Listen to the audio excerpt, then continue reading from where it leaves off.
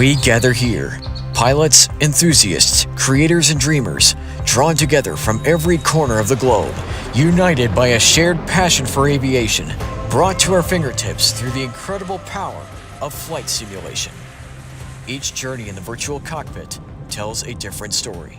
The pursuit of knowledge, a step towards a career, mastering a complex skill, or embracing that feeling of freedom. No, it's gonna happen. At FlightSimExpo, all of these stories come together. Here we will explore the many facets of simulation, from personal journeys of discovery to the latest innovations in hardware and software. It's a gathering born from a relentless passion where the flight sim community unites, where lines of code translate to a world of limitless possibilities. This is the virtual sky. This is our canvas. Many of these stories come from virtual groups like Aero Vector Jet Team. We are aviation enthusiasts ourselves, some of us training to be real-world pilots, working on advanced ratings, or maintaining aircraft. Our passion for simulation is only part of the larger story we are here to celebrate today. All over the world, aspiring aviators are turning to simulation to begin their own stories, starting with a look into general aviation, the heart of flying. Hi there, this is Factual Golf. I'm looking forward to this year's expo to see all my flight sim friends and make some new ones.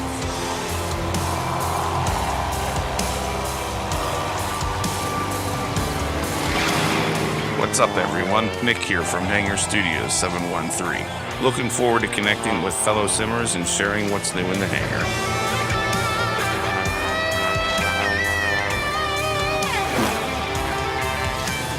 We've seen how general aviation ignites the spark for many.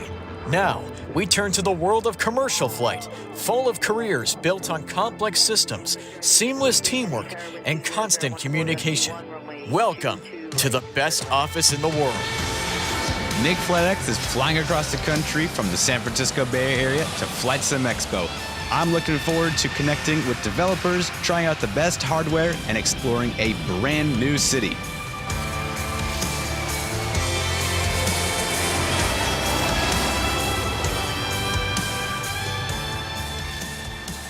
Forget the world of schedules and routes. This is the realm of military aviation, where nations project power and legends are forged in the crucible of aerial combat.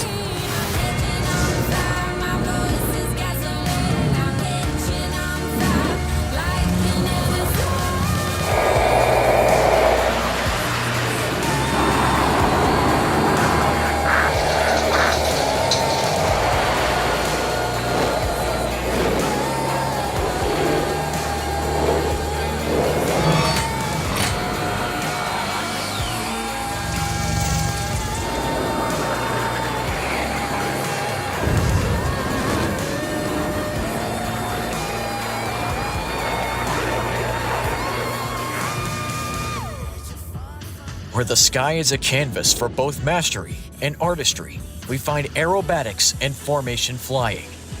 Daring pilots push their skills to the limit, performing breathtaking maneuvers with grace and razor-sharp accuracy. It's a disciplined display of teamwork, precision, and unwavering trust. Prepare to witness poetry in flight, written through smoke and speed.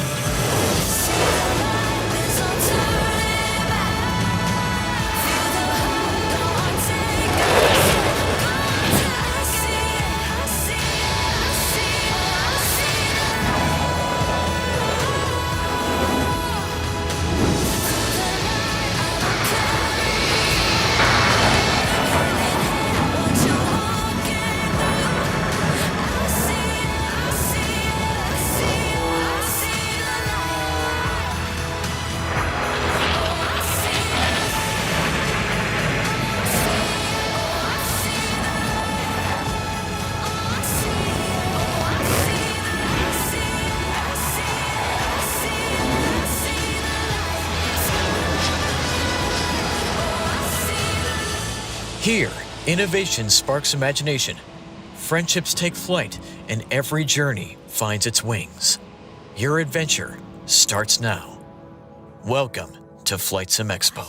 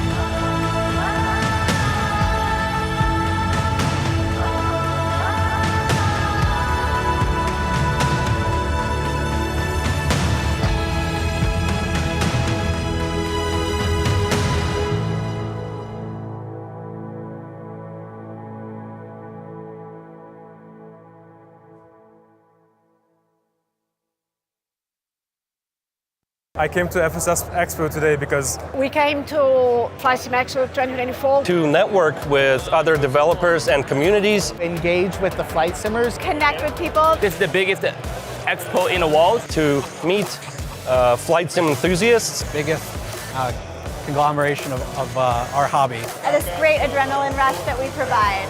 And to promote the hobby of flight simulation.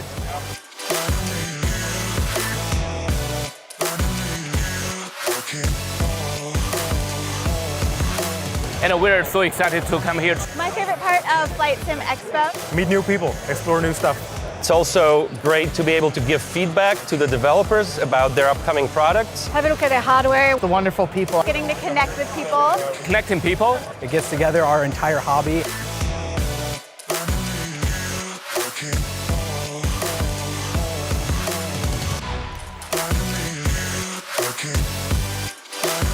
I'd like to see next year's Flight Expo come to LA, come home with me. I think California would be a great next location. San Diego, somewhere on the coast. Maybe Chicago.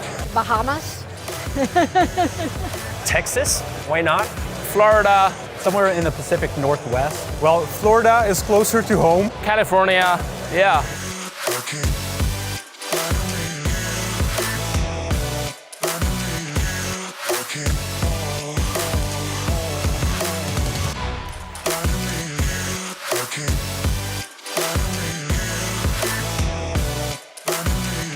Welcome to the FlightSimExpo 2025. Welcome to FlightSimExpo 2025. Welcome to the FS Expo 2025. Welcome to FlightSimExpo 2025. Welcome to Flight Expo 2025. Welcome to Flight Expo 2025. Welcome to FS Expo 2025. Welcome to FS Expo 2025 in San Diego, California. Live here in Austin. In Los Angeles. In Chicago, Illinois. In Miami, Florida. Right here in the Bahamas. How good is that? Spokane, Washington. Live from Washington, D.C.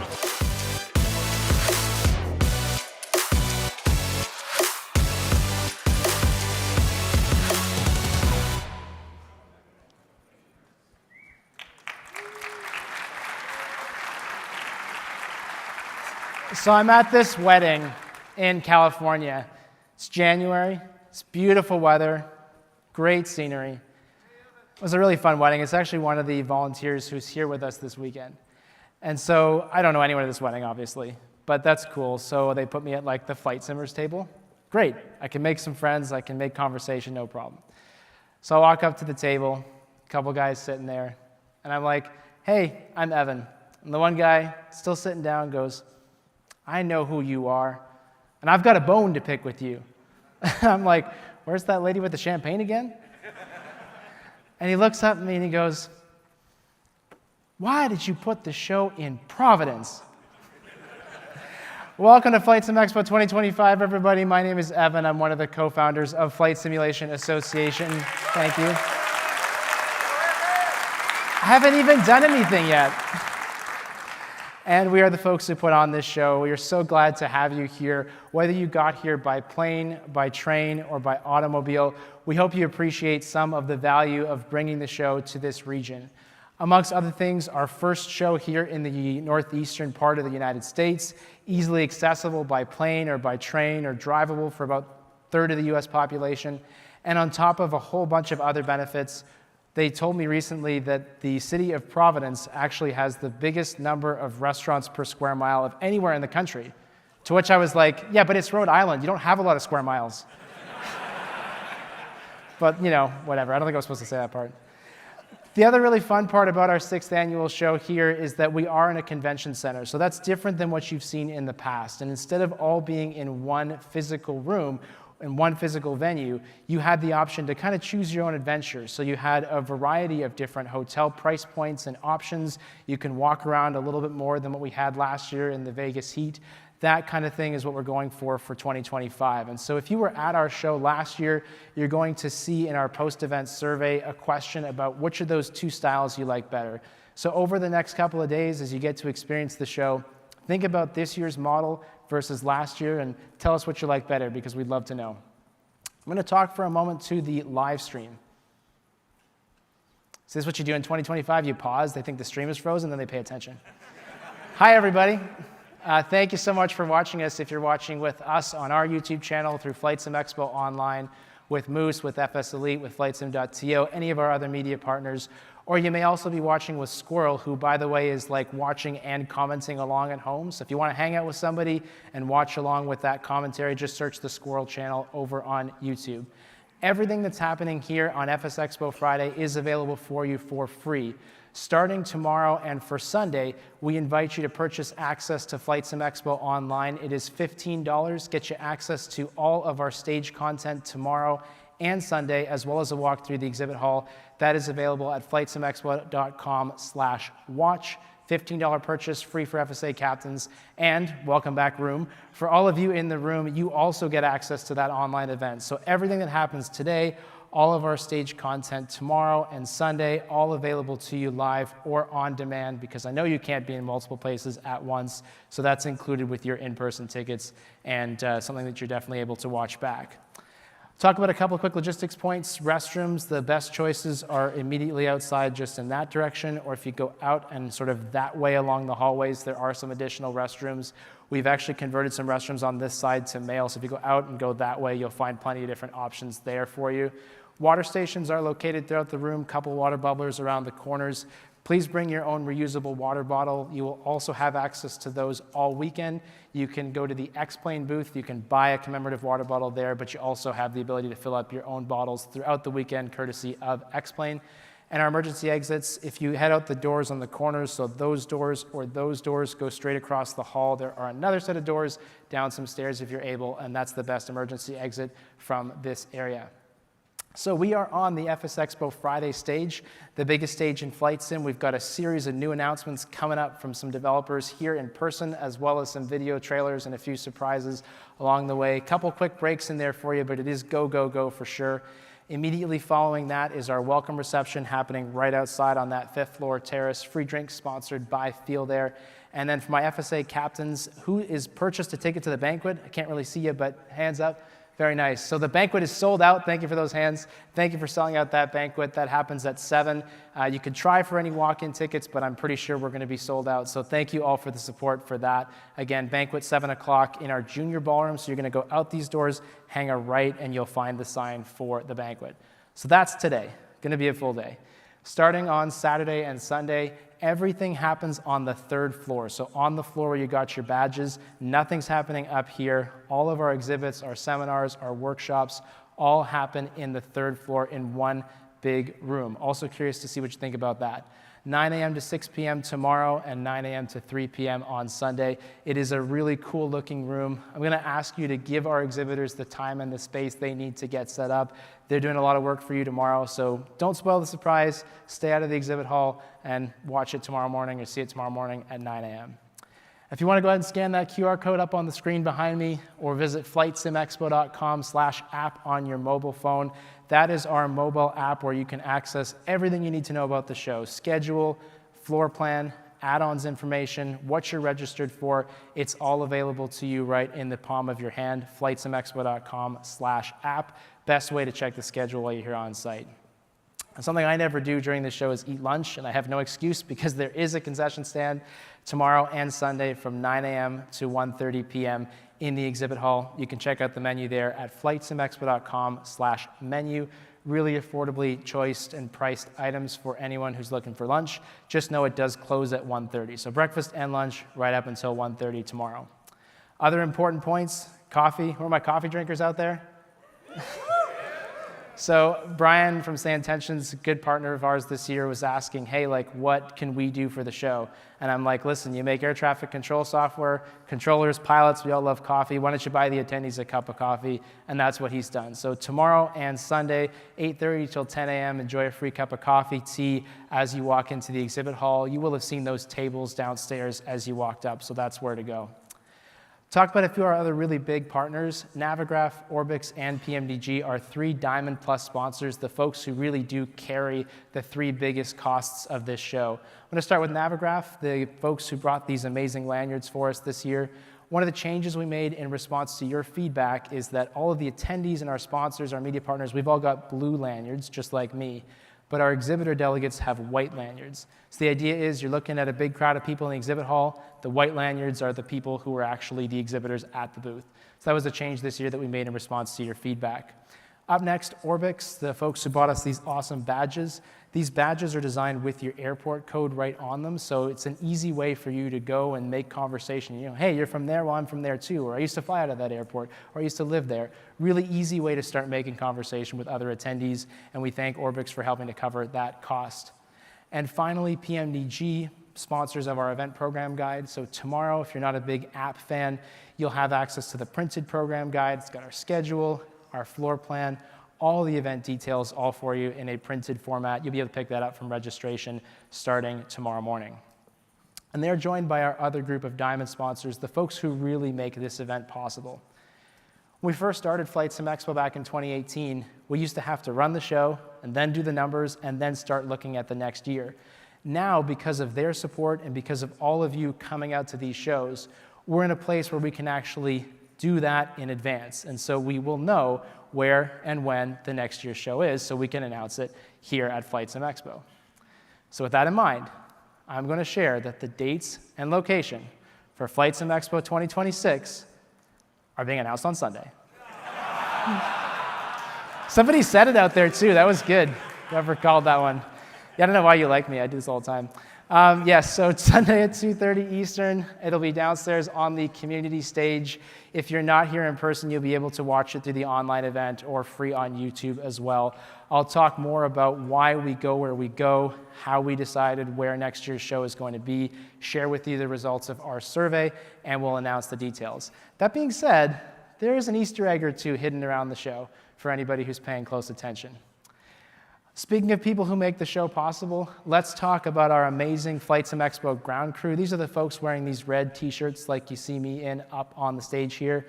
These are attendees of the show. They have paid to be here, and in addition to that, they're volunteering their time, helping out at registration, helping make today possible, and doing all of the things that I don't want to do.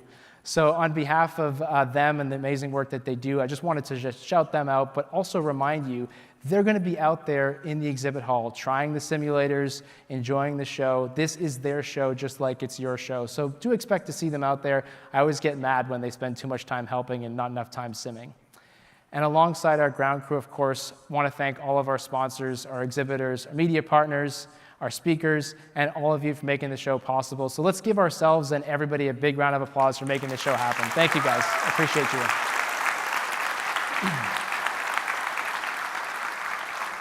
This is FlightSimExpo 2025, and we are kicking things off with the biggest stage in flight sim, our series of new product announcements from developers near and far.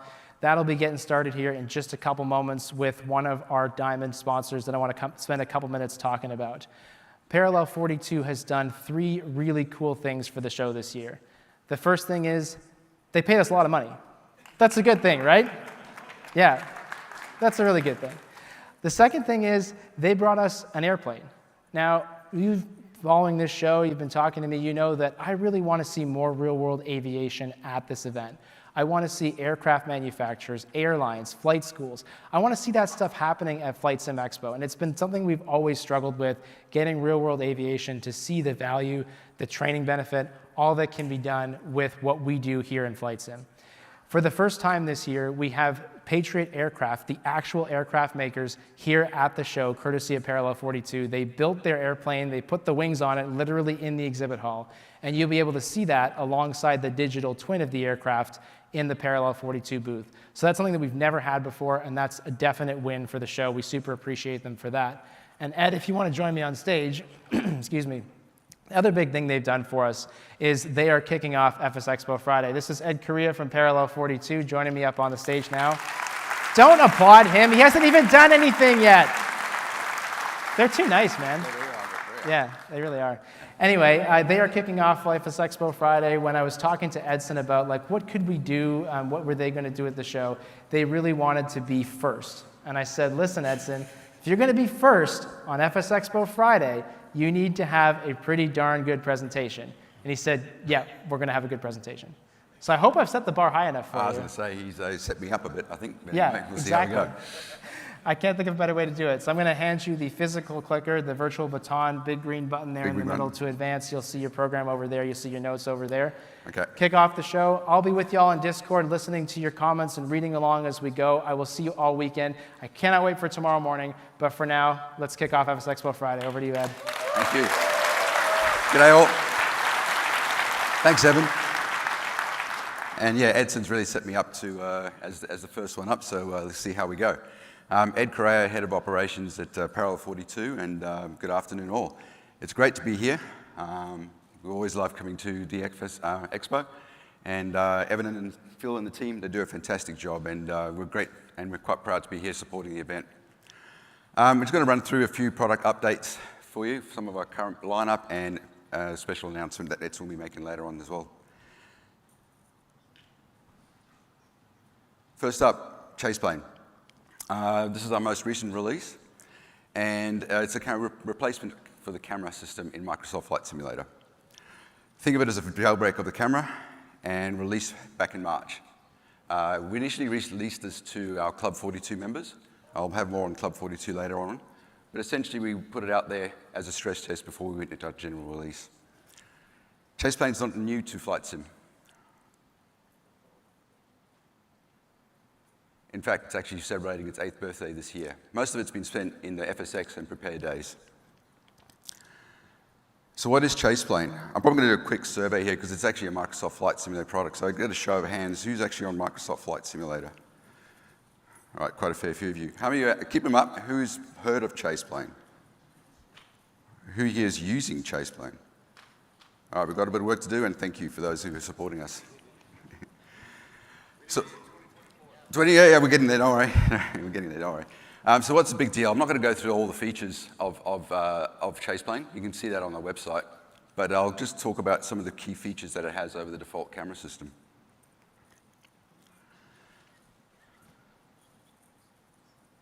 First up is cinematics. This mode allows you to observe your aircraft in flight. Think of it as an airline commercial. Only one button, and all the shots are automated. No configuration, and it works for all aircraft.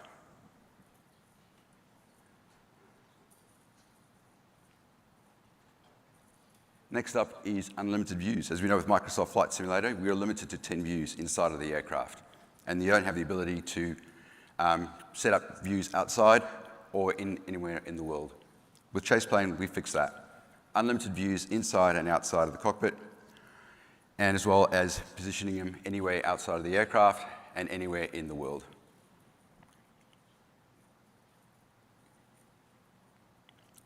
Physics-based cameras. This adds the human touch to what you see. A lot of information can be communicated from the motion of the camera, and the default system does not quite do this. With Chaseplane, you can configure multiple types of cameras that convey a different feel.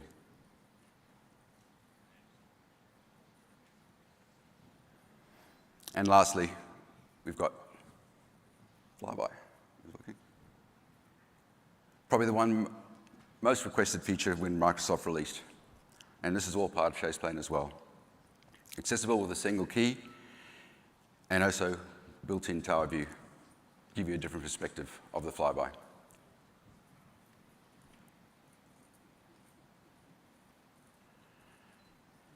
So that's where we are today with Chaseplane. I'd like to introduce onto stage Technical Director and Co-founder of Parallel 42, Kevin Menard, to give us an update as to what's going on. Thank you, Ed. All right. Well, I'm here today to talk to you about the next update that we have for Chaseplane, the FS Expo update. So all of what Ed showed you, you can have today, but since the release of Chaseplane in 2020, around 3.5 months ago, we learned a lot from the users. The feedback has been great. So this update brings the most requested features to Chaseplane. So I'm going to walk you through a little bit of those today. So the first one is a major refactoring. I thought this, the video is frozen, but the airframe here is what I think is the best description of how it works under the hood. So what I've done since the release of Chaseplane was to recode a lot of the code behind the cockpit camera. There was a lot of things that weren't quite right, and the users were reporting issues, and we worked through that and made a major refactoring. It also allowed us to gain some performance in many areas. Second thing is Tobii eye tracker. It's one of the top items that people have been requesting for Chaseplane to support Tobii eye tracker. So we added support for that. We have the Tobii guys as well. I don't know if they're in the room, but I know they're downstairs. And yeah, so official Tobii support. It's officially supported and licensed by Tobii, and that's going to be coming into the Chaseplane update as well. Next is named shortcuts. So the thing with views, and when you create views, is that you end up with different views for different planes, right? You have pilot, you have co-pilot, but sometimes you might have MCDU, you might have FMC. And assigning control assignments to those can be quite complicated, right, or cumbersome. Because when you hop into a new plane, you might have to assign those manually one by one. In this update, we bring back something that you guys had in the P3D days, which is named shortcuts. So you can tell the system, basically, anything that has the word pilot in it, just do number pad 1, and it's going to cycle through them, right? Same for number pad 2 or whatever you decide to assign. So it assigns them by name instead of just one by one. And if you're a wizard, you can also do some regular expression, which is incredibly powerful, right? How many people know how to use regex here? All right, it's for you guys. It's for you guys. The next thing is custom cinematics.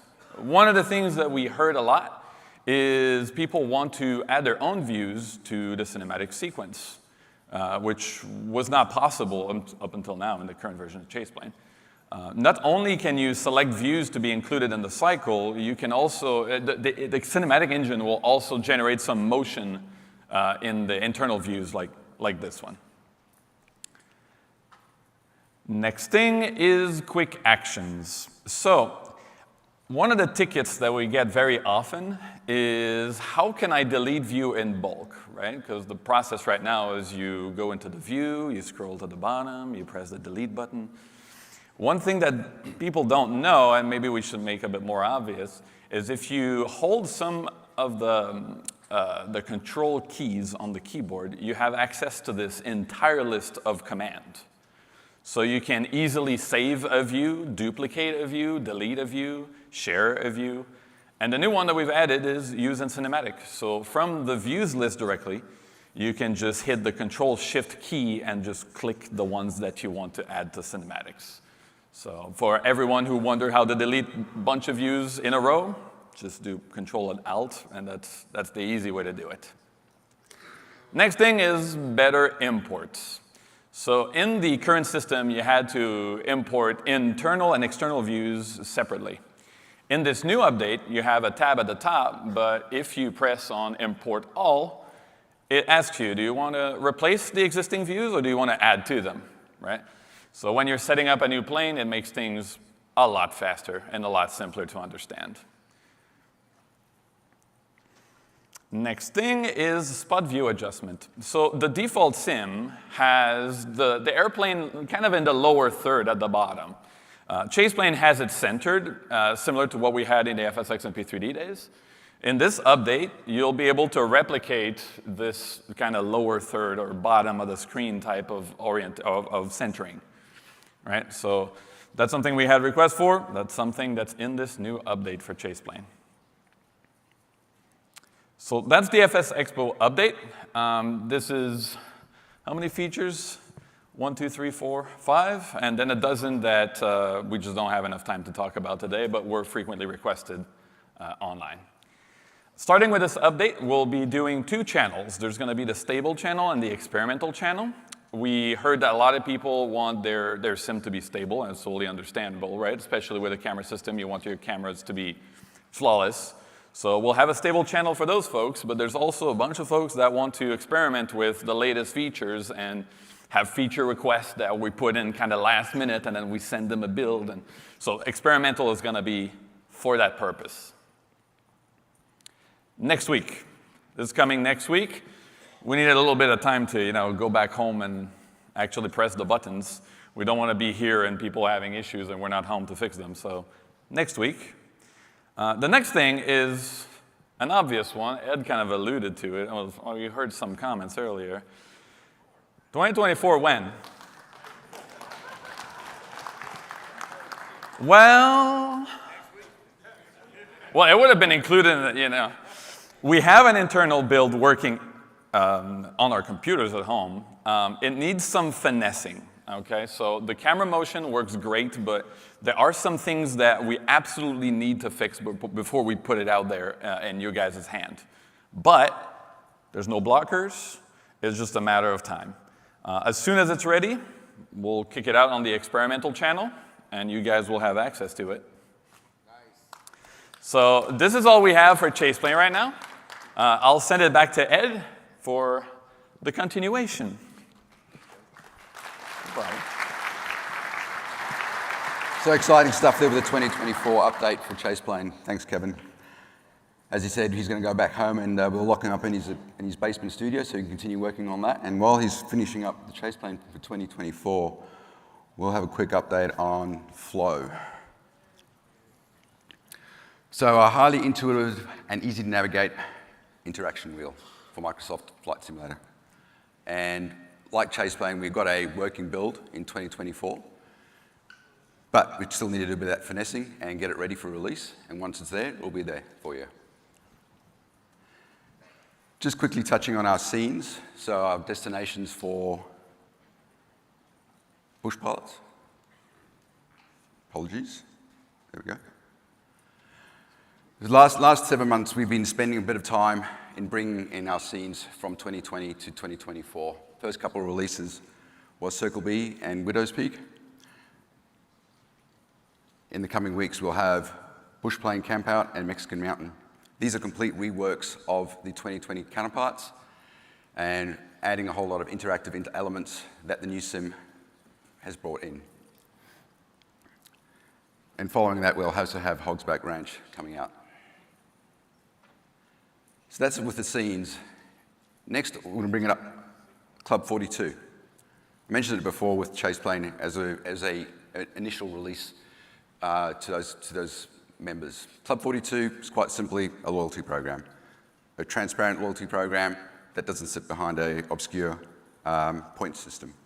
The barrier to entry is simply just buying from our website. By buying direct, you support us as the developers. Once you've spent $42 US on software purchases, you automatically become a member. And as a member, a couple of benefits is getting that first access to the new releases, as well as an automatic discount on all purchases, including new releases. It was 5%, but as of today, we're 10%.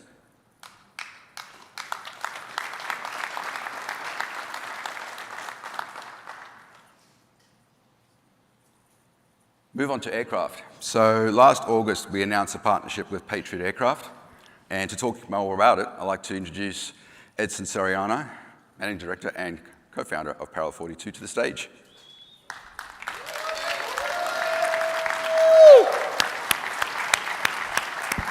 Mic check, mic check. Okay, we're good. Hey, buddy, hold this for me.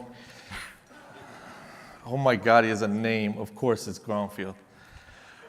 All right, what's up, everybody? Welcome. Wakey, wakey. Let's do this. We're going into aircraft. About 10 months ago, we announced our partnership with Patriot Aircraft to bring to you the Super Patriot Mark II into Microsoft Flight Simulator 2024. We've been silent. It's just our style. I'm not keen on sharing updates saying, look, we rendered this screw or we rendered the left wheel. So we just kind of work in silence and we grind. I'm really happy to say that we are nearing a point where we are reaching the final stages of 3D design. So we'll be reviewing the 3D with the aircraft manufacturer. And the cool thing is we're actually doing that here live on site.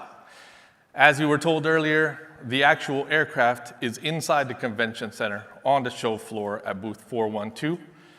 And along with the aircraft, we've got a station set up where we have the actual Super Patriot Mark II by Parallel 42 in the sim for you to walk around and explore. So you'll be right under the wing of the real aircraft and able to navigate around the virtual one. And we invite you to come by and do that. You'll be in avatar mode, you can walk around, explore. We've got different variations of the aircraft and different liveries in a bit of a virtual showroom. If you do find something, now is the time to tell us this looks different or this doesn't match. Like I said, we're kind of at that final review stage.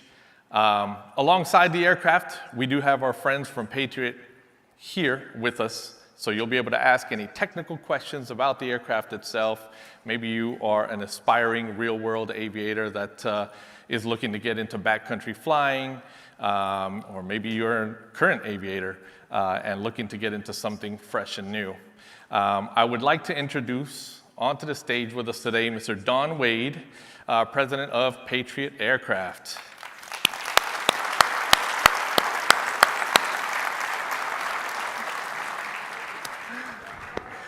Now, Don's going to tell you guys a bit about what makes the, whoa.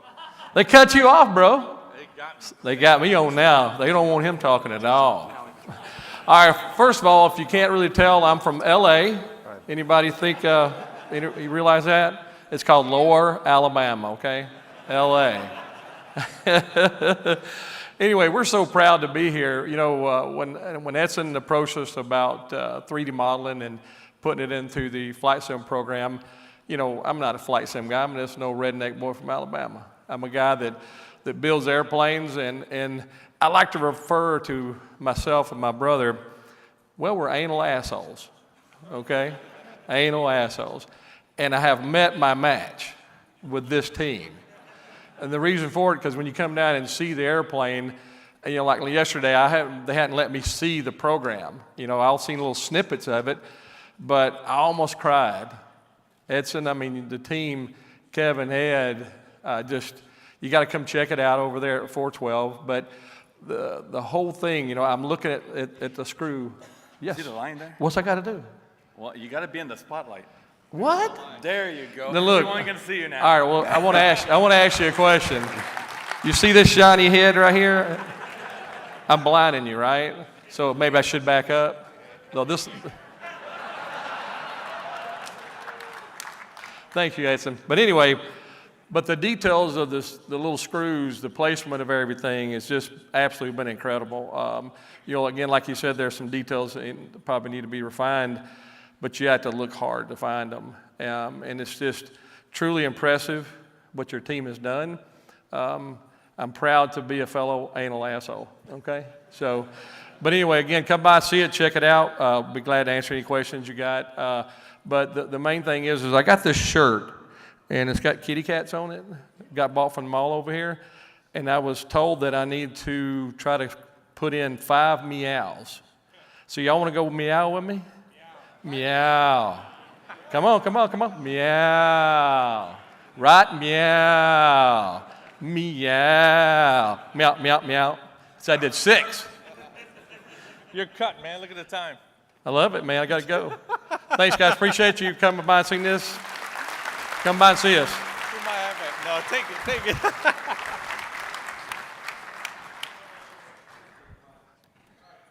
I had fun with that. That was so close, bro. Great stuff.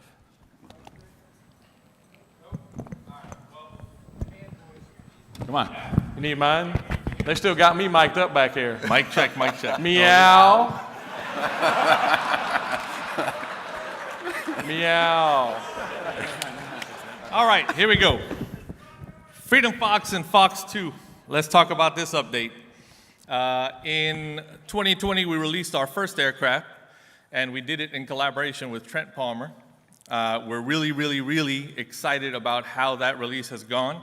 It rose very quickly to become a top-rated aircraft, where it has stayed since its release, and we have you all to thank for it. You trusted us on our first, and we're excited to be bringing you our second aircraft, even though we squeezed a vehicle in there with the Juice Goose. But I'm excited to say that there are some changes to our status update for 24 for this product line. We originally announced that the Freedom Fox and Fox 2 would be 2024 compatible, which would essentially allow you to use the aircraft in the same way that you expected it to work in 2020. Small change.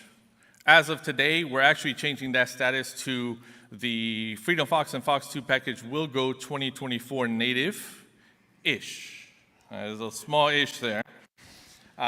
It is not a complete rebuild, but it is a significant update. We'll be adding EFB tablet support. We'll be adding the new avionics G3X V2. We'll be adding some career mode support to it and some really cool walk-around support as well. So we're excited to change the status on that product. If you purchase the complete package, you know that that comes with some sceneries as well. Those sceneries are going to go full native. So those sceneries are being rebuilt. We've got 2 out of 4 done, and the aircraft is currently being worked on. So this update will be free. If you own the package, you will get the 2024 native-ish update for free. So.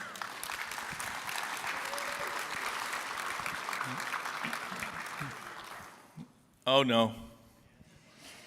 There's one more thing. We've been quiet, but we've been working. Like I said, this is just the way we operate. We've partnered with someone familiar to bring you something new. And that's been under wraps until today, until this moment. There's their sound? Wait. No. We need sound.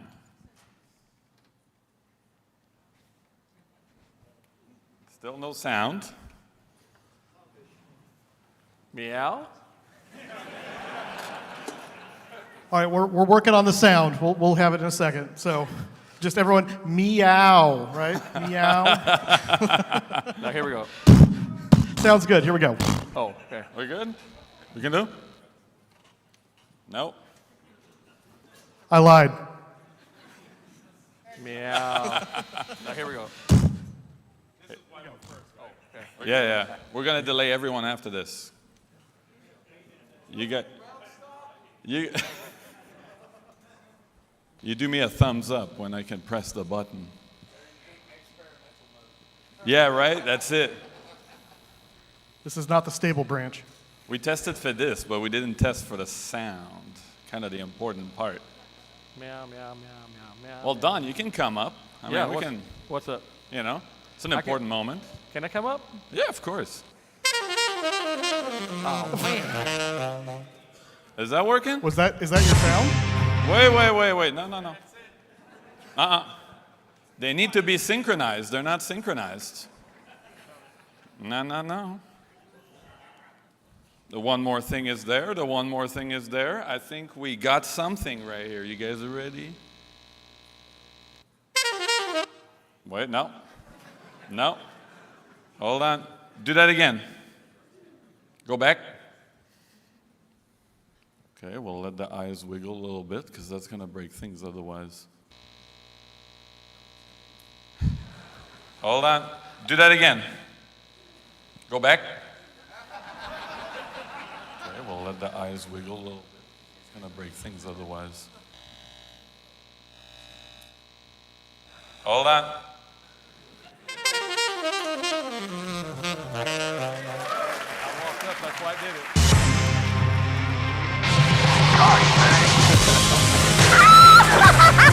That was like a roller coaster.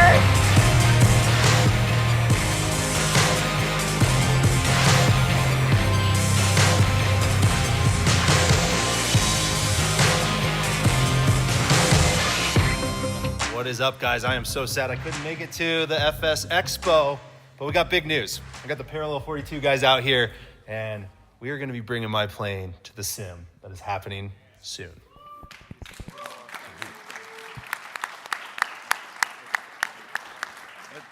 You got your mic, Ed? I think so. Have I? Yeah, you Are we got talking? it. All right. Obviously, Trent Palmer doesn't know what soon means in the flight sim world. So we're going to wrap up pretty quickly. We'll be on the floor. We'll be walking the floor. Come and say hi, introduce yourself. Don't be shy. And thanks very much and have a good weekend all. All right, guys, let's hear it for Parallel 42.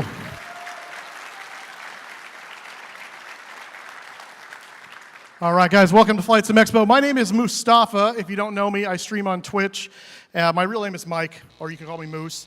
But I'm going to be kind of hosting the rest of the afternoon here for you guys as we do these Friday announcements. The biggest stage in Flight Sim, and I was promised that it's not called the biggest stage in Flight Sim because I'm big.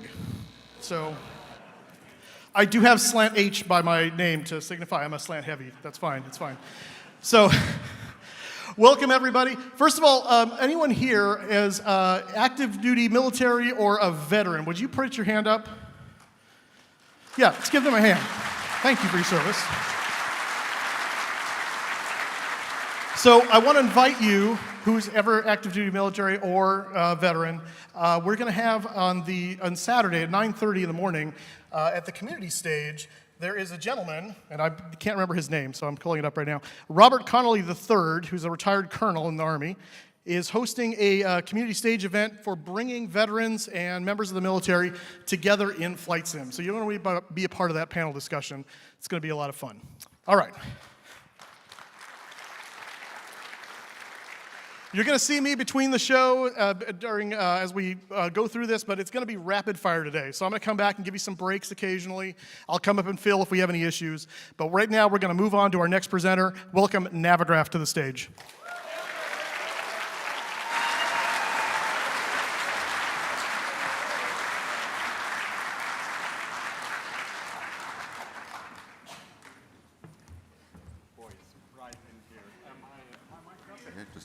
Can you guys hear me okay? No, a little louder, a little louder. 1, 2, 1, 2. A little louder yet? Okay. I can make out that it seems like we're a full house here and it's really exciting to be here. Phil, Evan, it's quite a show that you're putting on. I think this year is more professional than ever, actually. You should see backstage. We got sofas, we got drinks, and all that stuff. Anyways, my name is Magnus Axholt. I'm the CEO of Navigraph. Join me on the stage here. Thank you, thank you, thank you. On stage, I have my longtime sidekick and also the CTO of Navigraph, Stephen O'Connell. And from New Zealand, Alex Cutforth, software developer. And we're here today to give you a product feature reveal. Actually, not one and not two, but three. But you got to pay close attention because they're all hidden in the next set of slides here that are coming. In the off chance that you don't know about Navigraph, we're a company that started roughly 20 years ago. We're providing the flight simulator enthusiasts out there with navigation data, charts, and flight planning services. We are located in Stockholm, Sweden, and we have, over the last couple of years, become roughly 45 members on the team, and some of which are here today, actually. Would you mind getting up?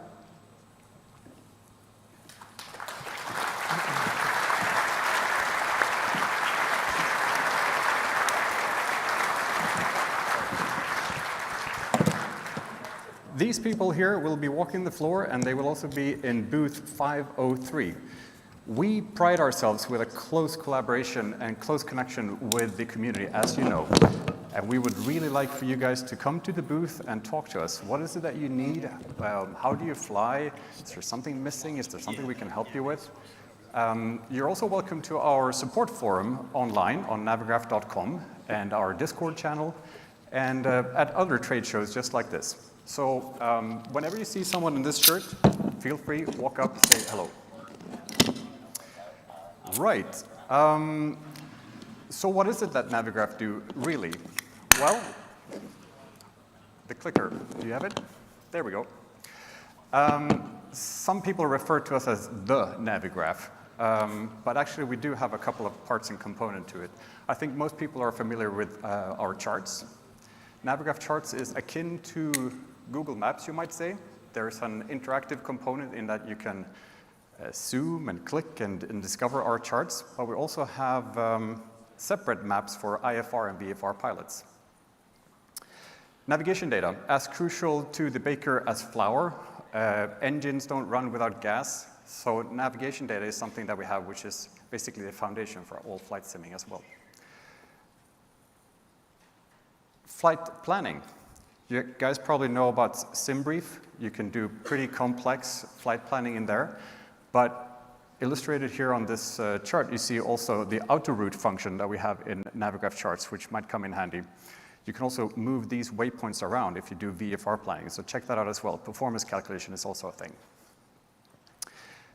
An initiative that is coming later this year is flight training. It's a set of free courses that you're going to be able to find on YouTube, accompanied with an e-learning system.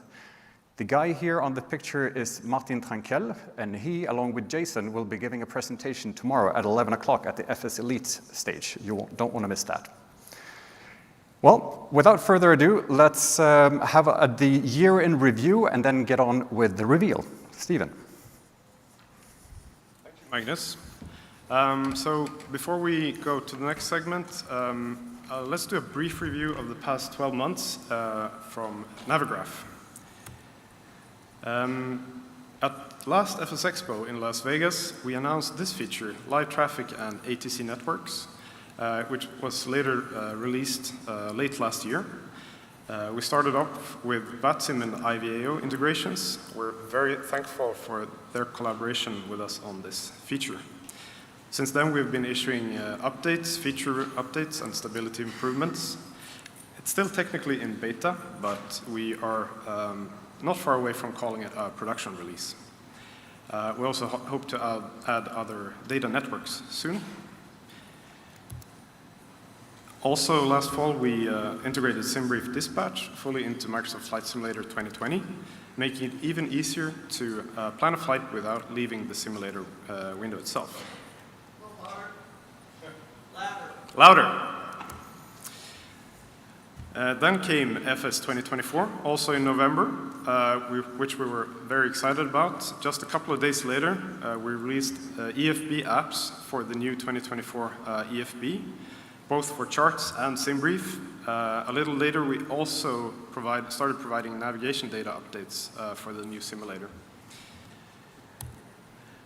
And a few months ago, we announced this new feature, Scratch Pads, providing the ability to quickly write down notes. There has been a slight delay in the release of this feature. We realized that we needed to do some groundwork, technical groundwork in our app before we were able to release this. This is now almost done, so we hope to release Scratch Pads sometime after the summer holidays. Just last month, we released a major SimBrief update, which included a brand new route calculator engine, which provides the ability to avoid predefined areas, to easily add oceanic tracks. It has instant map previews. You can choose SIDS and stars and also visualize SIDS and stars. We're very proud to continue our support with other partners in the community, with supporting them with nav data, charts, and airport mapping and flight planning. These are some of the releases of aircraft, simulators, and tools during the last year where Navigraph has been integrated. Feature reveal. Okay, so this is actually something we didn't plan to mention now originally, as we have other feature reveals coming in just a minute. But this is really hot off the press, and we're excited to tell you about it. So we have just signed an agreement with Rogers Data, an Austrian company well known in Europe to provide VFR ICAO charts or sectionals. These charts are used in the real world by commercial and private pilots, in general aviation, and also by a training organization and flight schools. For some years now, these charts are used also in PPL theory exams by some aviation authorities. And we're happy to announce that these VFR charts, covering the entire Europe, will be available in the Navigraph Charts app at no additional cost for unlimited subscribers.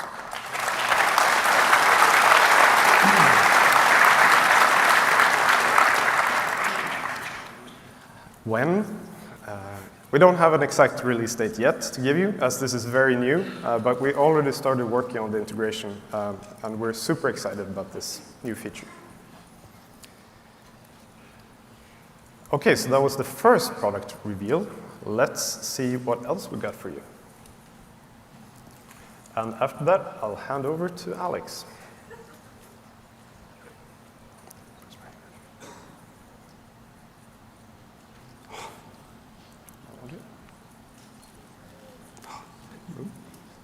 Audio again. Could we have audio? It was working this morning. Yeah. Meow.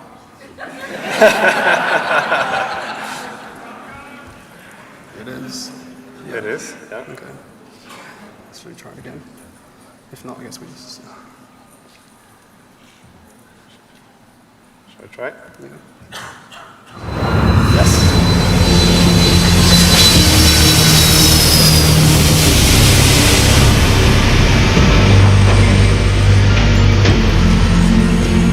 KLM 125, clear to land, runway 4 right.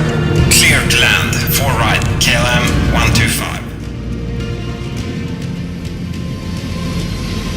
KLM 125, make left on Romeo, November, cross 22 right, ground point 9. Left on Romeo, November, cross 22 right, continue.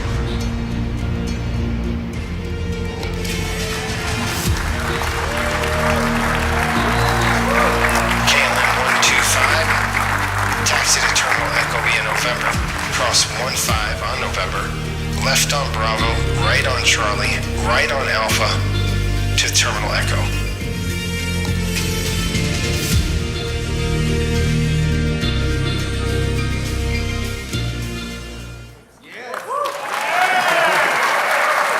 Thank you.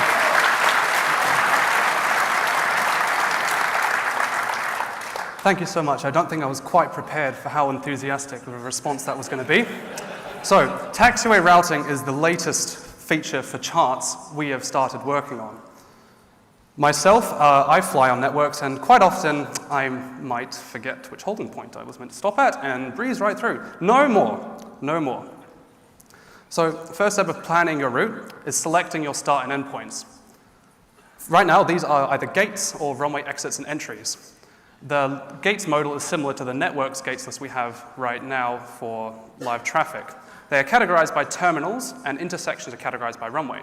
When you open a section, it'll automatically zoom in on the map and highlight the terminal. As you can see, we've got O'Hare up here with colors for each terminal.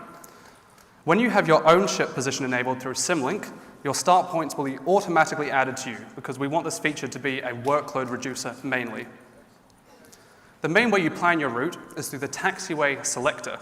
The dashed line you see will always show the shortest path through the taxiways you have chosen. You can also select the holding points you want to stop at along the way, and you can filter them using the input field. If you're not interested in choosing your taxiways, perhaps if you're flying offline without air traffic, but you still want a route to guide you, there will be an auto route button which will build it automatically. It also takes into account directional rules which are encoded in our airport mapping database, such as the ones at Amsterdam Schiphol Airport. Now, this isn't always the best way for planning your route, because sometimes air traffic might be mean and give you a bunch of weird zigzagging turns, which can't really just be declared by a bunch of taxiway names. So there is the incremental build tool, which was shown in the trailer, where you can select your turns as you go, and of course, you can filter with an input field. Now, once you've planned, the most important part is the awareness and guidance this provides. You can see there is a taxiway routing widget now will be included in charts, which shows you your route plan delimited by turns, stand entries, exits, runway entry, exits, and runway crossings. It also shows your selected holding points, and all the path after that turns red, so you're aware you're not allowed to go there just yet. If you were to then click on the hold, you can mark it as cleared. It will turn green and the red will disappear, so you'll make sure you're always tracking where you have been cleared to go by air traffic control. It also shows hotspots, areas where you need to be careful when taxiing and be extra aware of what is around you. It also shows your progress. If you have Symlink enabled, a blue line will appear, and you will also receive distance to go information to each turn, so you're always aware how long to go before you have to think, turning left, turning right, stuff like that. If you diverge from your route, a dashed line will appear from your icon. I think you see the bottom left of the screen, which will guide you back onto the planned route. We don't have it recalculate like your car would because it's more important to stay on where air traffic has specifically commanded you to go. Of course, arrows indicate the direction, and any parts that you have revised or unplanned will be dashed. Some other small little features that will come with this when it comes out is a stand information modal. So you can click on any stand at an airport mapping database airport, you see the name, the aircraft that are not allowed to be there, the terminal, what fuel types are available, and whether it has ground power, jetway, and towing. Of course, you can click on them, and as you might also notice, there are directional arrows now shown. This is Amsterdam Schiphol, and they have a lot of complicated rules about what directions you can taxi. We also have a host of features that we weren't able to demo to you because they are not yet implemented. We want to add visual and oral warnings for people like me who may get a bit clumsy and need something blaring at them out of my iPad to tell me when I need to stop or turn. As with hotspots and perhaps live traffic as well, live traffic can be shown on your route list. The airport mapping database also provides maximum wingspan info and restricted aircraft, so those can be taken into consideration while you are planning, so you don't take your A380 down a grass taxiway, for example. There is also maximum speed information which we could show, and perhaps also a useful one would be hold category selection. So especially like Heathrow, you get two holds next to each other, different categories. We want to make it clear which one you are selecting. Perhaps if there's low visibility operations, you need to be further away for a higher category ILS. Also perhaps showing time predictions, how much time you have left to your endpoint, if that could be useful to you. Also selecting intermediate holds and only planning up to that point, because something we do in air traffic is called progressive taxi clearance, where we only tell the pilot up to this point, go this way, and then once you've got there, they can then be given the rest of their route. Also perhaps de-icing as an intermediate. Up in Sweden, where we're from, it can get very cold, and you definitely sometimes need to go via a de-icing area to get your plane de-iced, and we want to add that to make it easy so you can plan that as part of your route. And UI space permitting, we might also show occupation information from live traffic on the stand selection list, much like the other gates list we already have that is dedicated to live traffic. Now, I'm going to do a quick demo of this in action. Went back. There we go. So what we've got here is Boston Logan International Airport, probably the biggest one nearby. So as you'll see, there is a new widget up here called taxiway routing. If you select that, you'll then be able to switch between the airports in your flight plan. I've selected O'Hare from Chicago. Select your start point. We're going to go from a gate because it's our origin, and you'll have your stand options, and you can highlight and zoom in on each terminal. So let's go from terminal C. Let's select gate C19. You can click on them on the map as well as in the UI. Of course, you then need to select where you're going to. So we're going to do a runway entry, and we have already selected runway 9er as part of our flight plan, so it'll automatically zoom in on those applicable entries. Once you've added that to your route, you will see a dashed line, which is the shortest path. Now, it's recommended you don't just stop there, because often you want to get air traffic control commands, or you want to codify more in detail which taxiways you're taking. So this is the taxiway selector we showed earlier, which highlights the different useful taxiways, and then the ones that are far away in gray, because they're less relevant. So let's say we want to go by Alpha and Kilo. Select those, the path will go through there now. And we can also add a hold. So this hold we will add. This one will actually be automatically selected if I were not to select it, because this is before a runway. No point in manually having to do that when that's pretty much a given. If it's not a given, you can delete it after. But we're going to add that anyway. Once you confirm your route, boom, you have your taxi plan. And the stuff after a hold is highlighted in red, and you'll see it down the bottom with all the useful information like hotspots and holds. Once you've got to Kilo and you've been cleared by air traffic, you click Mark as cleared, turns blue. Whole point is making you always aware where you're allowed to go, and making it easier so you don't perhaps have to write it down if that's something you do. I would love to show you a demo of the aircraft route progress, but that's difficult to do on stage. So, back to slideshow. We have, as we said, 3 features, 1 more to go. What we have been working on is Simlink version 2. This will provide AI traffic from your simulator injected into charts. This is Microsoft Flight Simulator AI traffic. It's not many right now, but not always that many, what was I say? SimLink V2 will support Microsoft Flight Simulator, X-Plane, and P3D FSX, although traffic may not be available in the last P3D FSX, we're not sure about that. It will also work Windows, macOS as usual, and unofficially, we won't support it, but we might provide builds for you, Linux, for those who are so inclined. You might have also noticed there's only one aircraft icon there. That is a limitation in SimConnect, but we weren't going to be deterred by that. We have an alternative. This is beyond ATC traffic being injected not just through the sim, but through their software, so they can provide us with detailed information such as aircraft type and flight plan information. SimLink V2 will be open to any third-party software that wants to inject their traffic or even ownership position for third-party simulators such as DCS, which we've already been working with. Now, I've got a quick video. Not only will it provide SimLink V2 provide live traffic from your simulator, the update rate has increased by up to 4 times by establishing a direct connection. So we've got a video here. We're not saying we're trying to turn charts into your nav display, but we're not stopping you either. So yeah, previously it would update once per second, which personally I like to track it like that, and I wasn't a big fan. So now, when this update comes, you'll be able to basically turn your charts into a dash cam if you really want to. And you can see there is route progression at the bottom. Cool. Now, we have 1 minute left, so we're going to there's a few stuff about tech and third parties we would have loved to talk about, so please come see us at our booth. Taxiway routing is not just available in our charts, but we provide the necessary data as part of our AMDB for you to do it yourself in third-party softwares for things such as aircraft taxi guidance, such as Garmin, Safe Taxi, or even controller client taxi planning, which I would love myself as a S2 controller on VATSIM, especially in busy events. So, when will this be coming? Like everything we do, soon TM. As I talked about earlier, we have grand plans for many more things we want to add, so we've got to work on those as well. And not only that, we would love to see your feedback, hear your feedback about what you want added in this feature. So please, come see us in our booth, have a conversation. We would love to take your input into account. Thank you so much.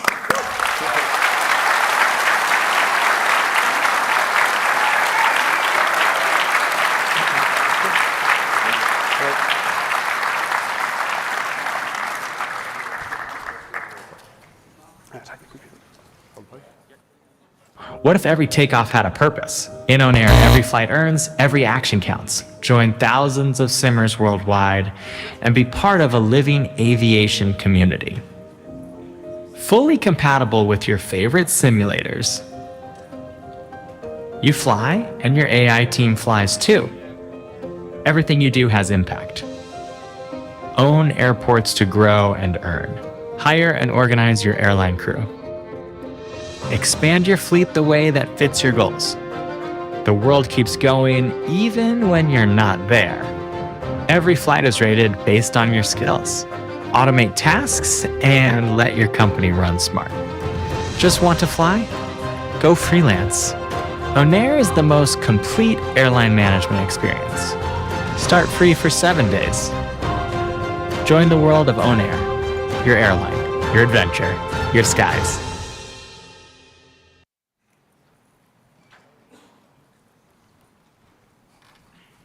Hi, my name is Ron Sartori, and I was the founder of Altimeter Motives, and the reason it was founded was I wanted the things that I couldn't find. So I'm going to go through a really quick 5-minute agenda. It's going to be pretty fast. If you miss something, you can watch the recording later. Okay. But talk a little bit about the company and the products, a new product that we're announcing today, and exclusive show offerings, show discounts, specials, and about the company. I've been retired 48 years in the computer and semiconductor industry, and a long time flight sim aviation geek advocate. I'm not a pilot. I pilot wannabe, like many of us, and a geek. So company is now in the 6th year, and we've been producing quite a few products, and I'll share those with you. We're located in St. George, Utah. All right, current products. We've been shipping Cessna 172 panel overlays for 5 years. And we've added to that from our first show in San Diego. People were asking about a dual G5 Cessna, so we added that. And then we came out 2 years ago with a 6-pack plus for people with limited space. And then we added a dual G5 to that. And we complemented that by having a custom right side where we can take your gear from, real sim gear or prop wash or desktop pilot and put it on a nice looking panel that was married to our left-hand panel. And a dual touchscreen right side that runs with Sim Innovations Air Manager, where you can just customize whatever things you want on the right side. It's a very powerful, flexible thing. So if you're not familiar with our products, this was our first product, was the Cessna 172 steam panel. Then we added the dual G5, as I'd mentioned, and then the 6-pack plus. Now the 6-pack plus was not only for small places, apartments and so forth, where you can't devote the space for a full rig, but it also has another application, and that's in the motion chairs. With the motion chairs, you can't have a lot of weight, and this is only about 3 pounds, so it doesn't add much to it, like a heavy dinner. This actually is Chick from SimWorld Pro, and he had this thing for 2 years, and he just recently released a YouTube video flying around with it. And the 6-pack has a G5 version, which is shown here. And then I was talking about the companion right sides, and you can do anything with that. We have the cutouts for just about anything that, and if we don't have the cutouts for something that exists, you give us a detailed dimension drawing and we'll cut it for you. And the dual touch screen, that's what that looks like, and it's got a knobster on it, so it's really convenient. And then putting them together, you get that type of look. And you don't have to do it all at once. You can sort of add and build on it. So those are our current products. We're selling them on the exhibit floor, and we brought those with us. We have a limited quantity. And then the side panels, those are online only.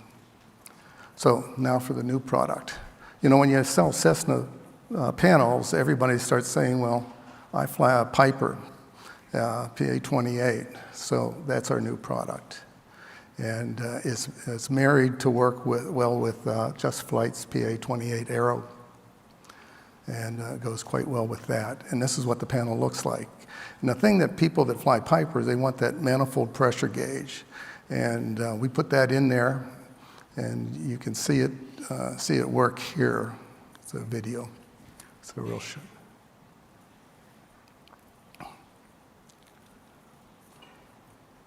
And these instruments were custom designed for us by a fellow in Belgium named Peter.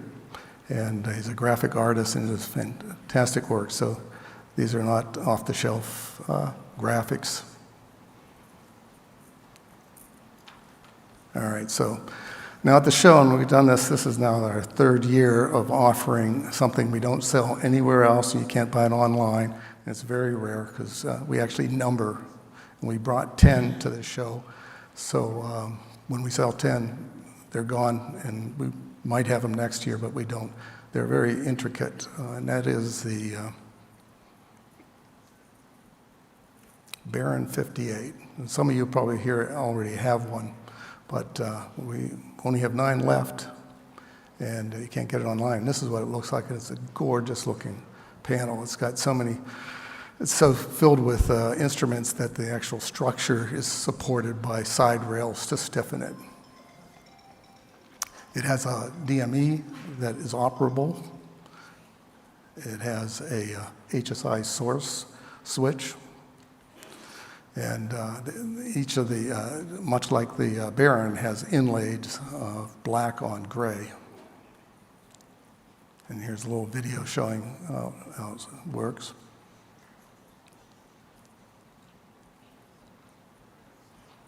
And wait till you see what the prices are on these.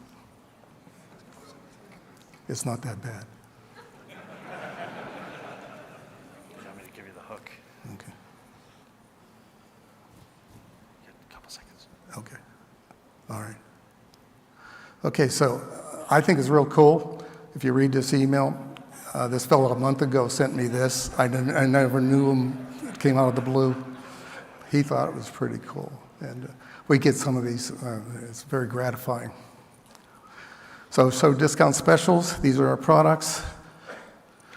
$340 for the Cessna 172, our lowest discount ever. $308 to $368 for the dual G5s, depending on the software or without software. And the 6-packs include a monitor and software, and that's a plug-and-play solution. PA28, $332, and Baron 58 at $360. All right, now we've got 4 monitors at our booth that we bought just for the show. At the end of the show, if you want one of them, they're brand new, $75 each. We usually sell out. We'd rather do that than ship them back. Okay, and these are my contact information, and I thank you very much.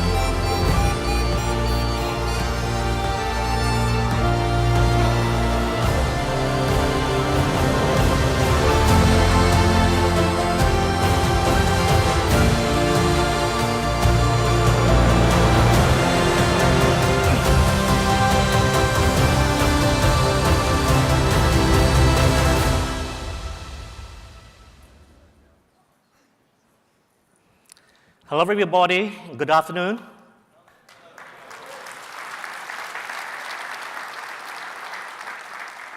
Thank you for that amazing, warm introduction. My name is Fabian. I'm the founder of FlightSim.com. I hail from Singapore. It's a very, very small country, but we are very rich.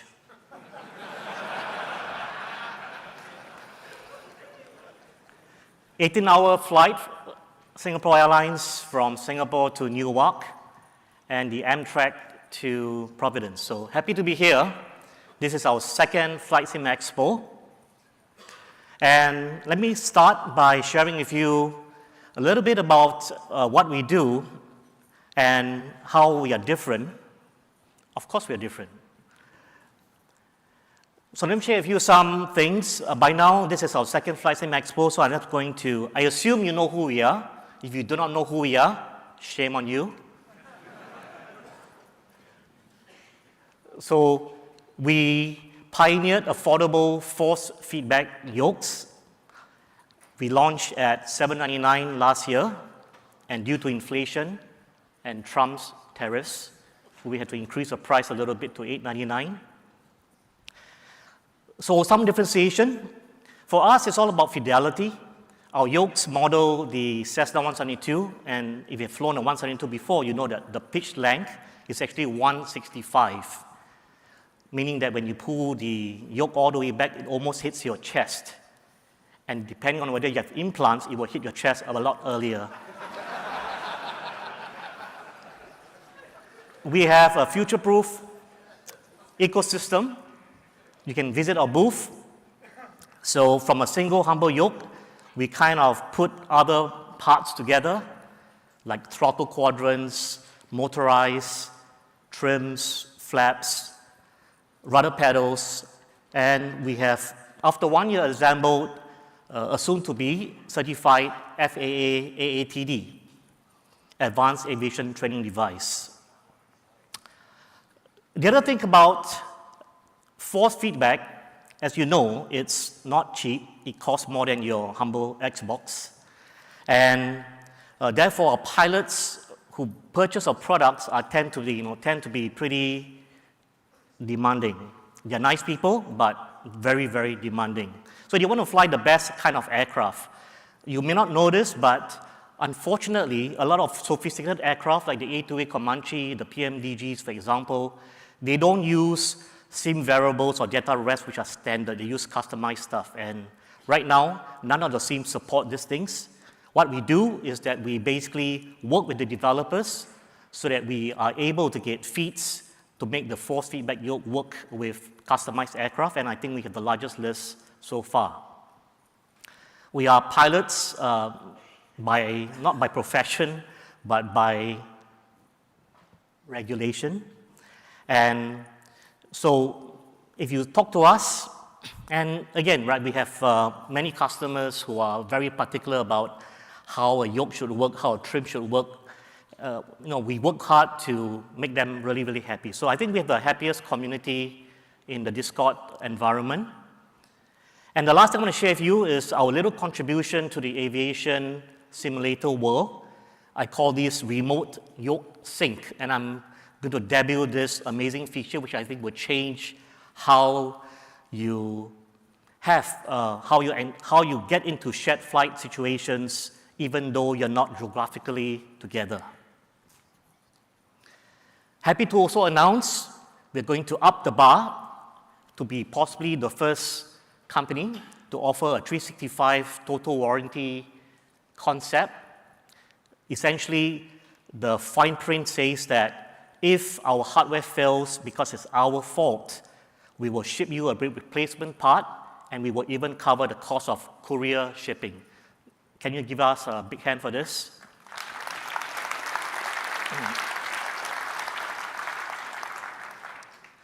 But of course, if it's your fault, shipping's on you. That is part of our terms and conditions. Some hardware releases that we have. Our standard CLS 60 and 120, that basically represents our 60 Newton and 120 Newton yokes, was launched last year.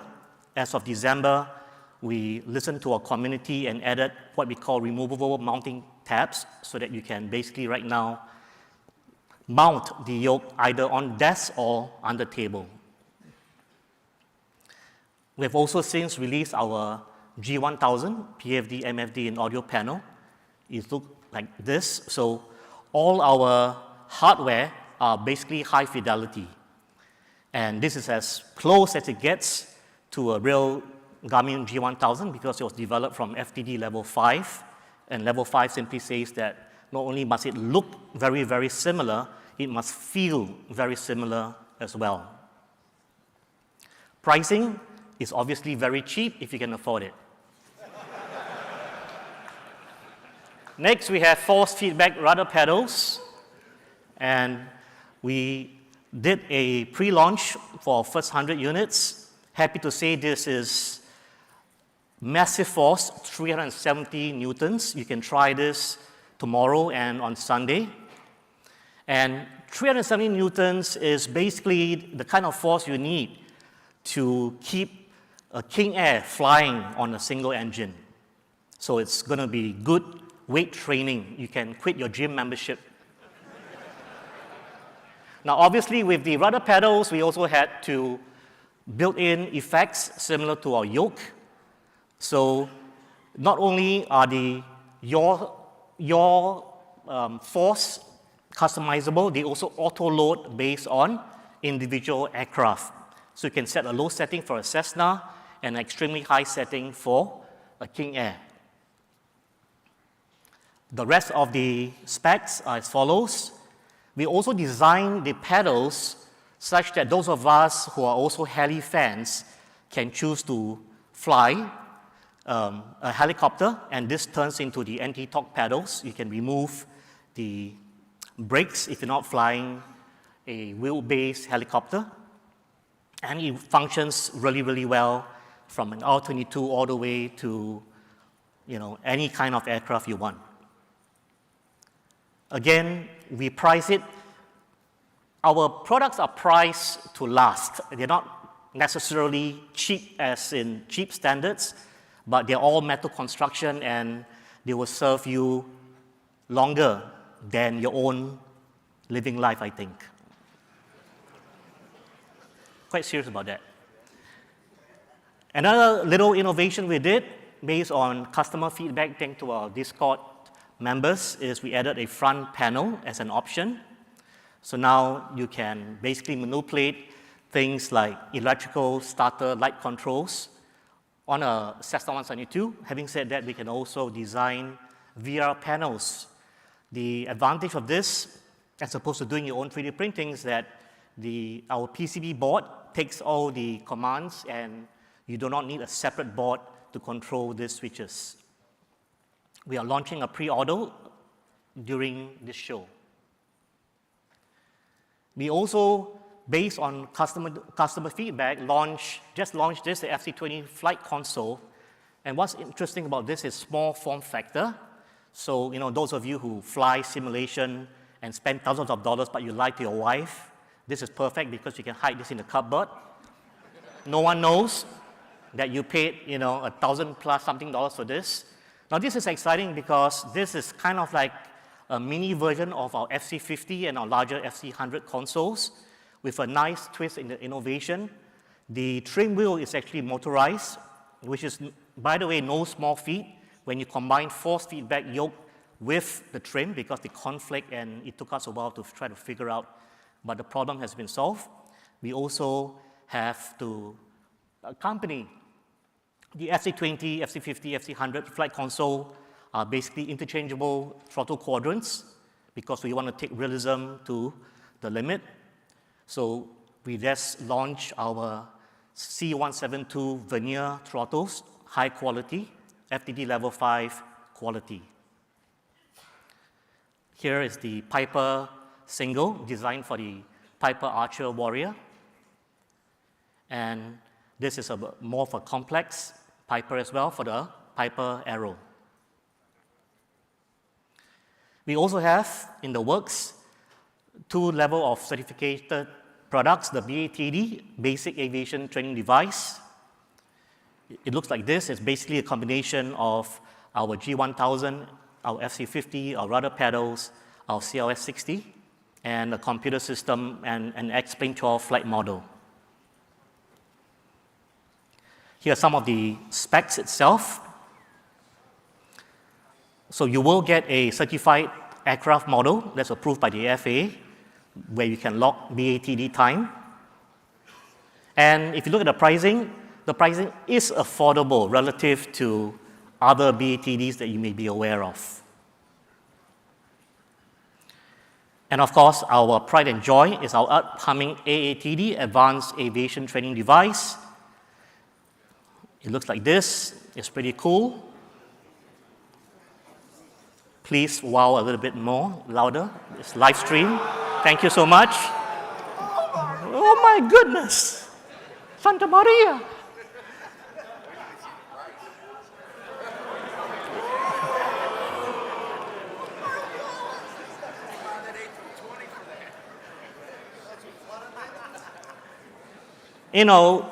At under 30,000 US dollars, you could even buy a piece of paper in Singapore to drive a car. Don't talk about the car itself, a piece of paper. This is serious, my friends. A paper in Singapore to drive a car costs 100,000 US dollars. So you guys are spoiled. Really spoiled to the core.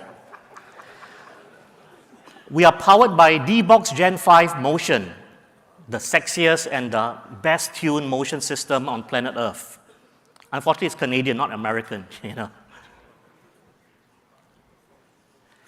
We continue to update our software, in fact, we spend a lot of time on the software itself because the software really brings out the value of the hardware. And right now, because our users keep getting lazier and lazier, last time they had to click 3 buttons. Now they click 1 button, and now they don't want to click a button. Right? So we automate everything from detecting your simulation, knowing which aircraft, and it loads all the forces itself all in the background. You also have import and export of profiles for the geeks, and our community also does support in profile development. This is what it looks like. So you can switch from different simulators. It will pick it up automatically all in the background. Here is some of our interface and effects that we have. And as I mentioned, we also work very hard to harmonize the force feedback yoke and motorized stream wheel logic. And our customers, as I said, they are so lazy, but they are rich. So money talks, bullshit walks. Whatever they want, yes sir, yes ma'am. So when they buy our sophisticated FC50, FC100 consoles, they are like a lot of switches, you know? And they complain, this is so tiring, binding the switches. Okay, okay. So now, when you buy our console, we bind it for you across all 3 simulations. In Thailand, they call this the no-hands restaurant. You know what I'm saying? Okay? Similar.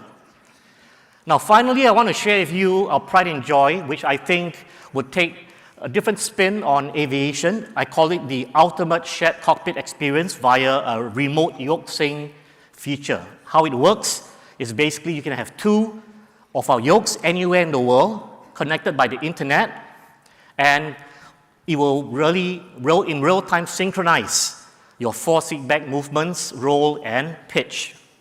Advantages can be really a lot. More enhanced shared flight, CRM, crew resource management, and even remote flight instruction. So to end, here is a live demo in our office. Enjoy this short video.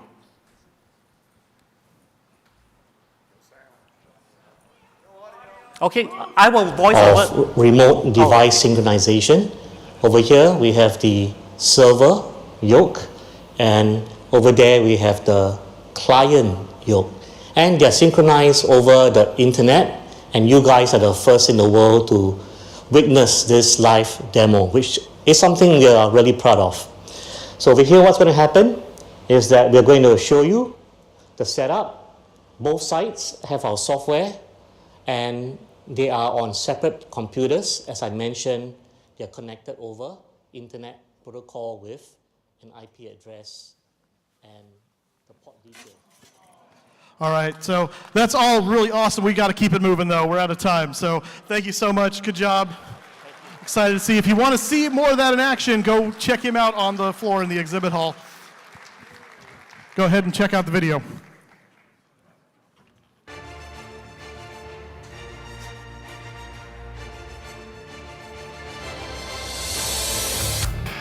In a world where flight sims shape generations, those who once played it now share it the way stories are meant to be retold. Long past being the new kids, we've been here all along.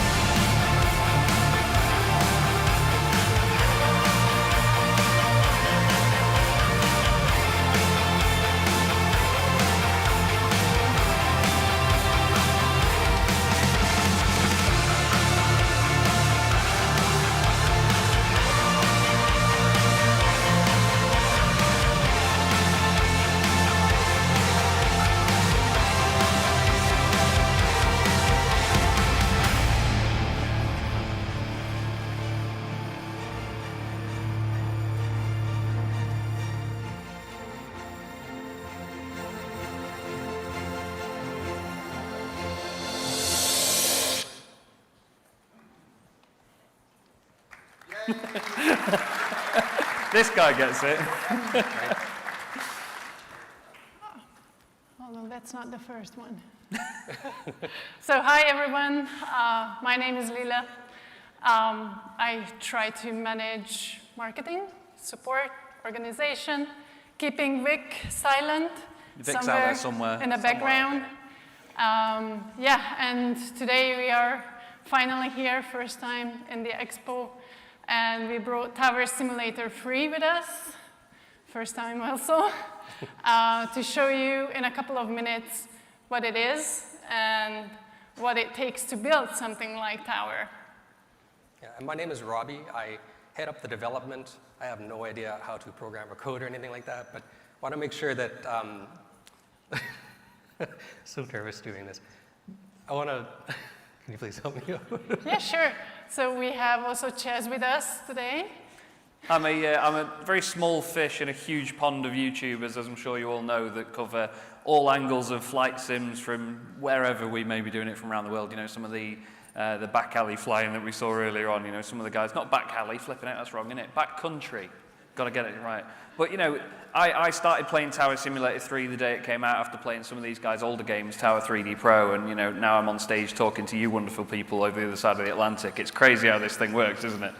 But, you know, Tower Simulator 3 is close to simulating what ATC is all about, in the fact that you obviously have these aircraft that you have to make sure that you're guiding around the airport correctly, and you know you're up there in the tower with the responsibility of the safety of all of those people on those aircraft, and at the same time it's a game where you can enjoy the job and, you know, not take the mick out of it, but you make fun of the job, if that makes sense. We will have time to just get into the dry stuff in a bit, so don't hurry with all excited.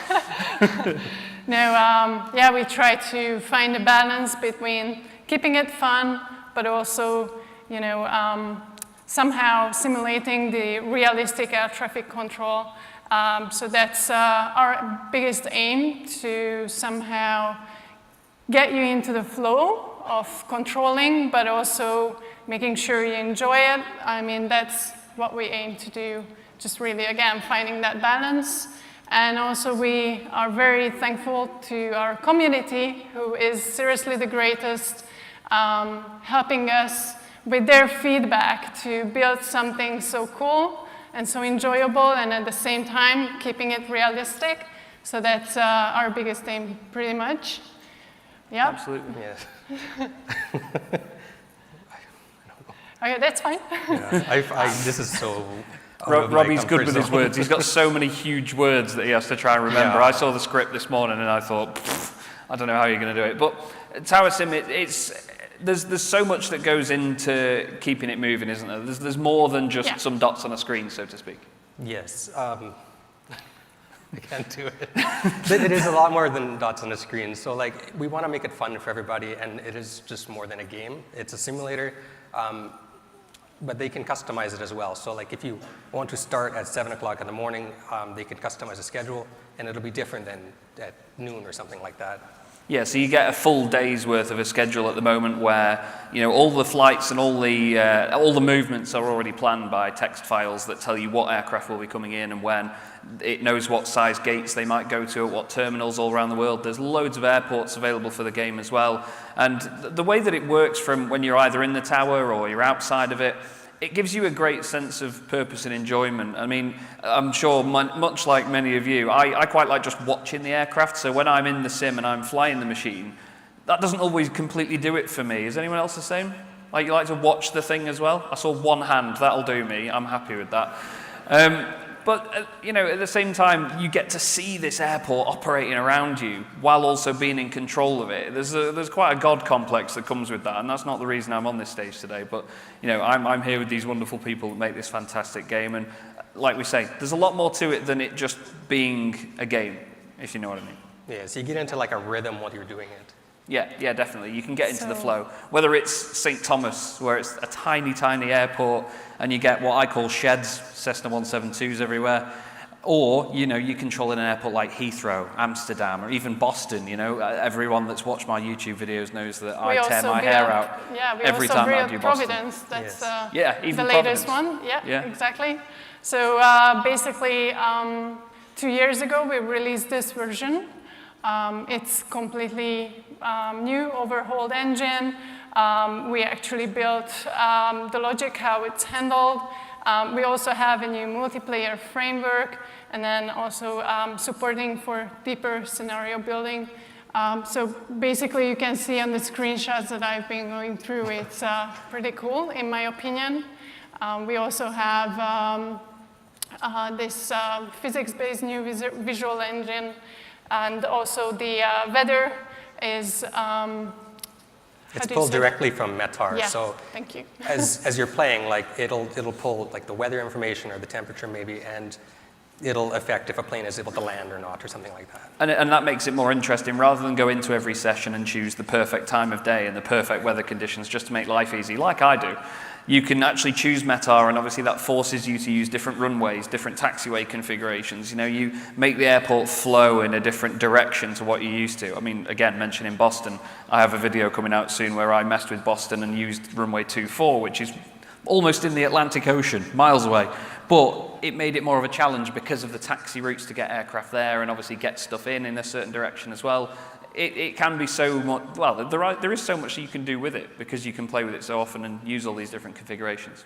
Yeah, it's the most visually alive thing we've ever created. I think so. I mean, coming from Tower 3D, which was our previous version, this one was definitely like a huge step. And of course, lovely eye candy, how can I call that, right? It's just for everyone. So talking about customization and how you use the software, we also built DLC that you can get with Tower. Basically, it lets you customize a lot of different things. Do you use it? I do, yeah. I use it a lot because it's called Mayo or Mio. I always pronounce it wrong, don't I? It's Mayo. She says Mayo because of mayonnaise. I don't like it. But basically what it does is on the fly, it gives you access to the engine that powers the game. So whether you want to change even just how it's rendered, you can see in the top left, you know, there's a renderer option. So you can change how far things render away.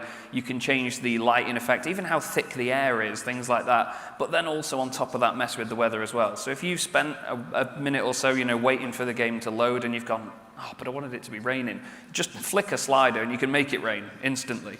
And you can change things on the fly so quickly without having to reload the game. And it doesn't affect how the aircraft mess about or what they do or how well the pilots listen to you, because let's face it, they're pilots at the end of the day, they think they know better. But it's so easy to do whatever you want with this game. You know, people see it on the surface and they just think you're telling, like we said, moving dots around on a screen. It's so much more than that. And the serotonin that you get from seeing an airport operate while you're making it do what it's doing in front of you is so rewarding as well.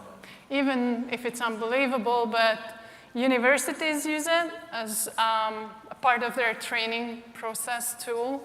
So that's why we try to keep it customizable. Like, we want everybody to be able to enjoy it as you want to see it, as you want to experience it.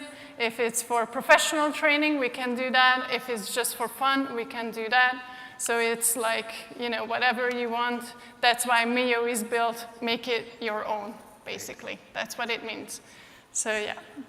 And then this year, we actually released our SDK, which means anybody can come and join us to create airports and basically everything else that we can include in the software.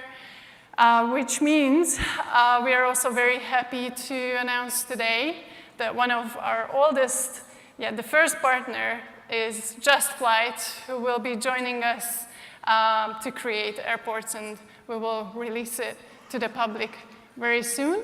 Yeah. And we can get their aircraft models as well, so everything's going to look more and more realistic in Tower Simulator 3, and it's going to develop further and further beyond that. So we're absolutely delighted to have them on board as a partner. I say we, I mean, I just play the game. They fly me over here and put me in a mad-coloured shirt, and I just play it and enjoy it. I'm so grateful to these people. I just try to stay pretty. I mean, that's my job. So. I can't do that, let's face it. But yeah, we've got a fantastic stand. We're going to be doing demonstrations of the game as the weekend goes on. I'll be playing it. You can listen to my stupid British accent, and hopefully you all enjoy the rest of the show, everybody. But thank you so much for listening. Cheers. Thank you. Thank you. That's well. All right, guys. So we have barely scratched the surface yet, but right now, in the interest of not having you guys turn into stone, we're going to have you guys stand up for a little bit, mingle around. We're going to take an 8-minute break. This is a FlightSimExpo, though, and you heard on the screen that it's important to try and be here for the people. It's a chance to make friends. So say meow to someone you haven't met and make a friend. You got 8 minutes to make a new friend.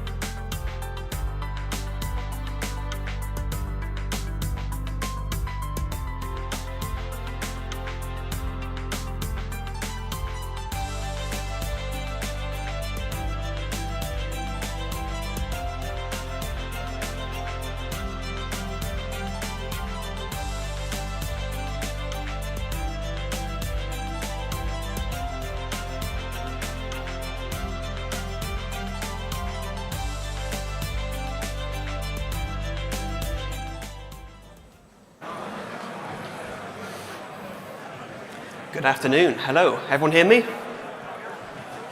My name is Matthew from VA Systems. I'm the CEO. Just want to give a very brief history. Been around for a little while now, so we're a little old, but not all that old. Change. There we go. We're founded in 2017.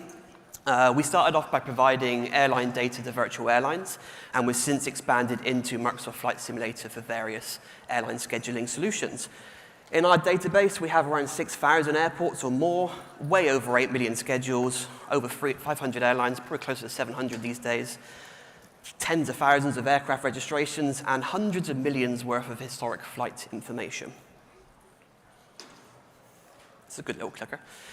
This year, we are proud to be a platinum sponsor. Evan and Phil and the entire team put on a fantastic show year after year, so we're very proud to be doing our part to try and support that. Moving on to the panel. So last year in Vegas, we started to tease the VA Systems panel as the future of what we're trying to do. All of our products we're creating is inside the panel. And essentially, it is like a tablet, like an iPad or an EFB, directly within Microsoft Flight Simulator. It's very seamless, very intuitive, and we have 2 apps available at the moment with more apps coming in future. The first one we released was our Missions app, which enhances our existing mission products that we've been releasing over the past year and a half. And we also have our Activities app, which we released earlier this year, which is real schedules and flight details. The panel is absolutely free on our own website. It was always intended to be free. It will always be free. Unfortunately, when it came to the marketplace, Microsoft don't want to have freeware, which is understandable, so we had to put the minimum possible price on there. However, we have included demo versions of all of our products, so you are able to use it out of the box without having to buy anything else. And this works both on the free version or the paid version inside the marketplace. And what we've also done as well, just to counteract the price that you may have to pay, if you link your panel with your account on our website, we give you £5 off of any order from the VA Systems store. That will never expire, so if there's not something you want to get right now, you can hold on to the code. Eventually, there might be something that you want, and then you can use it to have some money off. Moving on to the panel apps itself, because it is basically an ecosystem within the sim that we're creating with lots of things planned in the future. So I want to focus in on the Activities app. We currently release seasonal aviation data, flight schedules for airlines or for your favorite airports. And as you navigate through trying to find which flight you want to fly, you can see flight briefing information, your fuel, your payload, weights. We provide all of the waypoints for your flight plan, the operational timings, when you're supposed to take off, when you're supposed to land, how long the flight should take. And it includes all data for all the aircraft for the airline or flying out of an airport, depending on which pack you're purchasing. And it also works with all aircraft as well, default or third party. You can use whatever aircraft you want. The data's there to use however you see fit. We currently offer 60 different airlines. We're trying to pick the largest airlines around the world. So there's something in every different region. And we also have 40 airports as well. Over the past several months, we've been releasing the winter 2024 schedules, and we've now just started releasing our summer 2025 schedules for the same collection of airlines. If you're interested in seeing what airlines and airports those are, have a look on our website. It's a big, long list. Throughout the remainder of 2025, we're going to be releasing a further 60 airlines to make it a total of 120. And we also have a further 80 airports as well. And that'll be a mixture of the summer 2025 and the winter 2025 schedules towards the end of this year. You kind of see the repeating pattern here as the schedules change. Coming soon as well, we're going to be adding the ability to dispatch with SimBrief directly from within our panel. So whilst we already provide all the information you can need, right now you have got to sort of manually enter it into your aircraft. We get a few questions from some customers not quite sure how to enter information into their aircraft. So we have to point them to the documentation or to YouTube videos from the developers of those aircraft. So we're trying to make this much easier now as well. For those of you that love using SimBrief and automatically pull down your flight plan into your aircraft, we're going to make that very easy. And the data within the panel as well will update to be the SimBrief version of all the information rather than the one that we provide. So best of both worlds. And if you want to as well, if you want to override the aircraft type, obviously the schedule was going to be trying to force you to use an aircraft type, but you may not want to use it, you may want to change it. You'll have the ability to do that as well from within the panel and still dispatch via SimBrief. Coming soon as well, at some point later this year, is our data streaming solution. For those that purchase multiple airlines or airport products and want a way to make things a bit more cost effective, especially if you're getting the winter and the summer schedules on rotation over the coming years, we want to make it a lot easier. And we can do this by streaming the data in real time to the panel from the cloud. And this will be a separate purchase from our store, but it will work for both PC and Xbox as well. This will give you access to all of the airlines in our collection, all of the airports in our collection. You'll no longer have to worry about winter or summer schedules. It will just be monthly refresh data. So every time you use it, it's always the most recent schedule. But you also have access to all of your products previously purchased or any individual packs that you purchase going forwards as well. So it will work side by side depending on what works best for you. Pricing is still to be announced. We're still working out some of the finer details, so keep an eye on our socials, on our website. We'll have some more information on what that will cost very soon. I want to move on to our sister company. Back in FS Weekend in March, we announced our intention to start creating products in the hardware space, but we didn't announce exactly what that was. But we did say that it was a sister company to VA Systems, so this is what it is, VA Hardware. It was formed in November 2024, and we've been designing and manufacturing our first hardware product ever since. And today, I'd like to announce exactly what that is, which is the mini flight data display. We wanted to start off with something small and simple, but very powerful, and useful for not only aviation enthusiasts or flight simmers, but also pilots, cabin crew, and the families of those people. We got this idea because of my dad. I travel a lot, and my dad likes to keep track of where I'm going, as most parents do, and often messages me to ask me what my flight number is, what time am I departing. So I reply and say, oh, 5:30. He then replies saying, it says here it's 5:25. Yes. Thank you, Dad. I was rounding up to make it a bit easier. And then he messages saying, gate B32. Yes, I know. It's not my first flight, thank you. So to make life easier for everyone involved, we now have a device that will automatically come alive, wake up, and tell him exactly when I'm flying, where I'm flying to, what the flight number is, when I'm due to take off, when I'm due to land, the times that I'm going to, all the information you could possibly need, all nicely in front of him. And it also saves you then putting your device out and having to rely on him searching for flight numbers or, again, asking me what it is, because I can't remember the flight numbers half the time. I travel too much. So, I want to show you the device right now. Okay, look, when you're in an airport lounge, hours before your flight, and you're indulging in the free drink and food, my advice is this. Don't have the bright idea after multiple glasses of wine to create a presentation for FS Expo Friday, because this is the result. What's worse is this shows I am yet to even do a practice run of the presentation since my intoxication on whatever day it was that I flew out here. So I have no idea what's actually going to happen next, but hopefully the next slide is actually a picture of the device if I put it in. And it is. We're good. Thank God for that.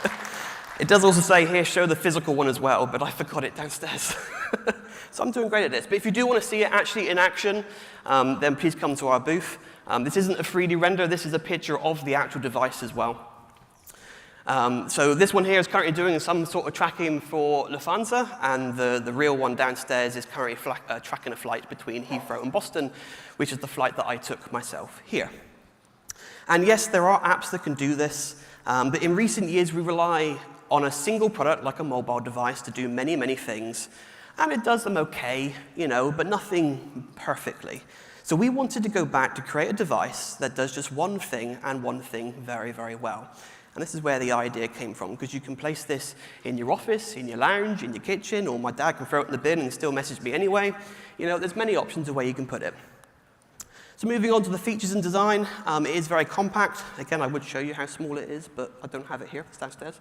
It is USB powered as well, so you can plug it into a mains outlet, into your laptop, into a power bank, and take it around with you. It's got a crystal clear LCD screen.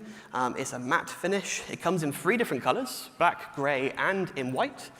And it is Wi-Fi enabled as well, so you can join it to your Wi-Fi at home, you can join it onto your hotspot on your phone. Again, you can take it around with you if you want to.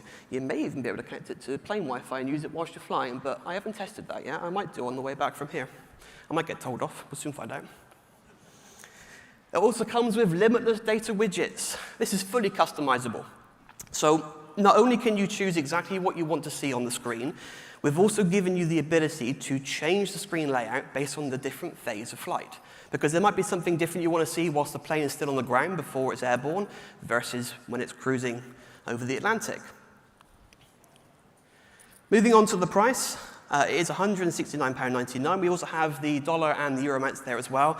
It says it's based on yesterday's exchange rates. Honestly, I don't know what day yesterday was. I think it might actually be Monday this week, so wine. All of our devices are designed and hand-built to order in the UK. As a company, we don't believe in having things manufactured overseas in a territory that we don't have a physical presence or any control over the quality or the working practices implemented by the company in question. For this reason, we are choosing to do things locally at our HQ by our own team. And our prices that we have reflect that as well. We are going to be shipping to all major countries. If there is a country on there where you wanted to ship to that doesn't exist, then please reach out. There are so many to go through to actually see if we can actually ship there. So at the moment, it's all major, but open to expansion. Discounts, because we all love discounts, right? Who wants to pay full price for something? Not me. So, next screen, please. There we go. If you pre-order during the FS Expo this weekend, either from our website or down on our booth, we are offering 10% off. It automatically applies to your basket as you're checking out. If you pre-order after the event, up until when we actually release the product and ship the first one, we're offering 5% off, which again will also automatically do its thing during checkout. It's also subscription free, because nobody likes subscriptions anymore or ever. Oh, one clap, there we go. Someone hates subscriptions. So we've heard the opinions from the community, and we get it. The idea behind a subscription is you want people to pay, obviously, monthly and not use it very much so that the business is profitable, right? It's great for business, not great for the user or the customer. Then you have the heavy hitters, those that are not profitable for the business, they use it too much. Great for the customer, not so good for business. So the hope overall is that you try and balance it out and you end up making money. But it just sucks. It's so difficult, it's so much guesswork, and we can't be bothered. So we wanted to create an alternative solution which is fair and transparent for both sides. Because imagine something more usage-based. We all have streaming services, right? You know, we all like watching TV. If we only watch one film in a month, that's very expensive, right? So what if there was a way you could have all of these subscriptions where you don't get penalized when you're not using it? And obviously with a device like this, where it is streaming real-world data in real time, there is an ongoing cost associated with the usage. So for this reason, we are going to introduce a credit-based system. So Flights Tracked is based on our suggested refresh rates. Up here, we have different packs available. Obviously, the shorter the flight, the more mileage you'll get out of your credits, the longer the flight, a bit less. We also have a default refresh rate to try and make it cost effective. You can modify that, again, per phase of flight, if you want to have something refresh more often whilst the plane's on ground versus whilst it's in the air, because again, who needs to have updates all that often whilst it's cruising across the Atlantic? So the above is a guideline. You can also see there are increasing discounts with the more credits you do purchase. But there's no tie-in, there's no ongoing cost. Again, it's as and when. We will offer the ability so you can auto top up if you want to for convenience. We're also going to give you the ability to put caps as well. So if you want to have a cap on daily spend or weekly spend or monthly or annually, then you'll be able to do that for peace of mind. But it is very much as and when you use it, it will then just sort of dip down your credit limit, and then you can increase it when you need to.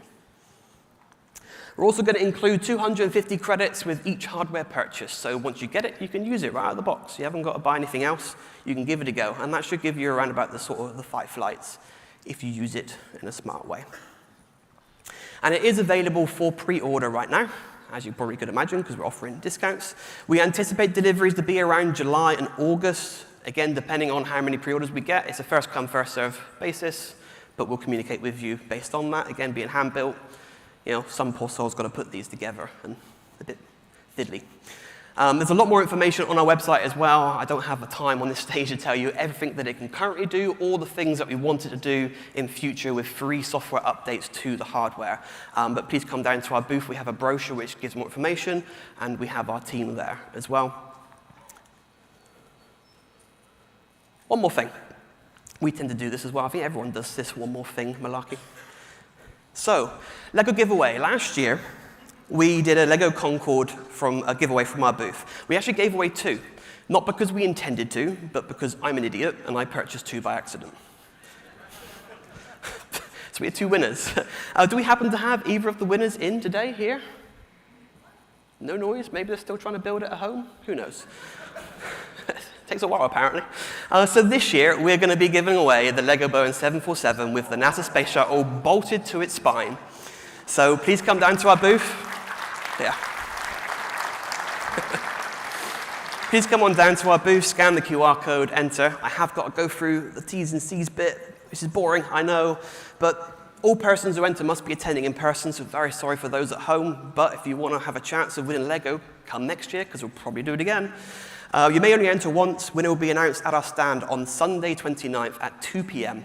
The winner must be present to claim the prize. If you're not there when your name is called out, it will be redrawn, and the prize will be given to the winner. It is your responsibility to find a way of getting it home, because it's a big old box, and it's too much effort for us to do that, so sorry. But yeah, I think that didn't go too bad in the end, so whether I should drink more wine in future, I'll let you decide that. But thank you so much. Have a fantastic event, and we hope to see you down. Thank you.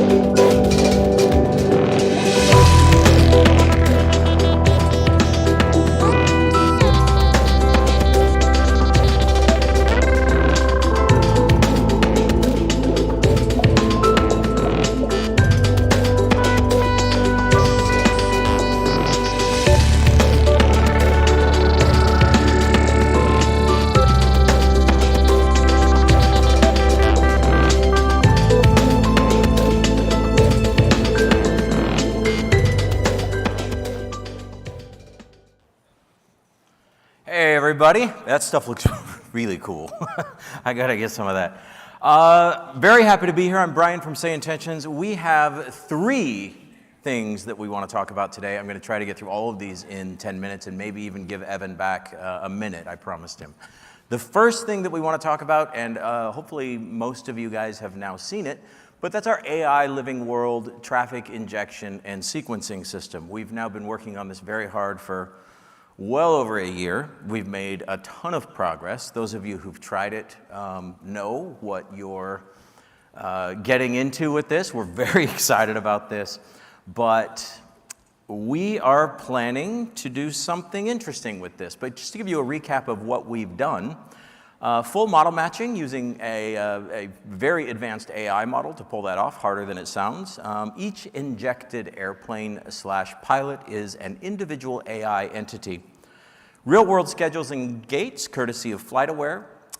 Traffic that flows following live weather, or you can even use custom weather, and the traffic will adjust the patterns to match the current conditions. More than 1,500 AI pilot voices and growing inside of our system, and they're all designed so that the AI pilot accents match the airline itself. This also includes, with our traffic injection and sequencing, unlimited premium voices, so all of the pilots sound absolutely incredible. Works in 2020 and 2024, and we have GA traffic coming soon. The big announcement is we're finally ready to move this out of the alpha stage, and we're planning to move it to make it available to all of our subscribers on July 7th, just a short time out. Yes, and it is cool. You guys are absolutely gonna love this. All right, the number 2 announcement that we have for you guys, I'm very excited about this as well. We're introducing a new program for independent developers. It's an accelerator program for creators and flight sim developers, where we're going to try to help you get your ideas off the ground. If you need guidance and mentorship, if you need funds and financing, if you need engineering assistance, if you need access to our incredible AI ecosystem to build on top of or around, marketing muscle, we can even give you a built-in audience who's super passionate about, incredible high-end flight sim add-ons. We call it Launchpad, and we're making this one available. Basically, as of today, we're launching this. So if you're interested in this, if you're an indie developer, an indie content creator, please stop by our booth. I would love to chat with you. And again, sayintentions.ai/launchpad if you'd like more information on that. So that's our second announcement. Our third one, I am really excited about this because somehow we've managed to keep this one a secret. We call it Pocket Sky.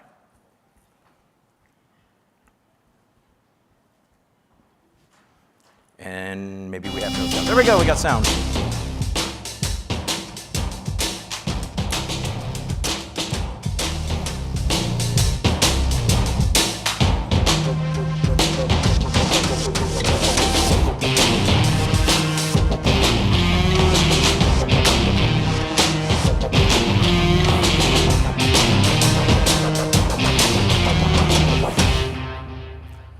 What do you guys think? Yeah? Yeah, I'm excited about this one. I can finally combine flight simming with date night. I've never been able to do that before, but now we can finally do it. All kinds of interesting features included in Pocket Sky. First of all, monitor your flight status. Where is the plane, altitude, all that stuff. Make sure it hasn't crashed while you were away. You'll be able to communicate with air traffic control, your cabin crews, your co-pilots, all of those things from literally anywhere. You don't have to be on the same network as your sim. You can be sitting in the movie theater or at the restaurant, I won't tell anybody, and actually tracking your flight. We've also added tools that will allow you to do airport frequency lookups. You can look up MEDARs and ATIS information and TAFs. And one of my favorite features is that you can actually get push notifications directly to the device when something interesting has happened with the flight. Again, maybe it's the cabin crew reaching out to tell you there's a problem on board and you need to end date night now so you can hurry and get home to deal with that, right? I don't want you to miss anything. It's very important. We've also added, and I'm particularly proud of this, but there's an instructor mode inside of Pocket Sky where the instructor can actually use the app to take over the role or supplement the role of ATC. So if you've got a student in the simulator, you'll actually be able to use the app to make ATC say things to the student, maybe give them some incorrect instructions, maybe ask them to do something that might be dangerous in that event, waiting and looking to see how the student responds. So we've sort of combined all of this into a single application. The best part is that this is actually available as of now to our Say Intentions partner customers. Available in Google Play, although I have to check on that one. It might be a couple more hours before it's out on Google, so don't hold me to that. And available now, I know for sure, in the App Store because I have it on my phone already and have been playing with it. So if you're a Say Intentions partner customer, raise your hand, by the way, if you're out there. Anybody? Yes! Thank you. It's available to you right now, so you might as well, get the flight started and then come back for the next session. You'll be able to track it. I'm joking. But we're very excited about this, and thank you for believing in our dream. We appreciate you guys.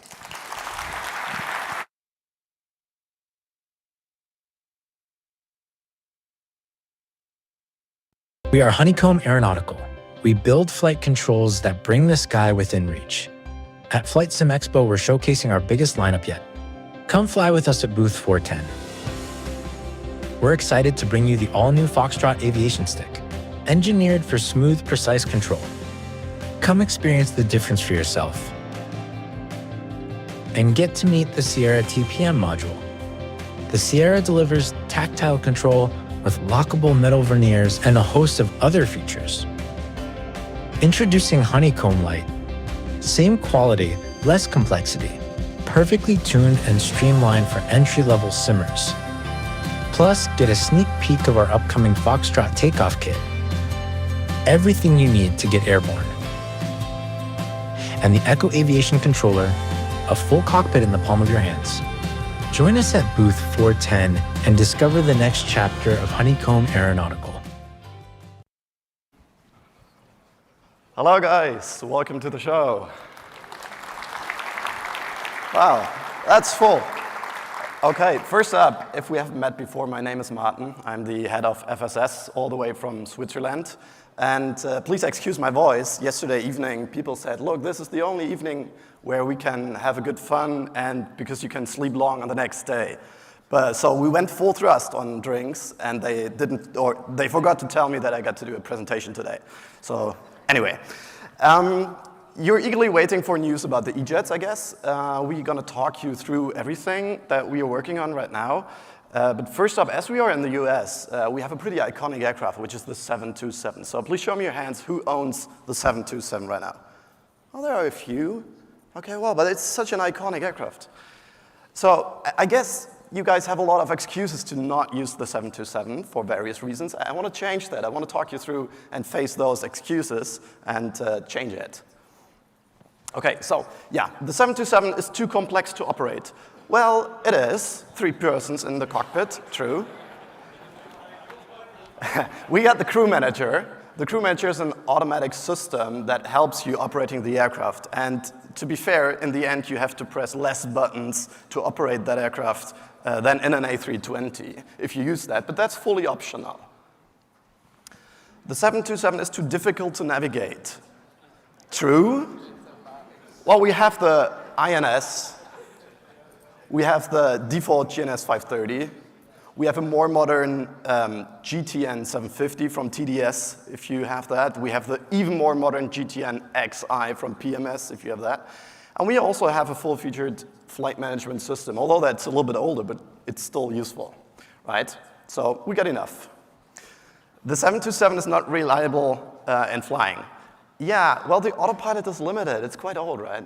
But it's beautiful to hand fly this aircraft. We got a little video for that.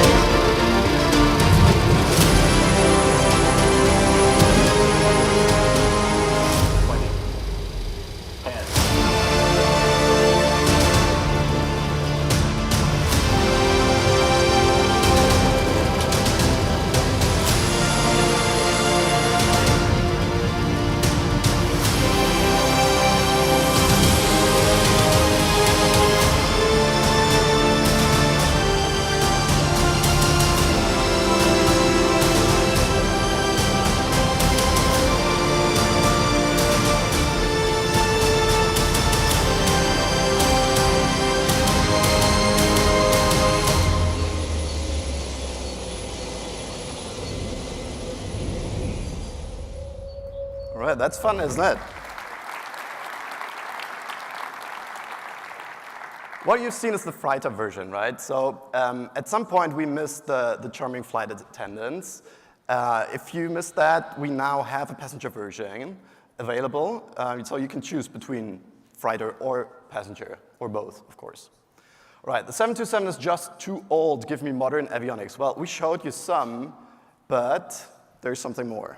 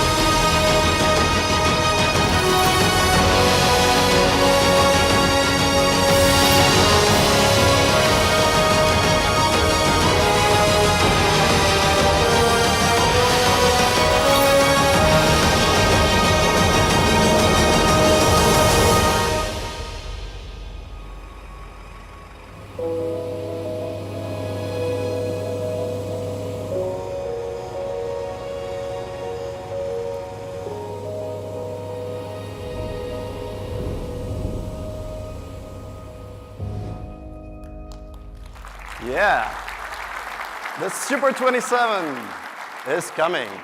Well, we don't know exactly when, but we're progressing well. So the Super 27 is an expansion pack for our existing aircraft. We have a new autopilot. We have the Collins AFIS. If you want to use it, it's optional. We have new transponder. We have the digital vertical speed indicator that you could see in the video with embedded TCAS.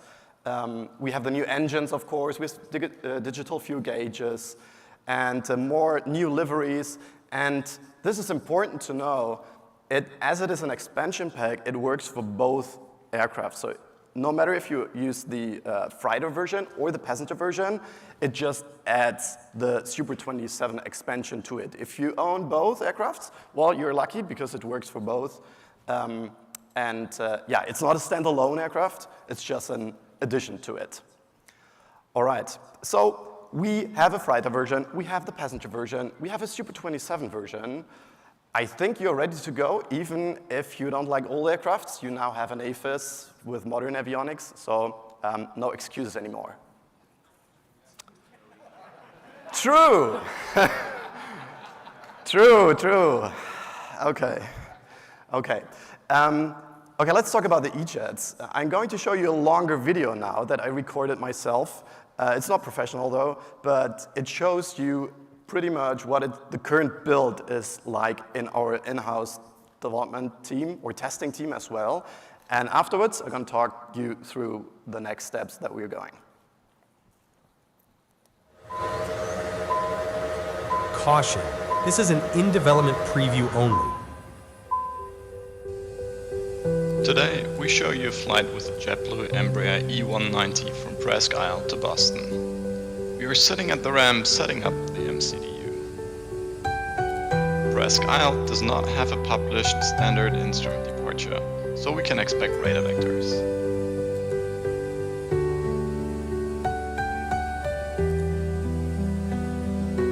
In Boston, we will use the Arnav Yankee approach for runway 22 left, a scenic approach along the coastline.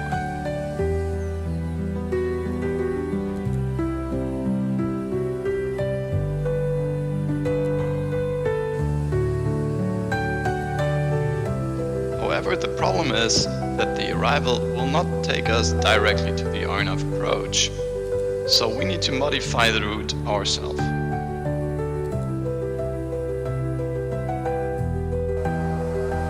You can preview the route on the plan page. Let's clear it up. Switching through the waypoints only works if you are in waypoint centered mode. And here you can see our arrival. There's a nasty turn around Leedsea intersection that needs to be removed. So let's go ahead and delete the waypoints in question here.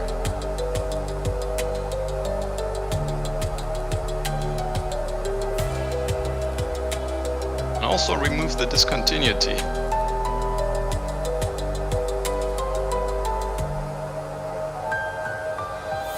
The second time, here we are, proper connection. We skipped the departure and are already en route to Boston. Even though vertical navigation is not engaged for the autopilot in this build, you can easily use the vertical situation display for a proper descent planning. Here we are approaching the top of descent. In the MCDU, you can also see the calculated time and distance to the top of descent. For descending, we use FPA mode to have a perfect 3.0 degrees descent path along the calculated track.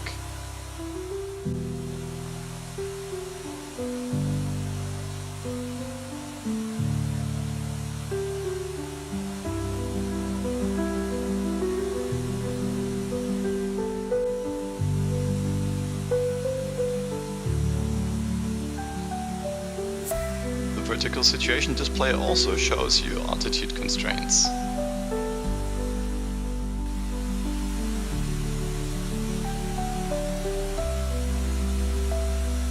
During your descent, you're gonna be asked to activate the approach speed in the MCDU that are pre-calculated depending on fixed values or the green dot speed. In this build, also the HSI got extended to a map mode where you can actually see your route. The autopilot is still in lateral navigation mode and follows the lateral track towards runway 22.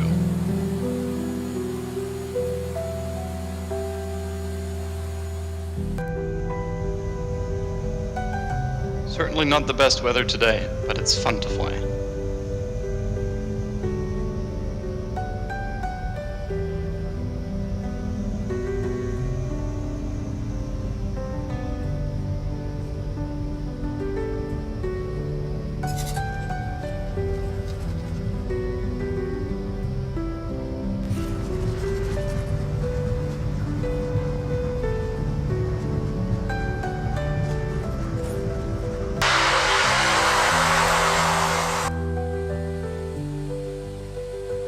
Welcome to Boston.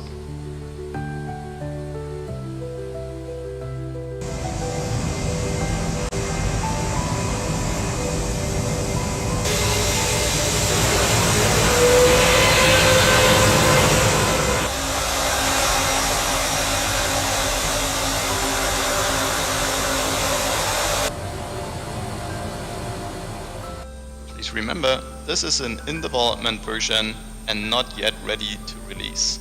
We will keep you updated. Thank you.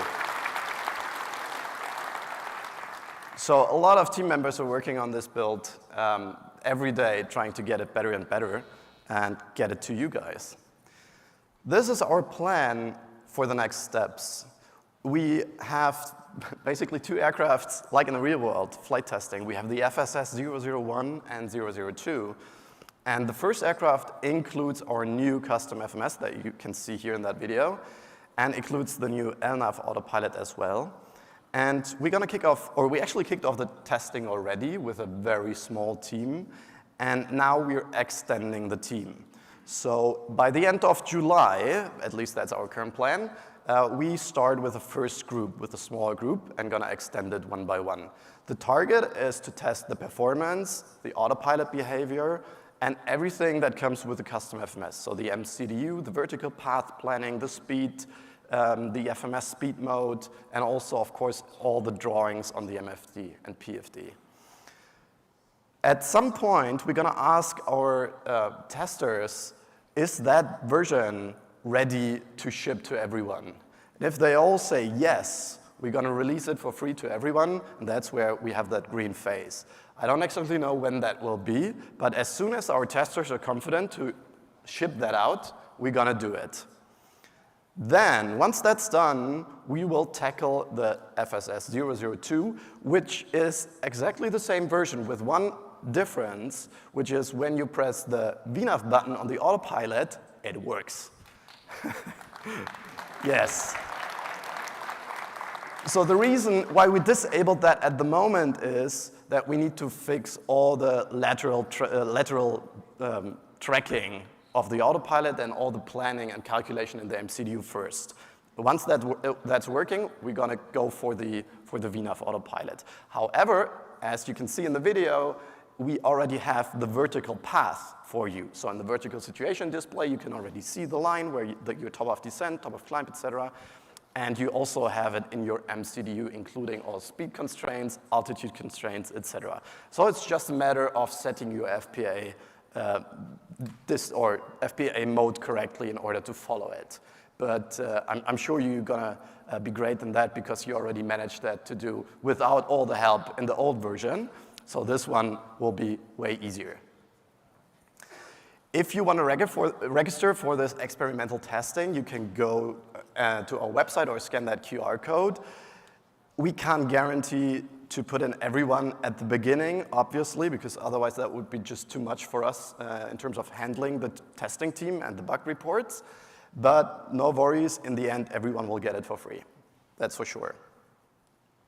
Okay, one last thing, Tecnam. We got some Tecnam aircraft. If you're not aware, they're like little prop aircrafts, twin prop aircrafts. We have the 2012 and the 2006T. I got lucky last year. I went to Mexico to the iFly flight school. They used the P2006T, and I was able to fly it and found a lot of new stuff out that you only see and know if you're actually flying that aircraft. So we decided to create new versions of both aircrafts. The 2012 will come in a FS24 native version at some point, maybe this year or maybe early next year. We will use the new EFB from MSFS24, the walk-around feature and everything, so it's going to be a native version. The 2006 will also be a native version, but an even more enhanced because that one is quite old. I think it's already like 4 years old or something. So it's definitely time to overhaul the 3D. So that's what we're currently doing, adding details, making it more nice and shiny, more new textures, making use of the latest technology. And of course, all the FS24 native features will be included in that one as well. So that's coming at some point. So we have 3 things that you can enjoy with FSS at the moment. We have the 727 series, we have the E-Jets, and the Tecnam aircrafts are also coming to FS24. There is one thing that we are also working on because people are constantly asking for it, and yes, there is yet another 727 variant, which is the 100. So I can confirm that we are currently, well, we are not working on it actively because we have the Super 27 to get ready, but the plan is that we're going to tackle the 100 afterwards in a passenger and a freighter version. So that's probably not coming this year, that's for sure. But at some point, we will work on that, and then we are done with the 727 fleet at least. So that's it from our side. If you want to test the new E-Jets build or the Super 27, then come to our booth next to the Parallel 42 guys with their amazing Patriot aircraft. So going to check that out. And then pass by with us and test out our 2 aircrafts. And if you have any questions, I am probably there. So, and also other team members are there. So just pass by, ask questions, let's talk. And I wish you a nice day here. Enjoy the show. See ya.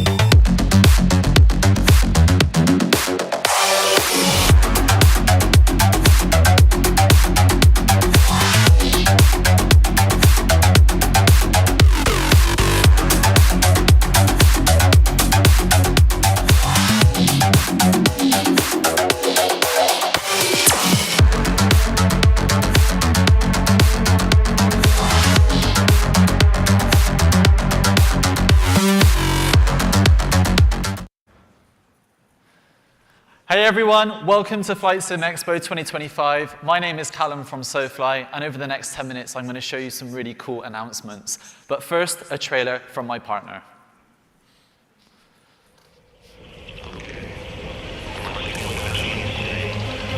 T-minus 60 seconds and counting. We are transporting to orbiter into power at this time. Discovery is now running off its 3 onboard fuel cells.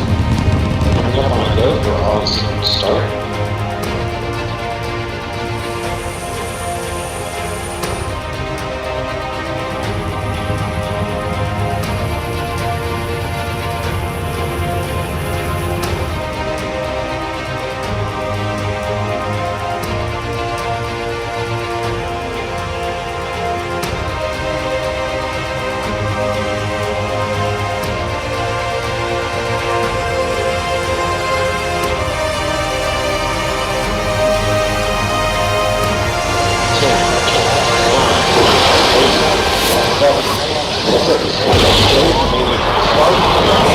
Start, 2, 1, booster ignition, and liftoff of the Space Shuttle Discovery, returning to the citation taken away.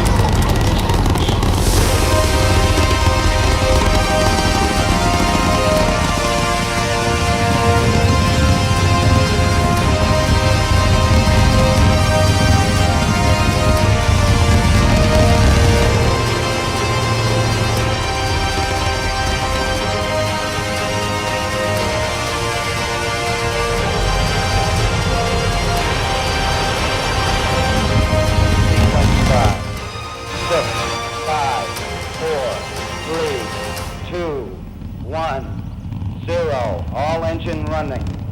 Liftoff. We have a liftoff. 32 minutes past the hour. Liftoff on Apollo 11. Tower. Sir, thank you. So that is TerraBuilder's Kennedy Space Center version 2, available right now in the marketplace for 2020 and 2024. Everything you saw in that trailer was recorded in the sim, no special effects added. So if you don't know what we do, we are SoFly, and we make cool stuff for all. We make Aircraft Checklist Pro, Weather Preset Pro version 2, our Animal Kingdom, and we've also made recently Hanover Airport, which we updated earlier this week. But we're not here to focus on the past with our 70+ products. We are here to talk about the future. Every year, Evan always asks me, well, what cool announcements can you bring to FS Expo this year? Well, Evan, I don't have just one announcement, I don't have 2, but I have 4 things to talk about with you today in less than 6 minutes. So I have event exclusives, a little bit of an update on Cabin Announcement Pro, and then 2 brand new products to showcase afterwards as well. So let's watch this next trailer. Hot, you know we're about to drop. We're about to drop.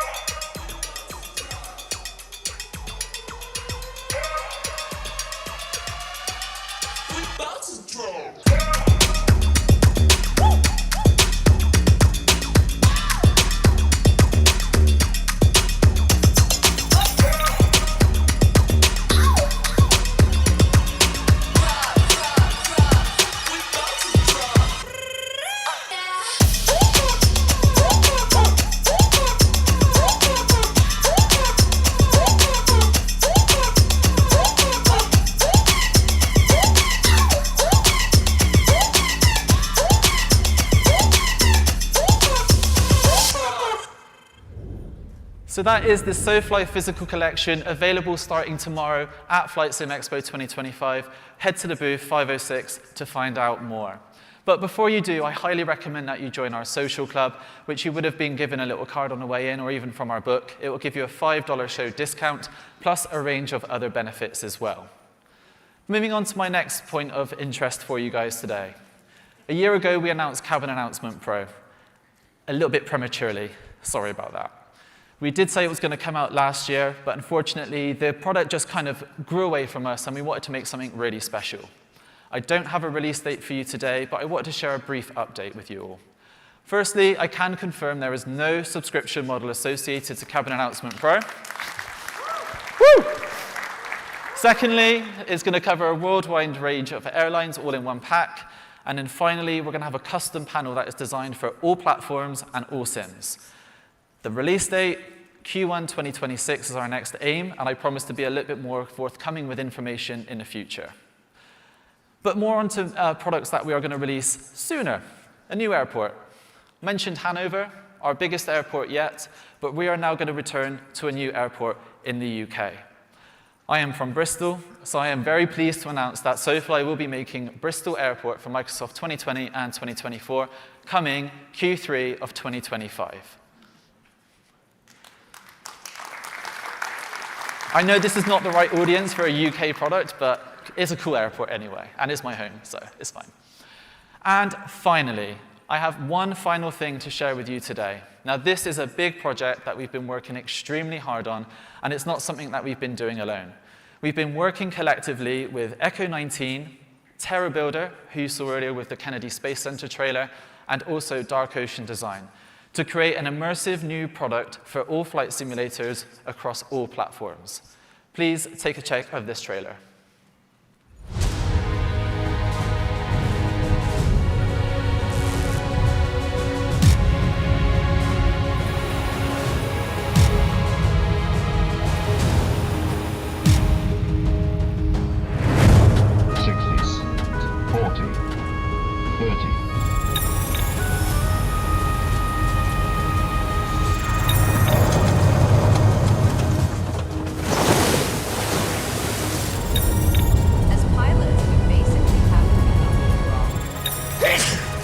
Autopilot on, please, sir. Comet 504, Kentucky Boston Tower 132.22. Shuttle 14 Papa, reduce 180 knots. 80 knots, Shuttle 14 Papa.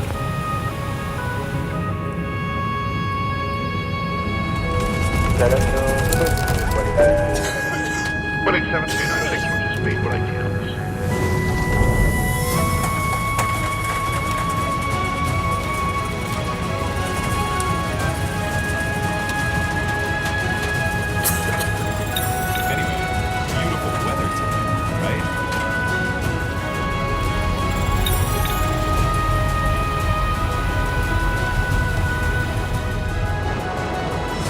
Boston approach, good morning, Care 328, out of 4 for...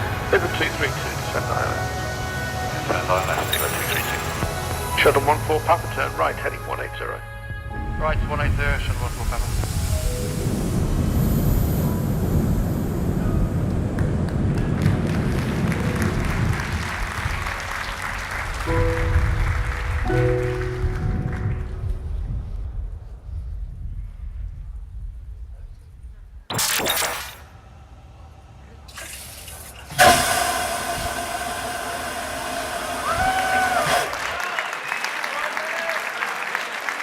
Thank you very much. That is Aircraft Sound Enhancer coming later this summer.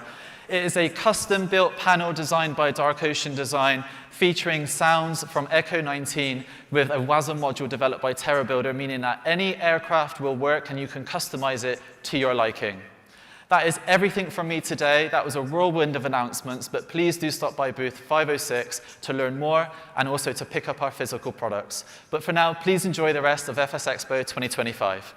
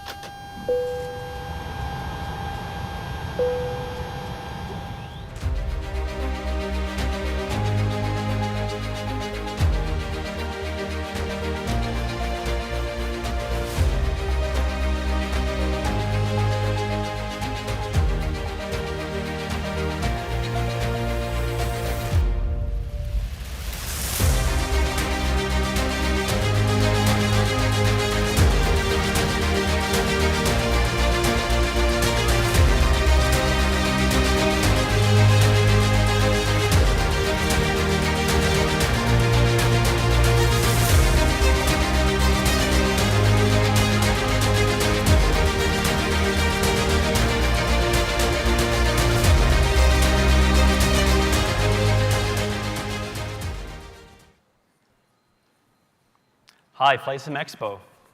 My name's Luke. It's a pleasure to be here. It's exciting. I'm the founder of Fly with AI, a company you may have not heard of before. I'm meeting a lot of new people here.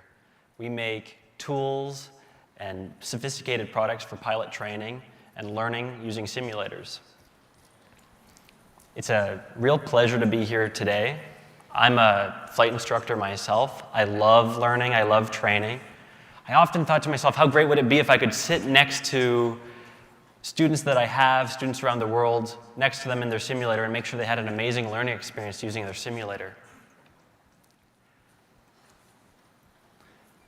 A student pilot is kind of all pilots. A great pilot is a pilot for life. We're constantly learning. But the cockpit makes a challenging classroom. We all know that. It's overwhelming. It's overstimulating. And so myself, I hope many of you here believe that the simulator can be an amazing tool for learning. It's in this that I made Bernoulli. Bernoulli is a virtual flight instructor that is like replicating a flight instructor into every sim. It's a world-class flight instructor that sits next to you, is able to watch what you're doing in the simulator and teach you something amazing. Bernoulli you interact with using plain language. It's a plugin that goes into the simulator and you're able to speak to it just like a human does. It sits there, it watches everything. Fly with AI makes Bernoulli as unintrusive as possible. It's speaking in plain language, looking at all the physics of the aircraft, and what's more, it's doing a lot of prediction. Just like a great flight instructor, Bernoulli is able to kind of anticipate your next moves and decide what's the next best thing to show you using a bunch of tools, but you can see, here's a few examples of going through a takeoff checklist and making sure that you're doing the takeoff correctly. Giving you warnings when things aren't going right. Great flight instructors give warnings, give a little bit of critique, and then feedback, how to fix that.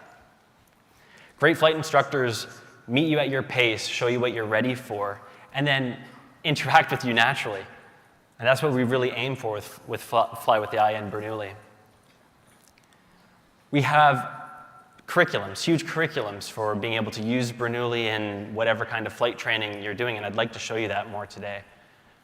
Bernoulli is able to score you, look at different maneuvers that you're doing, give you recommendations about what maneuvers to do next, and kind of put together a full flight lesson for you. You can see that in the one window here. We can do some sophisticated things like teaching you how to use an FMS of an aircraft you've never been in before. Here's an example of me learning the FMS of an E-jet for the first time. I'd never been in one. I've taken all the distractions away and I'm just listening to Bernoulli through my headset because it's all natural speaking.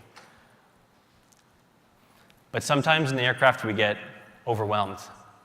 Helmet fire, I see it with students all the time. So they are being overwhelmed by all the things that are happening in the aircraft, and it's important that a great instructor is able to take control and give control.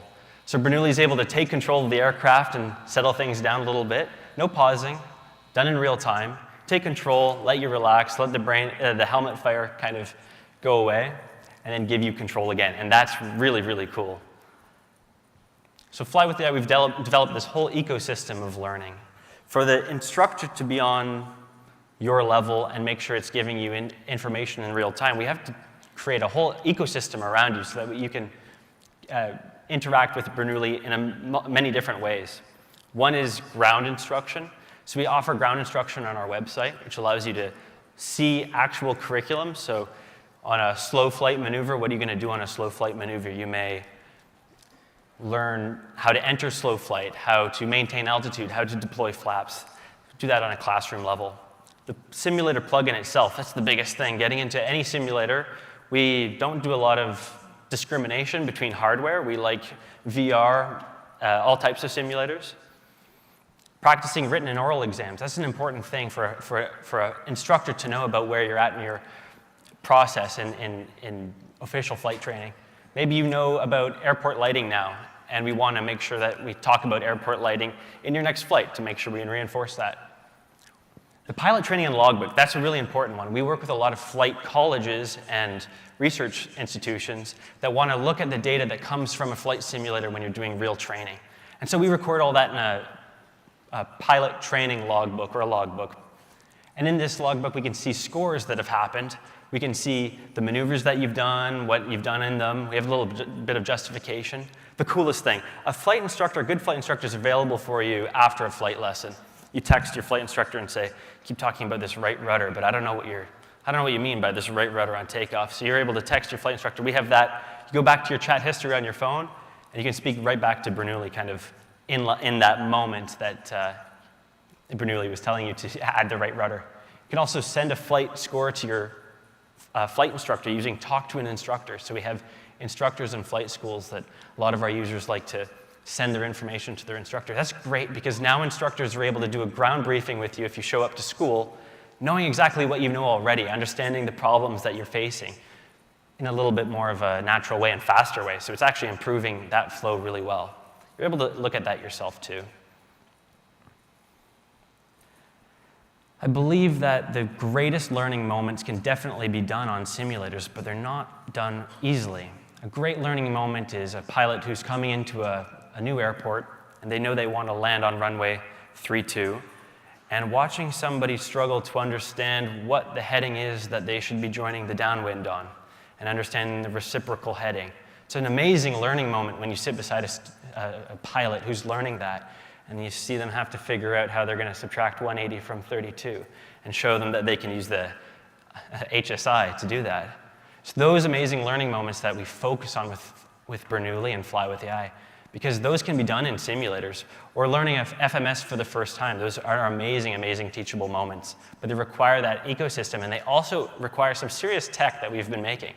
So Fly with AI makes an AI that it acts like a flight instructor, but it needs a lot of information to do that. We have flexible and rigid training modes, and for FlightSimExpo, we're releasing both of these together in an amazing product I'm just about to show you. The exam and rigid training modes allow us to create actual missions for every pilot. Like I said, a great pilot is a student for life. We can kind of categorize them. You're in pre-flight, or you're in your PPL, or CPL, or maybe your IFR, you're going for your first job and want to use a simulator to do that. There are some things that need to be rigid and some things that ought to be kind of free-flowing. Free-flowing might be going out to a practice area and getting lost. It's amazing that Bernoulli would be able to work with you through that and say, hey, are we going the right way? I thought we were supposed to see a lake by now. So those moments are really, really cool. So for FlightSimExpo, what we're releasing and so excited to release is Fly with AI Pro. It's a new product that includes a guarantee that we're giving for student pilots.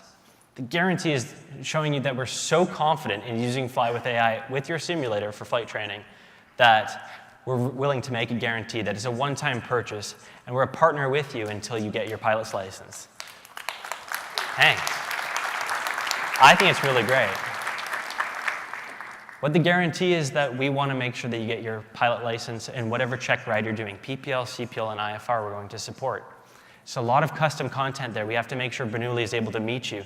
So understanding the checklists that you're using and the aircrafts that you're using and the local area that you're part of. These things are things that we're going to be partners with those who are using Fly with AI Pro to make sure it's able to do that. It's really cool. The list of features would just blow the back of my head off to try and explain it all right now, but you have to come to the booth and try it for yourself. The compatibility, how do you get Fly with AI right now? We're available.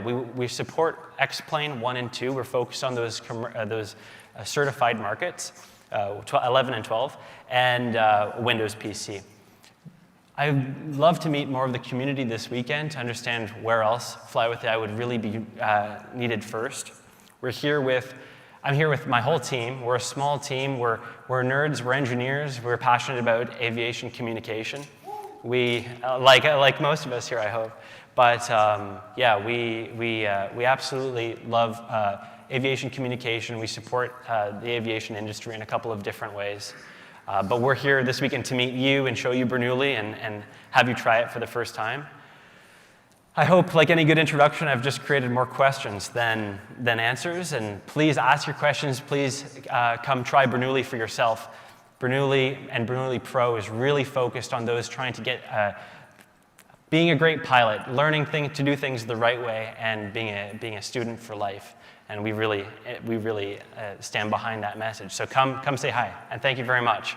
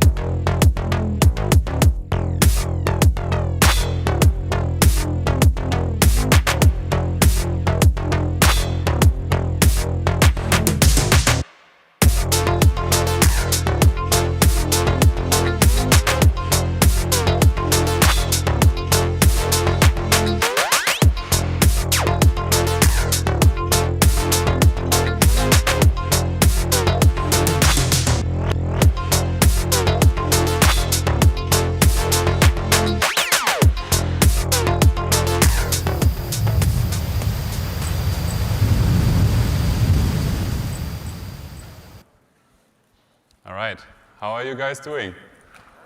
Yeah. Let's get hyped up for the next product reveal, and I'm sure that many of you are going to be surprised by this. So it's going to be an aircraft.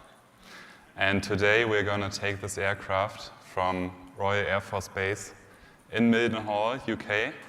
No, Royal Air Force Base Mildenhall in the UK, all the way down to the island of Madeira, where we are going to do some touch-and-go training before we return back to our home base in Portugal. But before we can get started, we have to first install these airports, so let's launch the Contrail app. Head over to the Discover map, and there we have Madeira Airport, and up there in the UK, Mildenhall. Let's click on that.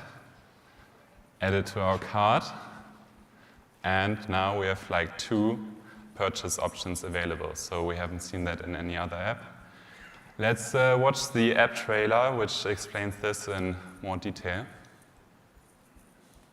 Many flight simulation creators have their own shop. Enjoy direct access to top-tier developers like Flightbeam Studios and explore mega hubs around the world. Embrace the excitement of being a Navy pilot with direct purchases from Miltech Simulations. Support these incredible creators by buying direct.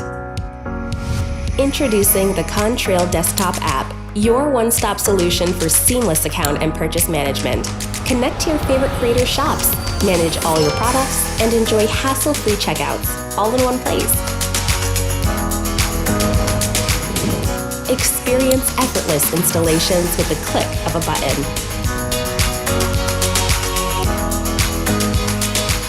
Discover new places to visit around the world using Contrail's map feature.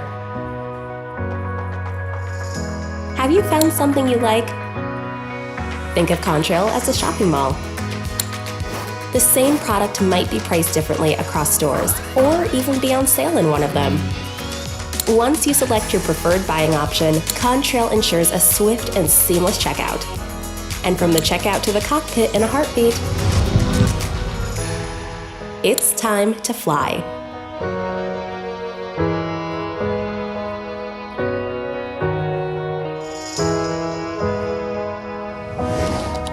Download the Contrail desktop app now and manage your Microsoft Flight Simulator add-ons with ease.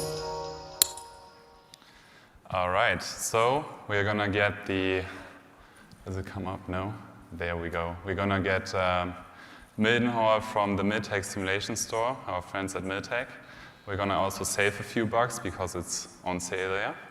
And next, let's get Madeira from the Contrail shop. It is the quality marketplace, so we have an active quality assurance process. We have top-tier developers such as PRG, Flightbeam Studios, Jetstream, MK Studios, and more. Also, we have a review and rating system, and more than 600 products. Also, according to the latest Navigraph survey, we are the fastest growing shop. So now that we have both airports installed, it's time to fire up our simulator.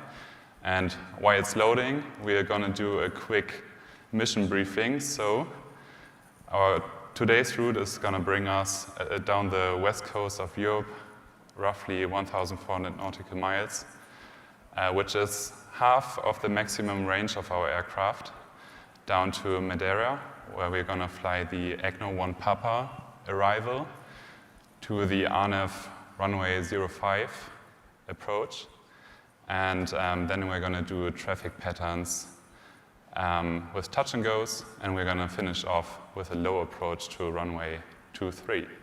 So now that our simulator has finished loading, let's get onto the ramp and do a thorough walk around of our aircraft.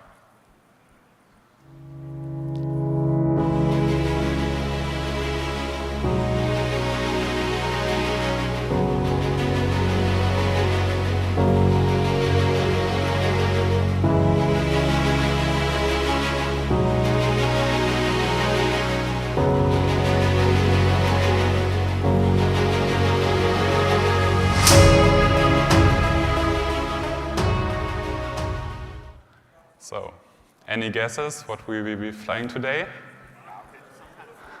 I heard Falcon. Who knows? Okay, you should know since you will be the pilot flying today, so let's check it out.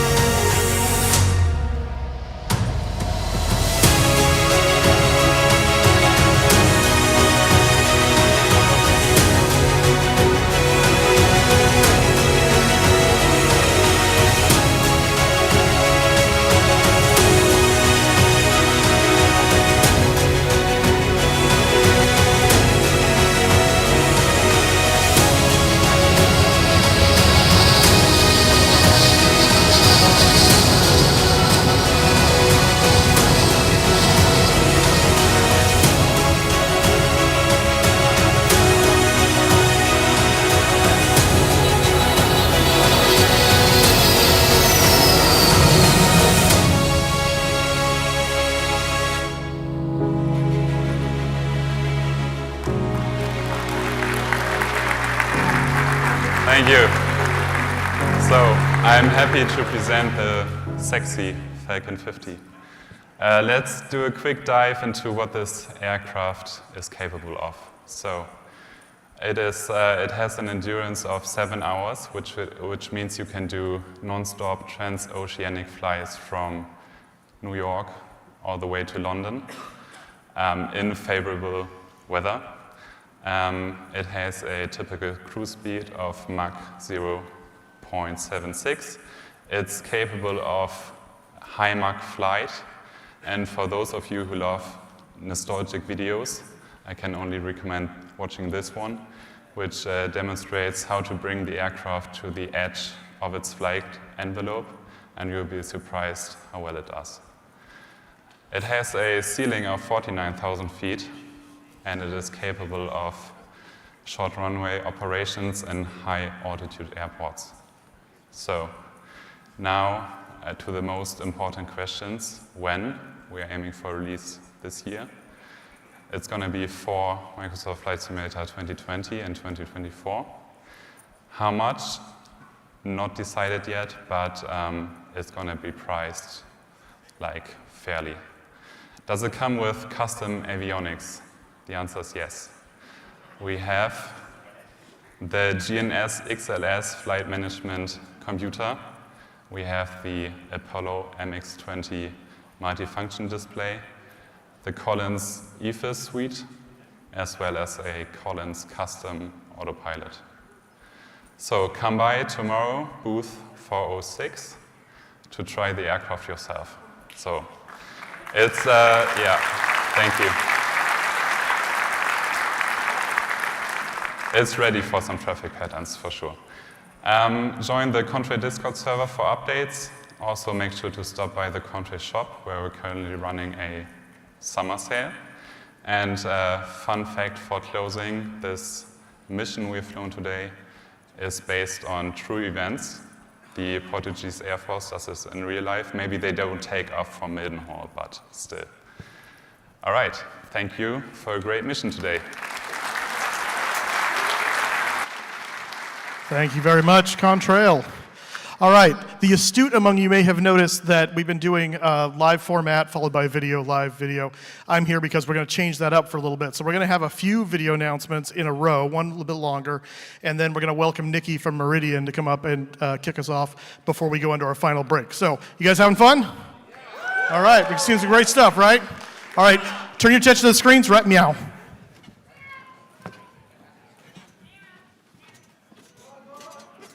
Hello, FlightSimExpo 2025. My name's Bader from Next Level Racing. We're excited to introduce our latest cockpit, the officially licensed Flight Simulator MSFS Edition. It features our all-new flight seat, offering unmatched ergonomics and immersion. We've also partnered with two of the most iconic names in aviation, Cessna and Airbus, to bring the most realistic experience home. Cessna, a cornerstone of general aviation, has delivered more than half of all GA aircraft worldwide. With our officially licensed cockpit, we have designed a solution, allowing you to mount an array of peripherals and avionics to suit your operation. Airbus, renowned for its pioneering design and efficiency in commercial and military aircraft, continue to set the standard in modern aviation. Based on this philosophy, we are introducing our next generation of flight simulator cockpits, redesigned and reimagined from the ground up. These exciting partnerships with Airbus and Cessna reinforce our commitment to take flight simulation to the next level. At Next Level Racing, we're not just building simulators, we're shaping the future of flight simulation.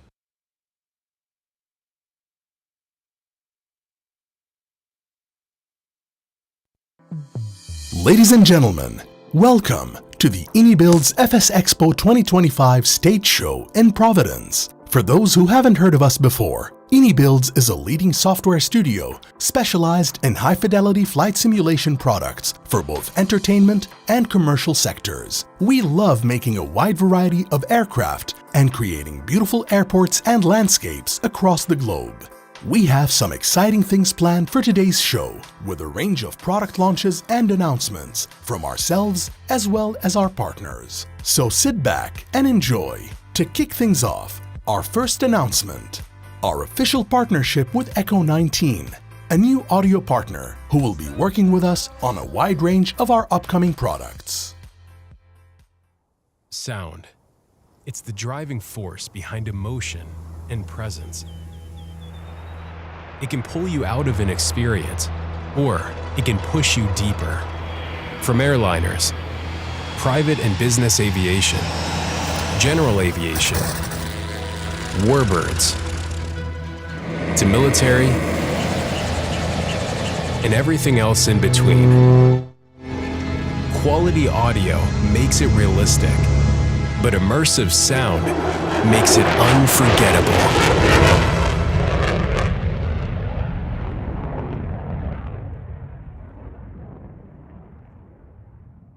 Echo 19 are great partners and are going to make the IniBuild's audio experience even more immersive. On to our second announcement from the IniBuild Scenery and Vehicles team. We return to the Middle East, Marhaba Doha Airport, Doha Landmarks.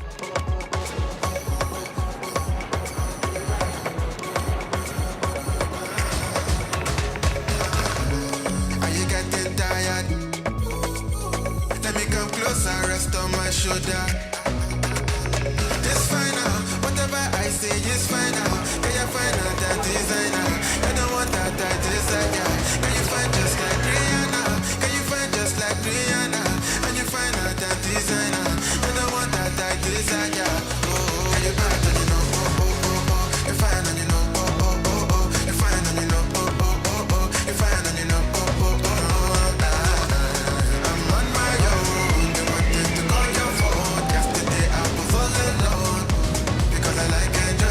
Passengers for Qatar Airways Flight 115 to Rome, Fiumicino, please proceed to gate C34 for boarding.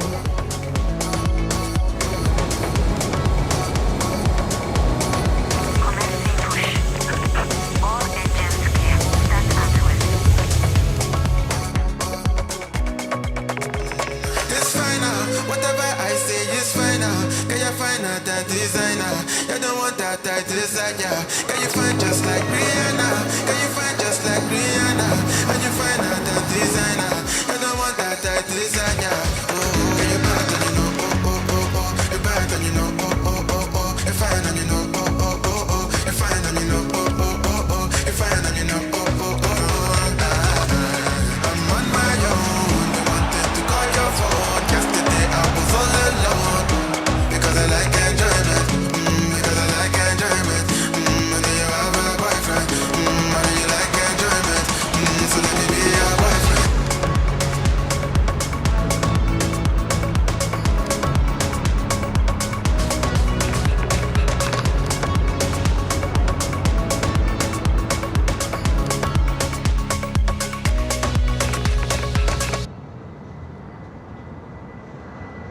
We love making airports from across the globe, and you can be sure to expect some awesome airports lined up for the remainder of 2025. Earlier this year, we launched our flagship, the IniBuild's A350 airliner.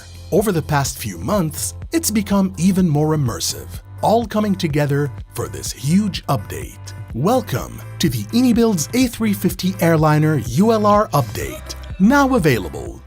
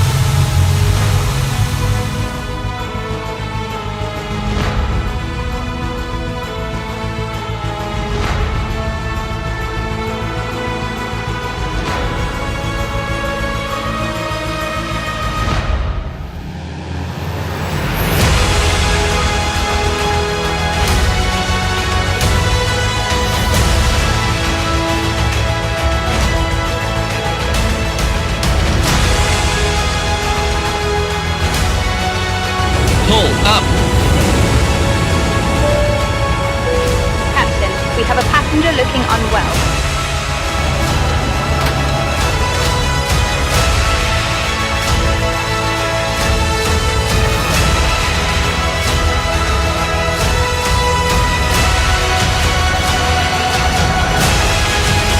We begin treatment now and observe fluid tide 2.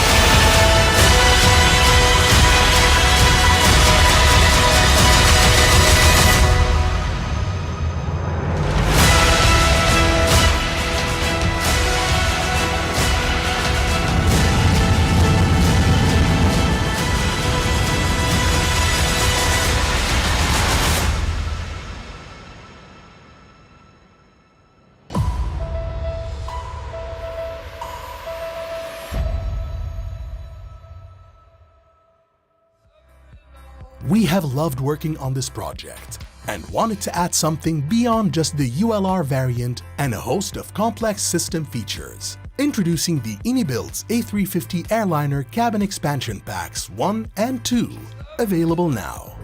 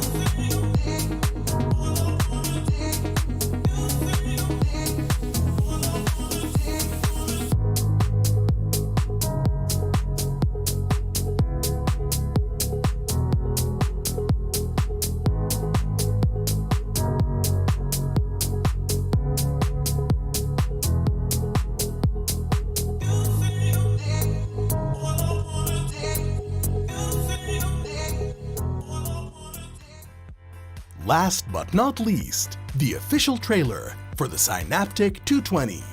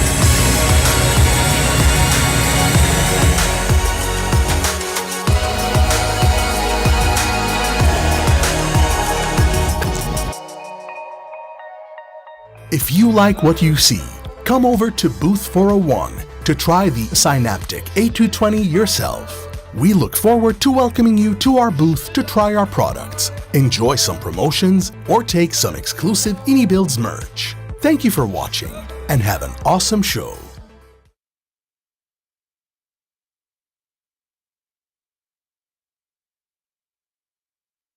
Welcome to Airland World. Built using Unreal Engine 5, Airland World is a hyper-realistic 1.1 scale replica of planet Earth, built for creators, players, and explorers.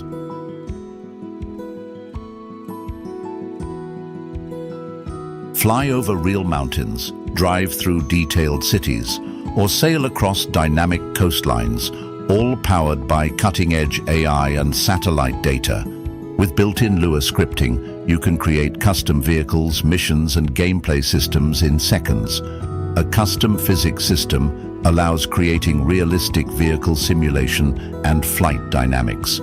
Airland World features a creator-friendly marketplace inspired by platforms like Roblox, where you can share, sell, or collaborate on content. From ground to space, Airland World is your canvas for limitless simulation and creativity.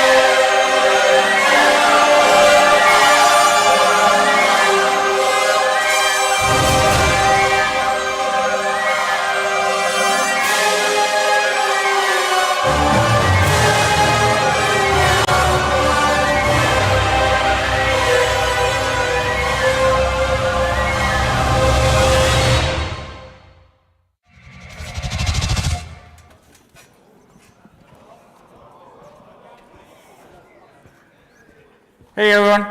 Oh, Jesus, that's loud. Wow, getting back on this stage sure feels like a much longer journey than just a few steps here, but I'll tell you what, last year's FlightSimExpo was a major milestone. A lot of you here came and talked to me, really made a difference, and you know, you guys are the reason why I'm up here today showing you this stuff. So, but let's start talking about the future and not the past.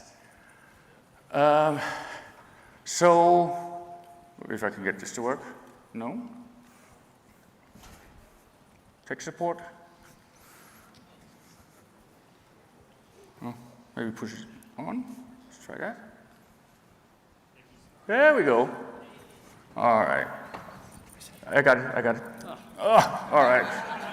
Anybody want to hold this? All right, good care of it. It's a prototype. All right, so why am I back up here? Why are we here? So, well, for a number of reasons, but I think the most important reason is don't think my job is done here, and I think that you guys, wait, again? All right, there we go. Because you guys deserve better. If you look at the flight sim hardware industry, then there really hasn't been a lot of development over the last 20 years. The best-selling flight sim stick came out in 2007. The best-selling military stick is a product that I was on the SciTech team developing back in 2008. And with a few exceptions, head tip to wing-wing, then I think it's a very, very docile and slow-moving category, and you guys deserve better. So that's what I'm trying to do. But, okay, so what is the problem that we're trying to solve here? Well, besides from a very aging and out-of-date assortment of flight sim equipment, then there's a lot of other problems that need to be solved. There is, there's a ton of solutions, but one of the biggest things there really is that when you grow as a flight simmer today, then usually when you start up, you buy a cheap stick, not very good, and then as you grow with your hobbies, have more spending for it, then you put that on the shelf, then you get a more expensive stick, and then a few years later you put that on the shelf, and then you get another more expensive stick. But it's really, first of all, it's a kind of waste of your money not being able to have your system grow with you, but also you end up in a situation where, as an entry-level flight simmer, you get a really crappy flight sim experience. And so what we're trying to do is we're trying to build a modular system where your very first flight stick or flight controls is basically on the level that you would be 4 or 5 years later, but by taking out all the extra features that you don't really need as a new simmer, then we can focus on putting quality components into the stick, and then when you then grow and get more advanced, then you can expand on that in a modular fashion so that you can continue to use that high-level performance fidelity stick with additional accessories to feed your hobby. Okay.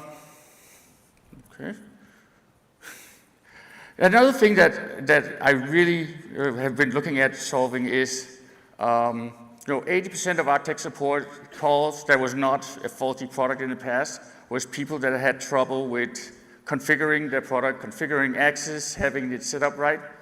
And so one of our big tasks here is to have all our products completely auto-configure so that when you set up let's say a throttle for a specific aircraft, then the throttle recognizes it, and it will configure the simulator to the flight that you're about to set. You don't have to go in and load a profile. You don't have to set up a profile. You don't have to set up the axis. Everything's done automatically. So originally, okay, now we went twice. So originally I was planning to show some new stuff here today, but really the stuff, I don't know how many of you saw it, that we introduced at Flight Sim Weekend has moved a real long way, and so it's barely recognizable to what it was back then. So I think it deserves, a reintroduction here. And one of them, if I may borrow that, is the Tango Plus throttle. This is one of the configurations, the GA configuration, but it also comes with both avionics and throttle components for Airbus and for Boeing. And at Flight Sim Weekend, I promise you guys that I will have functional samples at this show, but unfortunately, I'm not going to be able to do that. But I can't take all the blame myself. I also have to blame Donnie. because Donnie came to me, like 3 months ago? 3 months ago under our third-party, like a small business program to get all these small Etsy vendors and producers, help them create more accessories. And Donnie has a very, very successful shop on Etsy, Flight Sim Factory. Yeah. But I saw his talent, and I immediately asked if he wanted to be part of the team. He wanted, and he came with some fantastic ideas that we won't have time to go through today, but I encourage you to come over and talk to us about it. But maybe you want to talk a little bit about some of the things that you brought to the Tango Plus. So, if we can. So here's the standard configuration, the one I'm holding up here. So you can see it has had a lot of development since we introduced it in March. Completely new avionics, engine gauges, new annunciator panels, and a lot more. But what really is, and then all the standard functions, aluminum frame, modules for GA, Boeing aircraft, and the access covers. But I think Donnie's going to talk a little bit about the access covers and what you've done there. Let's split over to the next one. Is that Boeing? That is Boeing, yeah. So you want to talk a little bit about that, Donnie? Yes. So this is our new Boeing configuration. With the Tango, the detent gate cover, they're all interchangeable. The GA, Airbus, and Boeing, all the components you see, the levers, the avionics panels, and the detent gates, they're all included in the same package. So with just the Tango, there's so many planes you can fly. We wanted to make something unprecedented in modularity and give everyone something they've never had before, that they've never seen before. Our Airbus, same thing. We have throttle, flaps, speed brake. Speed brake also has the arm function. Flap has pull to unlock. Airbus thrust levers, they have full reverse range on the thrust travel. And we also have the full avionics panel. Okay. And maybe you want to make, I don't know if you noticed, but if you see those add-on kits that you can buy for different throttles, and you usually always have these little detents that it pops into. But when you look up here, you can see that there's no detents whatsoever. So we actually figured out a way to hide everything inside the throttle. It almost feels like a Nintendo 64 cartridge you pop in, and then it will have all the information and detents hidden underneath. But also, it has a microchip that is recognized by the throttle. And so when you plug it in, it will send information to the PC and both Microsoft Flight Sim, Aerofly, X-Plane, whatever simulator, DCS you're using, if you're flying Airbus on DCS, I don't know. Will recognize it and auto-configure it exactly to the specifications that we set it to. But also, by having a full throttle axis we put on, we can put variable length onto the different axes, so we can very accurately mimic whatever airplane that you're flying. And then, I don't know if you noticed, but here's the Airbus avionics. So a lot has happened with that one since we were in Lily Start. We've added an EFIS panel, we have a full FCU, barrel, and then auto brake functions for pretty much every airplane for Airbus, except for maybe 330, 340, but ish, I would say. And then, last but not least, and we're going to do it really fast. So this is what we showed in Lily Start, which was the new the new yoke with one panel that could be swapped. But after that, we included the EFIS panel on the Airbus FCU autopilot for the throttle. We thought that people that fly Boeing should have the same kind of ability to control it. So we added an EFIS panel to the yoke that can be mounted and also have single engine, multi-engine ignition. But that way you can, here you got it in your Boeing setup. So you can see on the left you have your EFIS panel that will be right adjacent to the MCP. for Boeing. And on the right side, sorry, left side, you will have your lower DI and multifunction panel controls for your avionics for 737. But just like with everything else, we offer support to the small businesses, small vendors, and that makes custom modules, so they'll be able to make custom modules for specific aircrafts for this too. And then let's not forget the other features. 50% more travel, 16 times the resolution, Hall fixed sensors, quick release, shaft or yoke handle, auto configuration just like in the throttle, and then the most importantly, ambient light, because who doesn't need that? Last but not least. All right, sorry, we are out of time. All right, this is the last thing, X-ray. I'm sorry, that's gonna be it. So, if you want to see about this X-ray that I don't know what it's gonna be, you're gonna have to go find the booth because there's only so much we can fit in this amount of time. So, thank you so much, Nikki. Appreciate you coming back to the show. It's awesome as always. All right, Xbox as well. So, thanks, Nikki. All right, we're about to go into another break here real fast. I want to take this opportunity really fast, though, before we go to break.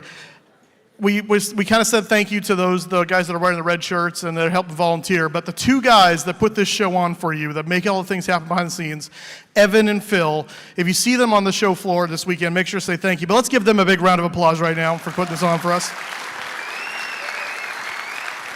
And with that, you have 8 minutes to go find another friend. 8 minutes. Make another friend.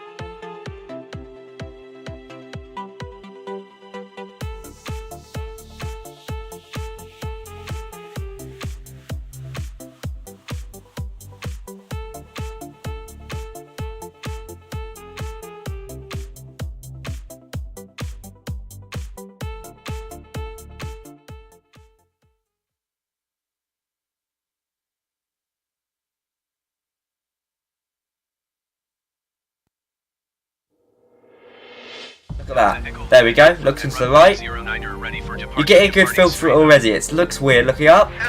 Looking down. Left. It never gets old. You will notice a small bubble moving around the screen, pinpointing exactly what my eyes are looking at. And I was very surprised with how accurate it is, as I was able to record my eye tracking a single car driving down the road as I fly. It changes the simming experience drastically. It is, you know, one of the single biggest changes I've had to my simming in terms of hardware. It is fantastic. We're in a dark room now with sunglasses on, and it's still working absolutely perfectly. So there you go. That's the Tobii Eye Tracker 5.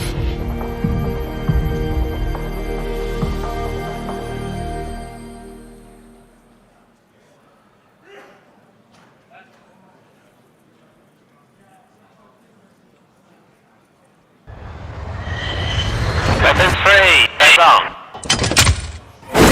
Charlie, you're going to break right. Enter your second court. Train gate, one out. One out. Faster.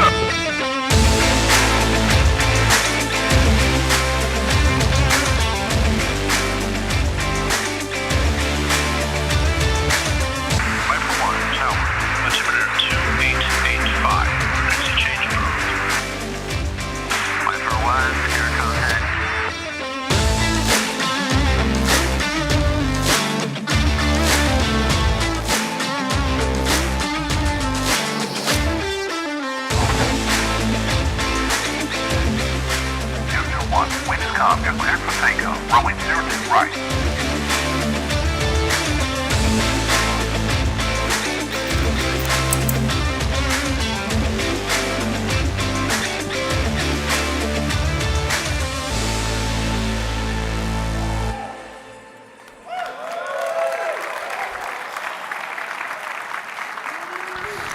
Thank you.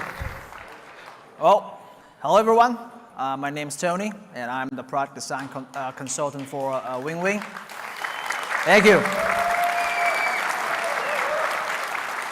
It is a real pleasure to be here today to share our progress and our vision with the fellow aviators. Time flies. I'm excited to reconnect with some familiar faces from last year in Vegas.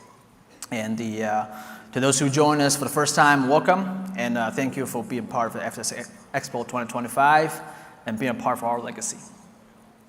A bit for myself, I began involving flight simulation when I was 16, and 19 years later, I'm still in this areas, and I'm the fortunate enough ones, or the lucky few, be able to involve in the real airline business. So I'm currently flying the Boeing 737 for one of the U.S. major airlines here. Yeah. Thank you. Yeah, so for those who may have not heard us before, Wing is a hardware company, and the focusing on bringing the professional level of a training device to the consumer market. Now, last year, we turned our vision into realities and share our product in the communities to showcase what we do best.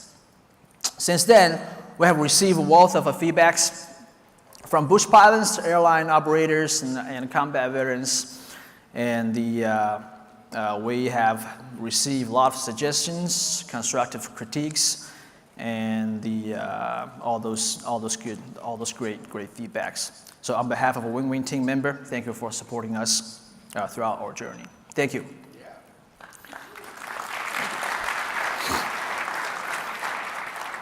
So 2024 is the year that we transition for our technology validation to production. Our product lines has already deeply integrated with the Microsoft flight simulators, X-Planes, the DCS, and the Falcon BMS. What we were aiming for is not just providing a solution or not just providing a hardware, but to deliver an immersive, true-to-scale experience with the both hardware and software that brings you closer to the real thing. See this thing. Now, so for the cyber terrorists, that's our force feedback yoke, and based on our debut in the March, we also had an upgrade for the exterior things for this one, finding that the better balance between the industrial designs and the practical use. The brand new Outlook also comes with integrated die casting with aviation-grade aluminum alloy. The Cyberterrorist will come with two models with a full version for force feedback gradients. It's a further validation for bringing us commercial qualities into the consumer market. Now, I won't dive into this crazy, stuff back there. So it's just a generic description for force feedback models. We have reconstructed the whole flight control system based on a real aviation engineer standards. Next generation of our software will include every aircraft control data we could possibly find. With the state-of-the-art algorithms that we have and the precision hardware, we're able to say we have recreated the actual relationship between the stick force, attitude, G-loads, and air data. So now, our software as a part of this part of the product are so good, it reminds me of a great quote from a computer scientist, Alan Kay. Alan said, people who are really serious about their software should make their hardware. Now, that's exactly what we have achieved. Sorry, that was a mistake. So we have developed a unique multi-channel feedback technology to help the hardware process in the different types of feedback signal at the same time to achieve a precision control originated with the different aircrafts, from different aircrafts. And from the product upgrades to the production capacity layouts, and we're also getting a solid boost from our supply chain. The full capacity productions of the third factory's win-win will achieve in 2026. Now, we will continue to shorten the time frame for the product being delivered.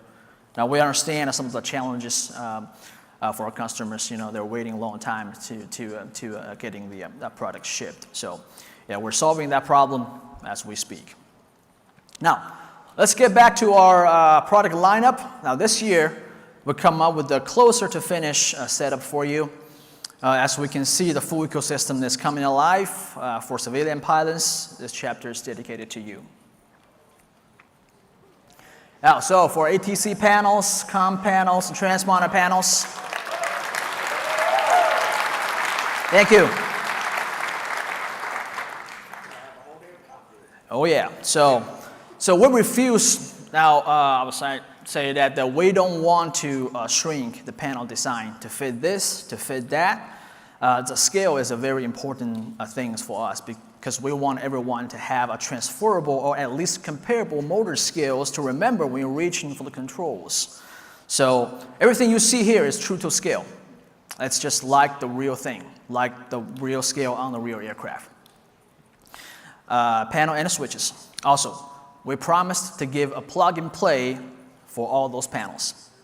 We keep that promise on all control products that we're able to see with our SimApp Pro software.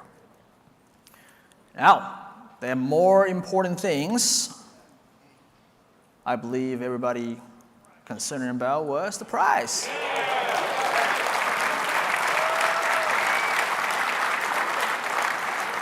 I used to say, yeah, how about that? So how about that? All right, comm panels.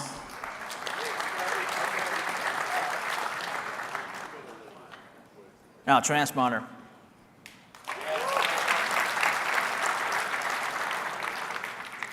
Now, we have the new panels over here. As we'll see, landing gears, all the clocks over here. It's a full structure design and a metal landing gear lever available in two configurations, full or compact. So, take your pick. Yeah. Also, SimApp Pro plug and play. Now, two panels design, all scenario mounting solutions as well. Now, let me see here, this one. There we go.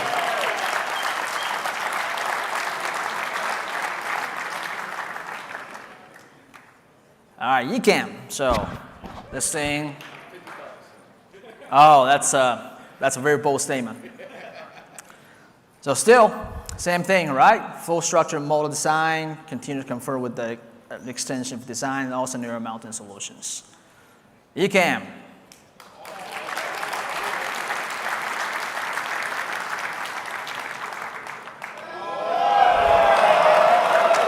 There we go.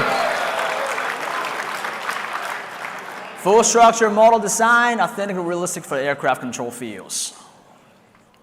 Now, all-in-one design. You can put it with the all things on the setup with just 5 structure with the support structures. 5 of them, you will have everything set up, no problem. Here we go.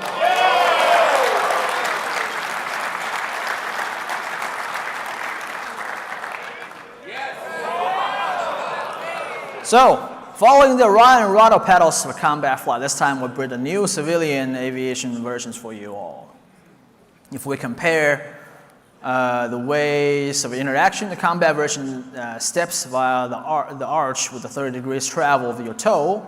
Airline versions control with the heels at 15 degrees your toe. So, all that said, pressure point on the pressure point on the paddles for your foot and its anchor point of the rod will exactly replicate for the real rudder paddles deflections on the aircraft. Same as the travel range for paddles when you step down. So, and it's a new design, high strength metal skeleton design, always built to last.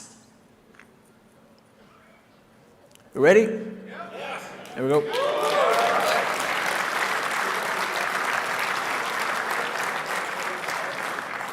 Now, they are a force feedback version for it. We actually have a 2 force feedback version for it. So you see the black shaped stuff on the backside of the rudder. Cyberterra's modules, now we got force feedback on the rudder. The device has a more solid strength structure than the original Orion rudder, and it's also the auto switching features on the different types of aircraft, right? Plug and play. It's going to sense, it's going to switch the actual profile. You don't need to intervene.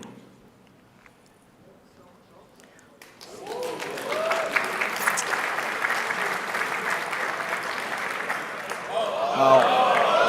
No!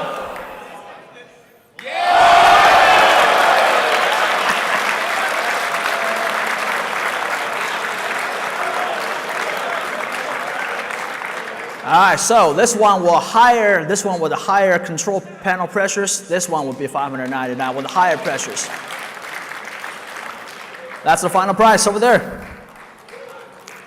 For our combat panels, same thing with the force feedback things on the back. $499. $599.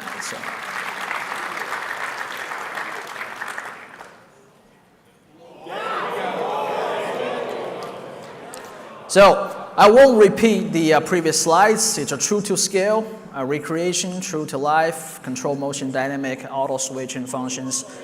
The load are awesome on this thing. So we have those numbers over there already.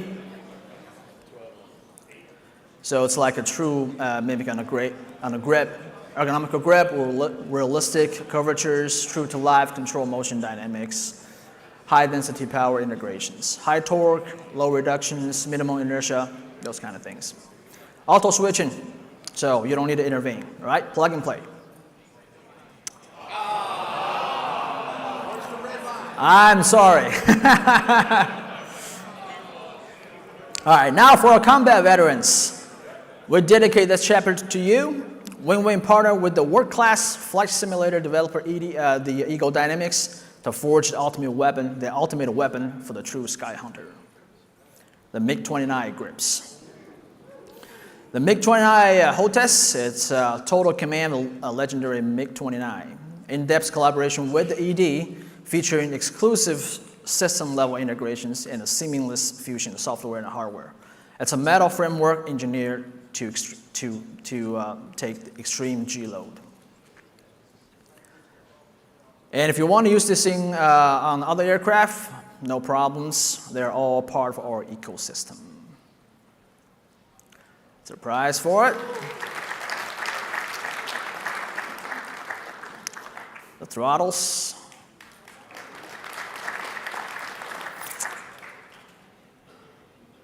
Now, the MiG-29 hardware is our focus right now for a little while, on this side of the business. It's not just a simple collaboration, it's a shared adventure on the road of hardcore simulations. With the Eagle Dynamics' help, we'll be able to recreate the flight characteristics of a MiG-29 in a normal flights or in a combat scenario. I believe our adventure will provide an immersive experience for combat aviators. Now, this is our full new release line for Wing since our announcements in the March Cyberterrorist series. The Cyberterrorist and the Ursa Minor airline throttles has been in the heat of discussion. Now, we feel passion for the build-ups. Normally, the product agent testing take about 2 months before the mass productions, but the Cyberterrorist needs to break the traditional technology limit to meet a higher civilian aviation standards. So, well, thank you so much for waiting and patiently as we push the technology boundaries further and further. Now, to end with the positive notes, we are speeding up our delivery as we speak to ensure quality and the sustainabilities on the business model. And I wanted to tell you guys our new products are coming soon. At the end of this presentation, we would like to invite each and every one of you stop by our booth at 402. We have a prepared and exciting dogfight contest between the F-16s and the DCS MiG-29s. And there's a big prize for the winner. Or you can hop in our two-pilot cockpit to experience our products downstairs.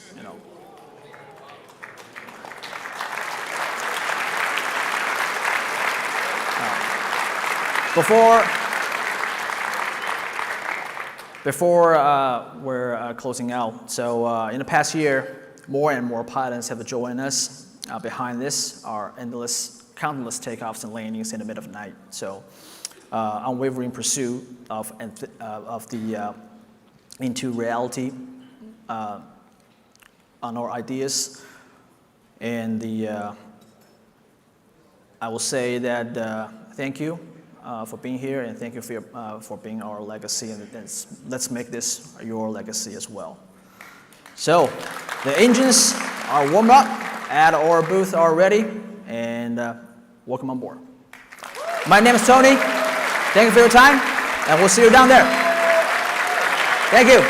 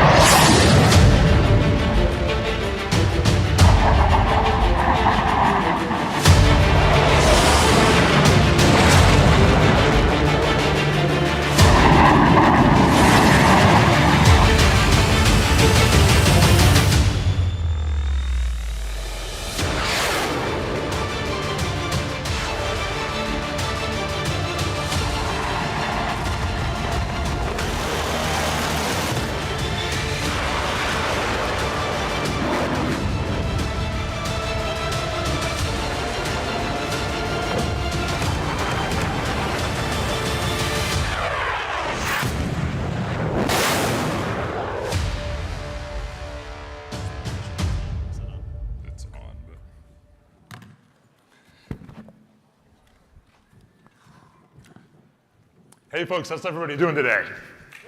Woo! See, Tony got us warmed up here. My name's Alex Liss. I'm a co-founder of Fly Shirley. I'm also a commercial multi-engine and instrument-rated pilot working on my CFI. We're working on Shirley, who's your co-pilot from sim to sky. Shirley works as an assistant, as a coach, and as a trainer. I'm going to have Shirley introduce himself here.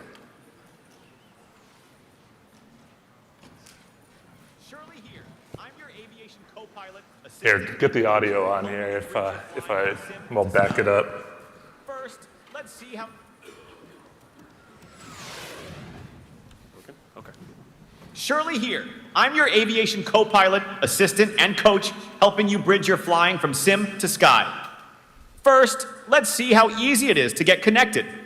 I live directly in your browser, and connection to the sim can be made with just a single click. Let's see now. Tune the physics. Now let's see if you can tune the flying. Ready when you are. Hey, Shirley, you sound like somebody we in the audience all know.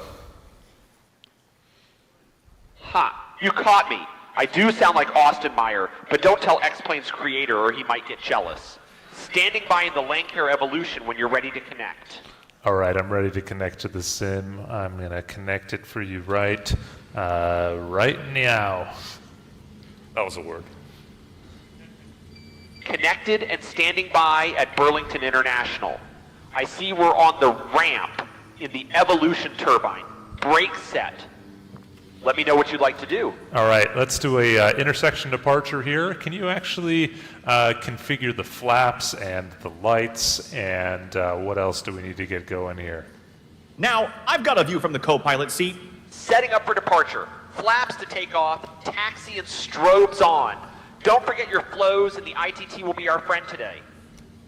All right, flaps are good, fuel is good, trim is good, the lights are on.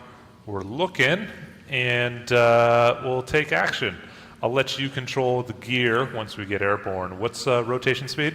With the Evolution's customized profile, I know rotation speed is 77 knots. Also, I can navigate to almost any airport in the world. All righty, here we go. And at 10,000 plus training-ready airports, I can give you precise guidance down to the runway. Plus, finally know what the closest runway is.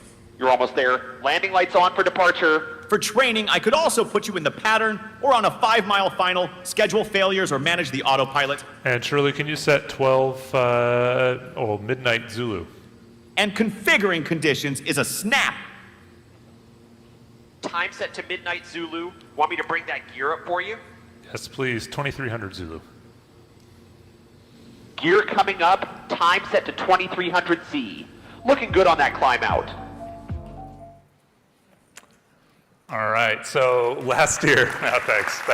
Shirley's a lot of fun. We added a ton of capabilities since last year. Last year we actually launched at FS Expo. However, if anybody remembered it last year, it was maybe not very much more than just flying with ChatGPT talking to you. Shirley kind of barely paid attention to what was going on in the flight, although it could kind of cosplay that fairly well. We've done a lot of work in the last year to get some better product ready for you. And just to begin with, we started with some remarkably basic fixes. Shirley used to say asterisk all the time. We also introduced a challenge format. It's a kind of an open format that allowed you to build your own challenges and let other people go through them. And then we offered an initial private pilot training course directly inside of Shirley. Then we released a 1.14, which allowed Shirley to finally pay attention to what was going on inside the cockpit, as well as do things like configure radios and brakes and things like that. And then we introduced aircraft profiles. With aircraft profiles, it was finally adaptable to the specific airplane that you were flying in, whether that was the Beta VTOL aircraft in X-Plane or whether that was Austin's Landcare Evolution turbine. We introduced navigation to waypoints because Shirley really didn't have a flying idea of where another airport was in the world, even though these sort of language models have this remarkable property that if you ask, hey, what's the coordinate for, I don't know, I-59 airport in Claremont, it would be able to give you an exact coordinate and potentially even at the beginning of the runway or the end of the runway. We relied on that for a long time. We introduced a new voice system where Shirley wouldn't any longer need to have the last word we're speaking. Allowed us to introduce a vampire voice for Halloween, and it allowed us to bring Austin Meyer's voice into the system as well. A sim data system allowed us to formalize how data got into the sim and start to open up the actual protocol that the sim could connect to directly using WebSockets. And we'll talk a little bit about that and the open protocols and things like that in a little bit later that I encourage folks to take a look at. Due to some loving feedback by Swiss001, we introduced something called assistant mode, which definitely made it so that if you were talking to Shirley, Shirley wouldn't respond unless you actually said Shirley's name. That was a major takeaway from that video if anybody else saw that. We introduced some training features. So we introduced failures for pilot training. So Shirley would be able to fail your engine at a particular airspeed or altitude or something like that. Proactive Shirley, so if you stalled your airplane, Shirley would say, hey, you're stalling your airplane, or if you landed, Shirley would be like, oh, welcome back to planet Earth. All right, take a look at this picture. This is a real picture shown by an actual pilot, a helicopter pilot, who followed Shirley's precise directions and was able to have a very irregular pattern as a result of that. Yeah, it's not the best work by Shirley, actually, in this circumstance. So we introduced traffic pattern directions, a system in order to manage that. We introduced an autopilot and sim control system, so you could actually configure the weather, ask Shirley to configure the weather exactly how you want, engage the autopilot, pause the sim. There's a bunch of features in X-Plane and other sims that are hard to access, like freezing your position over the ground, pausing the sim, giving you a little bit more time if you don't have an amazing setup like the ones that Tony and others are selling, to be able to make the most of your sim and bring some structure to your flying and make the most out of the instrument flying or the other sort of conditions that you'd like to bring about inside the cockpit. All right, here's another customer note. Let's read that. So it said, Shirley kept thinking it's runway 30 when it was really 21. And then I told her that it was 21, it updated all the headings, but still had no idea where the runway was. And once, even though she told me to do a left-hand side pattern, she gave me a heading in the opposite direction. All right, so, a lot of these, the good news is that a lot of these problems are solved for you. We have an airport database and enhanced position awareness, so Shirley knows where the airport is and can find other airports, knows your position on the runway. You wouldn't think login is that big of a deal, but it was for us because, prior to a certain point a couple months ago, you would have been able to use Shirley without paying if you were able to do it in a clever way. And we improved our challenge system. So now it used to be that Shirley would have to bring you to the next phase of the challenge. The challenge is broken up by phases. And so Shirley would have to bring you to the next phase. But now we have a system that then is on the side looking at your overall state of your flight and is able to bring you to the next phase of the challenge. And that adds a lot. With an enhanced autopilot system and custom aircraft profiles, in this particular release, we allowed Shirley to bring you to a particular point in the pattern. You can put yourself on like a 7-mile final for any particular airport that you want to go on. It really helps with the pilot training. Separate from that, we started kind of doing this example. It's this test, more or less, which is, all right, if Shirley can fly the airplane, all by him or herself, then they'd be able to teach other people how to fly. And so we gave Shirley full control of the autopilot through the challenge system and said, hey, bring us to this other airport, try to land. We did a live stream of that. It went terribly. Shirley did a really bad job at that, but it's a benchmark that we're going to be doing in order to improve Shirley long term. And we just released an advanced queuing system. So sometimes, Shirley has something to say, but there's a really dynamic environment. And so not only do we have more of a rock-solid voice system, but now we have the foundation for Shirley interrupting you, even if you're speaking, to talk about something critical.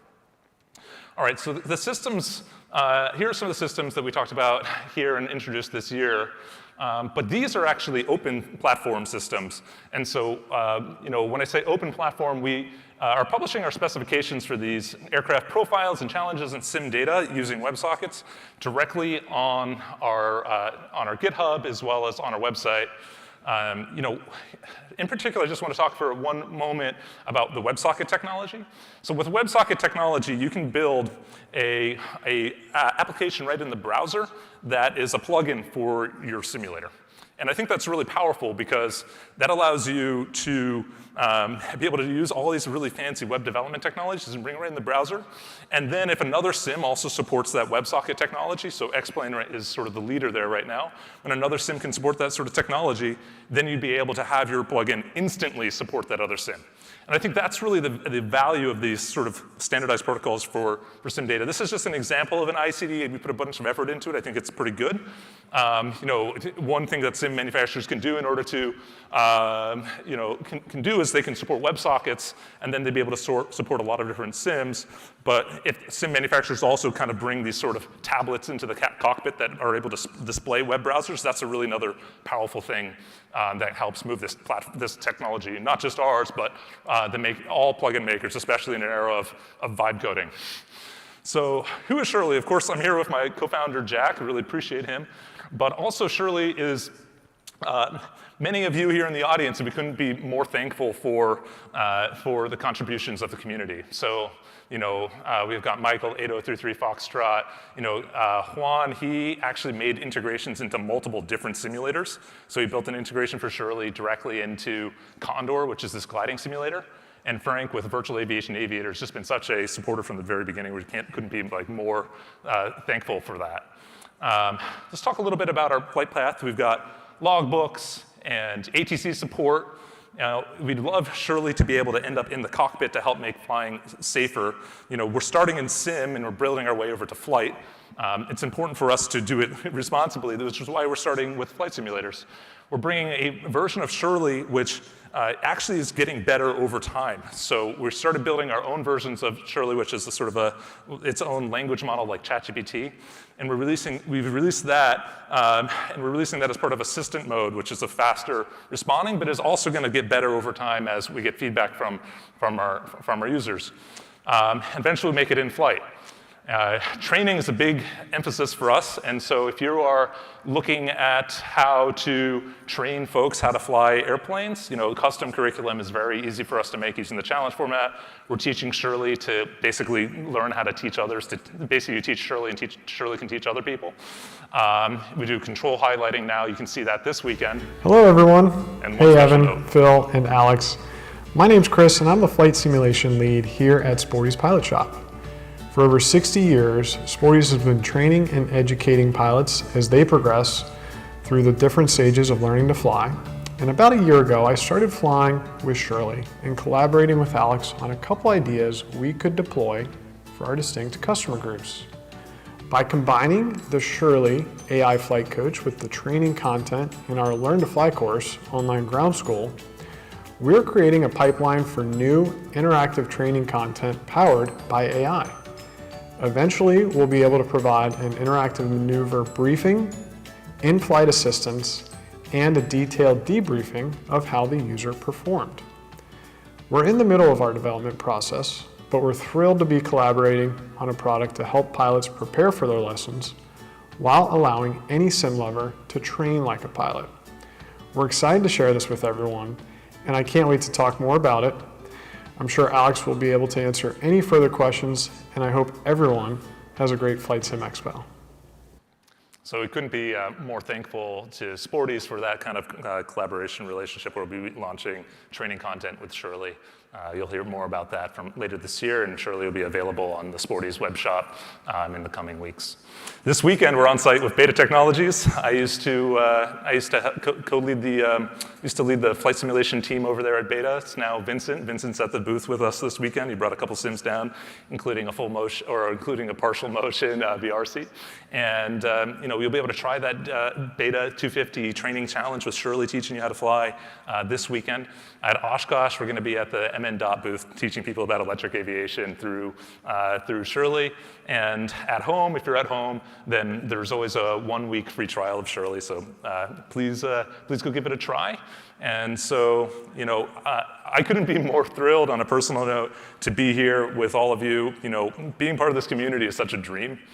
Being able to essentially build flight sim technology and have awesome people try it out, how can that be a job? It doesn't seem real, but it's just such a blessing. So I'm really thankful for all of you. I hope you'll give Shirley a try. You're AI co-pilot for Sim in the Sky, and stop by a booth this weekend. Safe flying.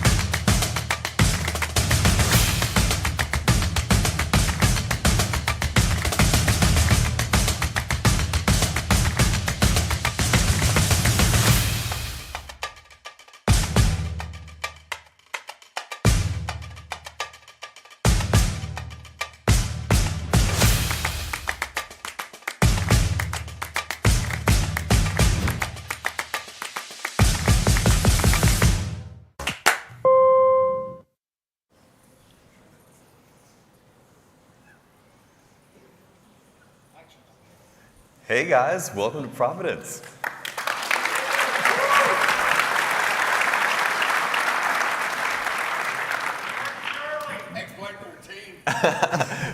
Just like always, Evan and Phil are putting on an awesome show and we're super stoked to be here. And it's pretty nice to be in the Northeast, I have to say. I think it's the lowest OAT for an FS Expo in years.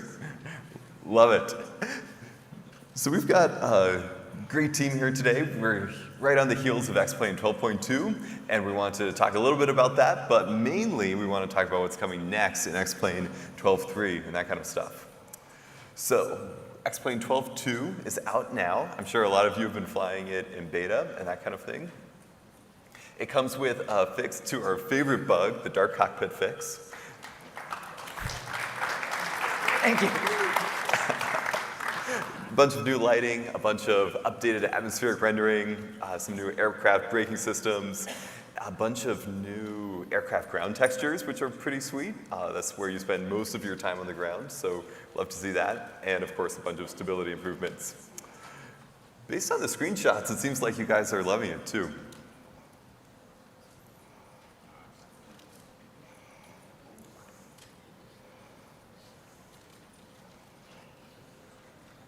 I think the helicopter one might be my favorite.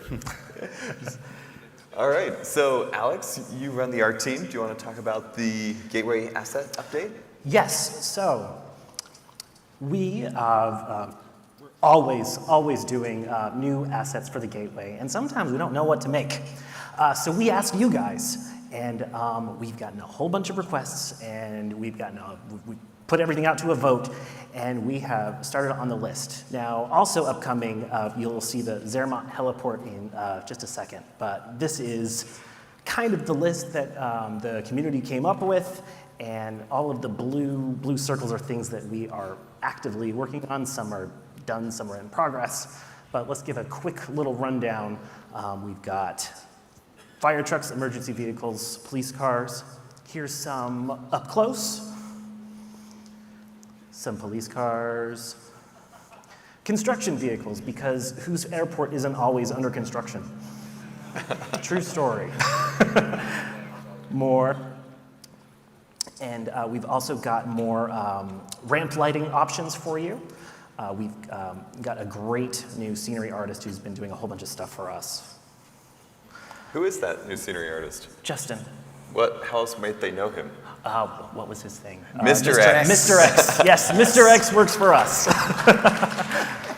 And we've got some new ground assets too. You can add the compass roses to your ramps. We've got more colors, more labels, and all sorts of things. And then Peter, our scenery magician, has been working on hangars and a whole bunch of other things. This is just a small subset. There's about 600 combinations you can make with these parts, and there's even more. And then a couple screenshots of Zermatt. Cristiano, one of our scenery artists, has been working on this for a little while. It's a nice little Swiss Alpine heliport. And I'm going to hand it to Philip. All right. Go for it. So what you see here is now not only in the A330, but in all of our default aircraft. So what you see here is what I think the most advanced weather radar ever shipped in a flight simulator. We're shipping it with an API for the third parties to use it, and we're shipping it along with another set of enhancements for our A330 and a bunch of enhancements to the G1000, including synthetic vision. So the weather radar is completely GPU based, and it's based on the clouds you see out the window, because the GPU knows where to draw those clouds. So the weather radar is just a different shader on your GPU that looks through the clouds and simulates them for the radar. So the radar physics live on the GPU, they don't tax your CPU. And the radar also gets a ground map from which it can generate radar ground reflections. And the radar return is based on how steep and how rough the ground is on the ground normals. So what you see here is in the A330, see down there, manual tilt, 0.3 degrees. Yes, you can control the tilt. We have it integrated into the G1000. You can calculate you can change the tilt in the sector scan. This is something that I don't think anyone else has ever done. You can do a side scan and see the weather radar doing this as in addition to this. So you can take a vertical slice through a cloud. So all those controls you see, why does it, oh sorry. All those controls you see on the traditional panel, all of these are simulated. You can control the gain, you can control the tilt, you can control the ground clutter. And all these controls are available for third parties as well. So all the sector scan and auto tilt functions that you get in the default plane, the third parties can access them. So, and it requires some skill to read it. So what you see here, can you make out what is a ground, what is a cloud? So with the laser pointer over here, that's a cloud. But those are ground returns. So we are in Aspen here and we're looking at the mountains. So don't fly into the mountains and try to avoid the red part of the cloud as well. So some airplanes come with more modern controls that buffer the radar return. So instead of getting an up and down tilt, they maintain a buffer of altitudes and you select, oh, the altitude I want to fly at, what does the weather look like there? And we support this type of control too. And then it classifies the weather as threatening, or whether it's just not where you're flying, then it's non-threatening. We have predictive wind shear, so that is turned on, and when you are about to fly into a microburst, it gives you the correct alert, like wind shear ahead, go around, and then you get this display here, and then you need to go around for wind shear. All the default planes in X-Plane that have a weather radar have it out of the box now, and our Baron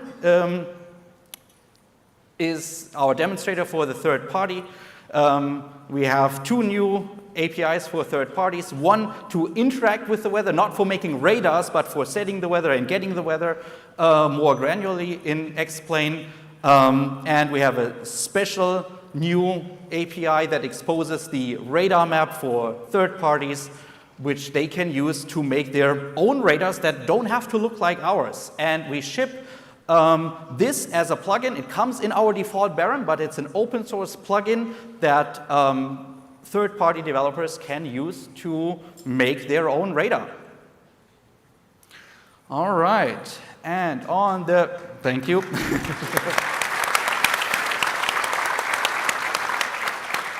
So on the G1000 side, we introduced synthetic vision, and you may recognize a theme here in that it's all GPU and shader based. So there is a texture that is already on your GPU. The GPU already knows the elevations because it has to draw the map. And if we have the texture with the elevations for the map, we let a different shader loose on it, and it makes you synthetic vision. So no extra VRAM, no CPU impact. It displays terrain, water, the airports, obstacles, pathways for your navigation, and it gives traffic alerts. So this is what it looks like while you're using it. So you see a real forest of obstacles back there. I don't know is there anyone here from Palm Springs? I have no idea what they do in Palm Springs that they have so many obstacles. They should really do something about that. So this is what it looks like when you encounter like AI traffic, but it's the same whether it's VATSIM, IVEO, or Pilot Edge, the traffic shows up there. This is a big obstacle. Yeah, please don't fly into that. You might not like the result. This is what a GPS approach looks like. I mean, even I can fly a GPS approach like that, just like play Mario Kart, just thread it through the hoops there. Yep, and that's what the terrain looks like. All right, leaving the world of general aviation and going into the A330. Yes, getting back to the A330, we got to start with some of the art updates that we have been making to the aircraft.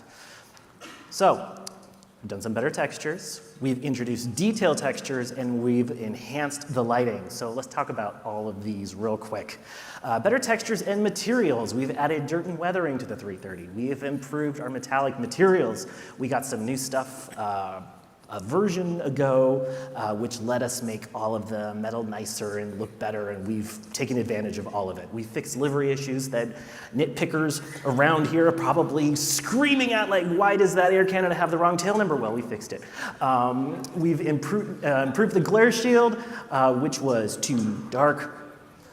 We've enhanced brake effects, lots of other adjustments. and improvements. So here's a little preview. We've got all of the dirt just coming off the windows. You can see the leading edges have the nice Airbus flat matte kind of gray leading edge that sometimes looks brighter than the paint, sometimes looks darker than the paint. It's metal, it does its thing.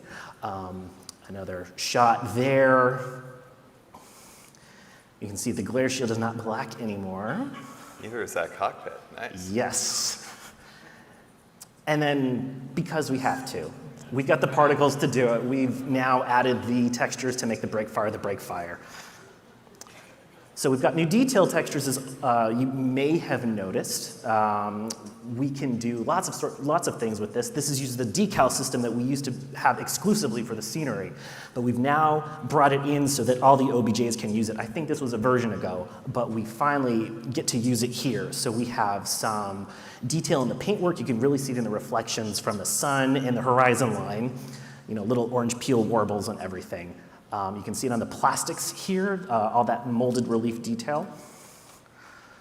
Of course, you know, in the back of the seat and on the pillars, you know, more of that molded plastic. Getting into the cabin, the same thing. We even have the carpet. It now has a normal decal applied to it so that it looks like carpet. We've also enhanced the interior lighting. The cockpit's got screen illumination, improved display backlights, enhancer effects, integral lighting effects, enhanced bounce from floodlights. I'm going quick, we don't have a lot of time. The cabin, enhanced 3D spills. We have a working seat belt, no smoking signs. The IFE screens have a bounce light effect. The reading lights are dynamic. There's a randomizer that turns them on and off in stages. So every time you go in the back of the cabin, it's a little bit different. And we also have a thing I call auto purser cabin lighting, which adjusts cabin lighting up and down depending upon your altitude, flight phase, time of day. So it's a little bit more real of an experience going in the back.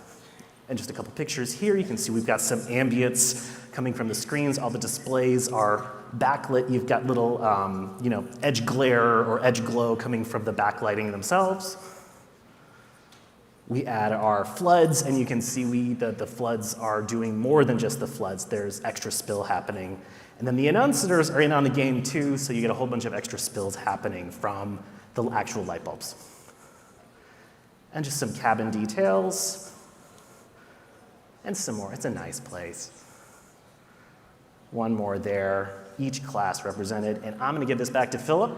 I have not been back in this cabin once, but thank you. You got to do it. You got to do it. I have to do it now. I have to do it now. So this is way more stuff than we have time for. If you have any questions about this, see me at the booth 701, right? Like right when you come in, explain booth. Big FMC upgrade for all default aircraft, like works with the Airbus, yep, but also works with the citation. Yes, you get the secondary flight plan now. Yes, you can start it in the air, load and approach, and just practice an approach. There's a whole bunch of nerdy stuff in there, like we got freezing temperature probes now, we've got aspirated temperature probes now. Yeah, nerdy stuff, talk to me at the booth if you want to know more. Okay, but this is cool. We integrated the A330 with our default ATC. So I worked with our Lufthansa pilot, like how does it work when you get a clearance on the ground? How does it work when you get your ATIS? And a lot of stuff these days works via company message and data links. So what you can do now, you can ask through the MCDU, ask for getting the ATIS, getting a weather report, and this works through the default ATC, obviously. And you can even get pre-departure clearance from ATC right through the CDU. And I think for a default aircraft, pretty cool feature to have. And everything else in the 330. And there's just a lot here. Just go down, push it one more time, Philip. We have more. Yeah, we have more. We have better auto land. We have new sounds. Daniela made a bunch of new sounds. The auto brakes are improved, that they don't slam down the nose anymore. We improved the cruise fuel burn, so you don't no longer arrive with plenty of extra fuel. It has a real parking brake where you twist the handle and it will set the brakes for you and actually set it in park, which it didn't do before. Right, The new parking brake system's pretty cool. Thank you. Yeah, and yep, weather radar fully integrated. Oh, by the way, on both sides, so if both have the same tilt, you get full refresh rate on both displays. But if one pilot tilts up and the other pilot tilts down, guess what? Half the refresh rate for everyone. Thompson, you get 10 bonus seconds. Nice. That's awesome. I love it. You used them already. Okay, there you go, Ben. So all the art that Alex talked about is going public beta next Friday. And everything in the Airbus and the weather radar and the SVT, all of this stuff is going private beta for 12.3 next Friday.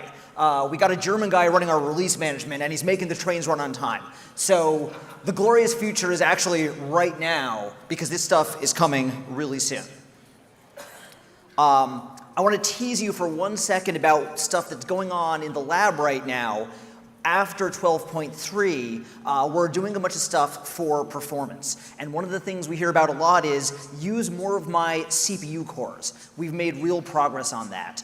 We have a new job system that is shipping in 12.3. It's going to run the AI aircraft, it's going to run the texture paging, and Pavel's new network sync. It's multi-core from day one.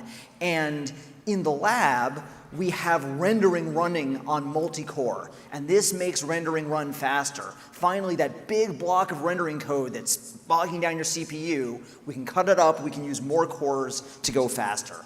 And this is something that we can keep on working on. We can keep finding what makes X-Plane slower, use more cores, get it in the job system, and keep going faster. Did you forget the number, Ben?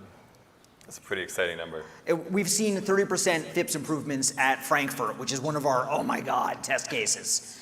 We also have some promising GPU optimizations coming. We found ways to be more efficient with the GPU for cloud rendering and for night lighting, which are both really expensive on the GPU.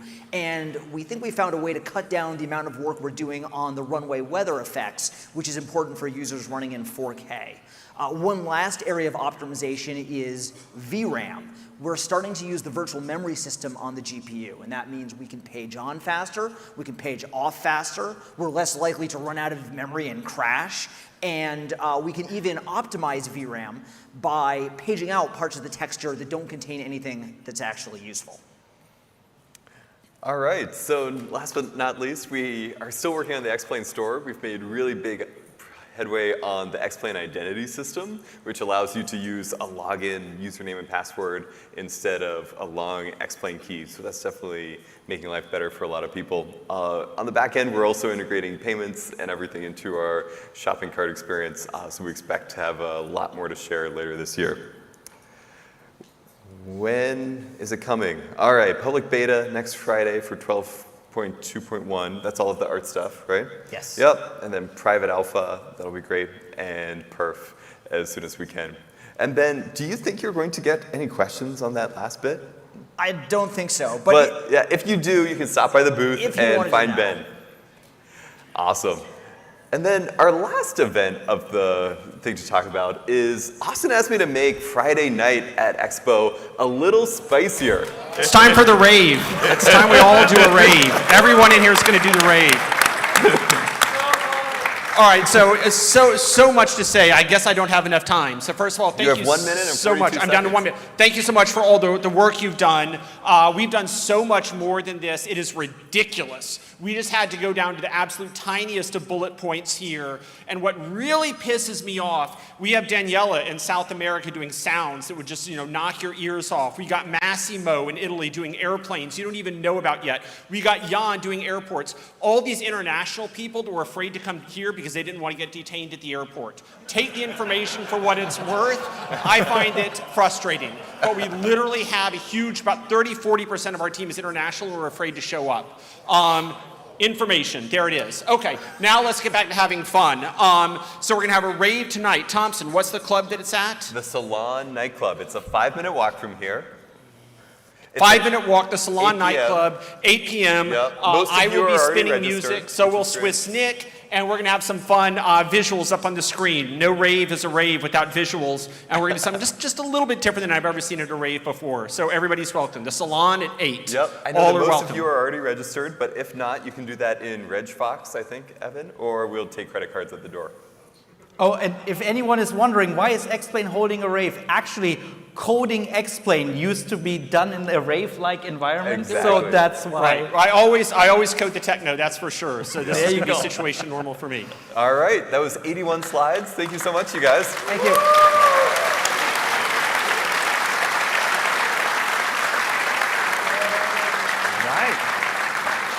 See you tonight. Wait, hold on, we have 5 seconds left. We have 20 minutes left, it says now. Oh, we did it. Okay, I'm not sure that happened. The clock is a lie. Back away.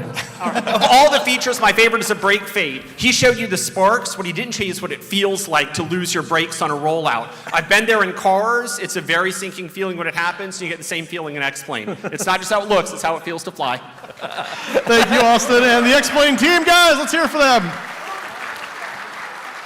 All right. What a day. This has been a lot of announcements, a lot of reveals, and thank you guys for sticking around and seeing this. And this is the beginning, guys. The rest of the weekend remains up for the show floor. So we also have a couple things coming up right now today. So a reminder, we have the attendee welcome reception that's happening right after, they took my clicker. All right, you guys are gonna have to run in the back. The attendee welcome reception is happening right after the show here in the back here. Your drink tickets are in your little registration thing inside, so that's where your drink ticket is. If you are new to the FlightSimExpo, if this is your first year, come find me over by the Field There Tavern Tower, and I'd love to just kind of connect with you guys and help you guys get to know each other. That's going to be a lot of fun. Tomorrow, the show opens at 9 a.m. If you already have your badge, you do not need to wait in line. You don't need to go back to registration. You're already taken care of. Let me say that again. If you already have your badge, you're already registered, you're good. But please don't come a half an hour early. We want to avoid a crowd control issue. None of the exhibits are going anywhere. So please try not to come too much before like 8:55. Okay, I know everyone's got FOMO, want to be there right when it opens, but they're not going anywhere. You'll be fine. All right? Thirdly, we want to present to you this year, we're doing the Attendee Choice Award. So take your phone out right now and scan this QR code, and you're going to vote on what was the best presentation of the day today. Now, get your phones out because I'm not dismissing you for the reception until we have a number of people vote. So once you voted, please put your hand up or stand up or something so we know that you voted. But we need your votes. We're going to announce the winners on Sunday. While you're voting, reminder, if you signed up for the captain's dinner, that's going to be at 7 p.m. in the junior ballroom, which sounds adorable, by the way. There's probably a little pilot's room there too, but junior ballroom is going to be out to the right. That's going to be after the attendee reception. And then on Sunday, don't forget at 2:30, we're going to be announcing where the next show is for next year. Don't come ask me, I don't know, okay? All right, how many people have had a chance to vote? We need more than that. That's not a quorum. Let's go. Come on. Let's go. Keep it voting. Don't make me start telling like bad jokes up here or something. It's gonna be miserable.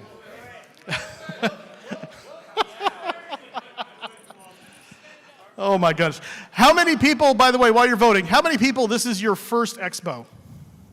Oh my goodness, that is amazing. Wow, that is a lot of people for the first expo. And would you know it, our numbers are up from last year this year here in Providence. So that's a lot of new people, and that's a lot to show for that. So thank you guys for coming. How many people have been to all the expos? All right, there's a few of you. There's a few of you. No. No award. Your reward is coming to all the expos. It was awesome, wasn't it? All right, how many people have had a chance to vote? All right, that's a much better quorum. You guys can go get some drinks, have fun, mingle, get to know each other. Don't forget to say meow.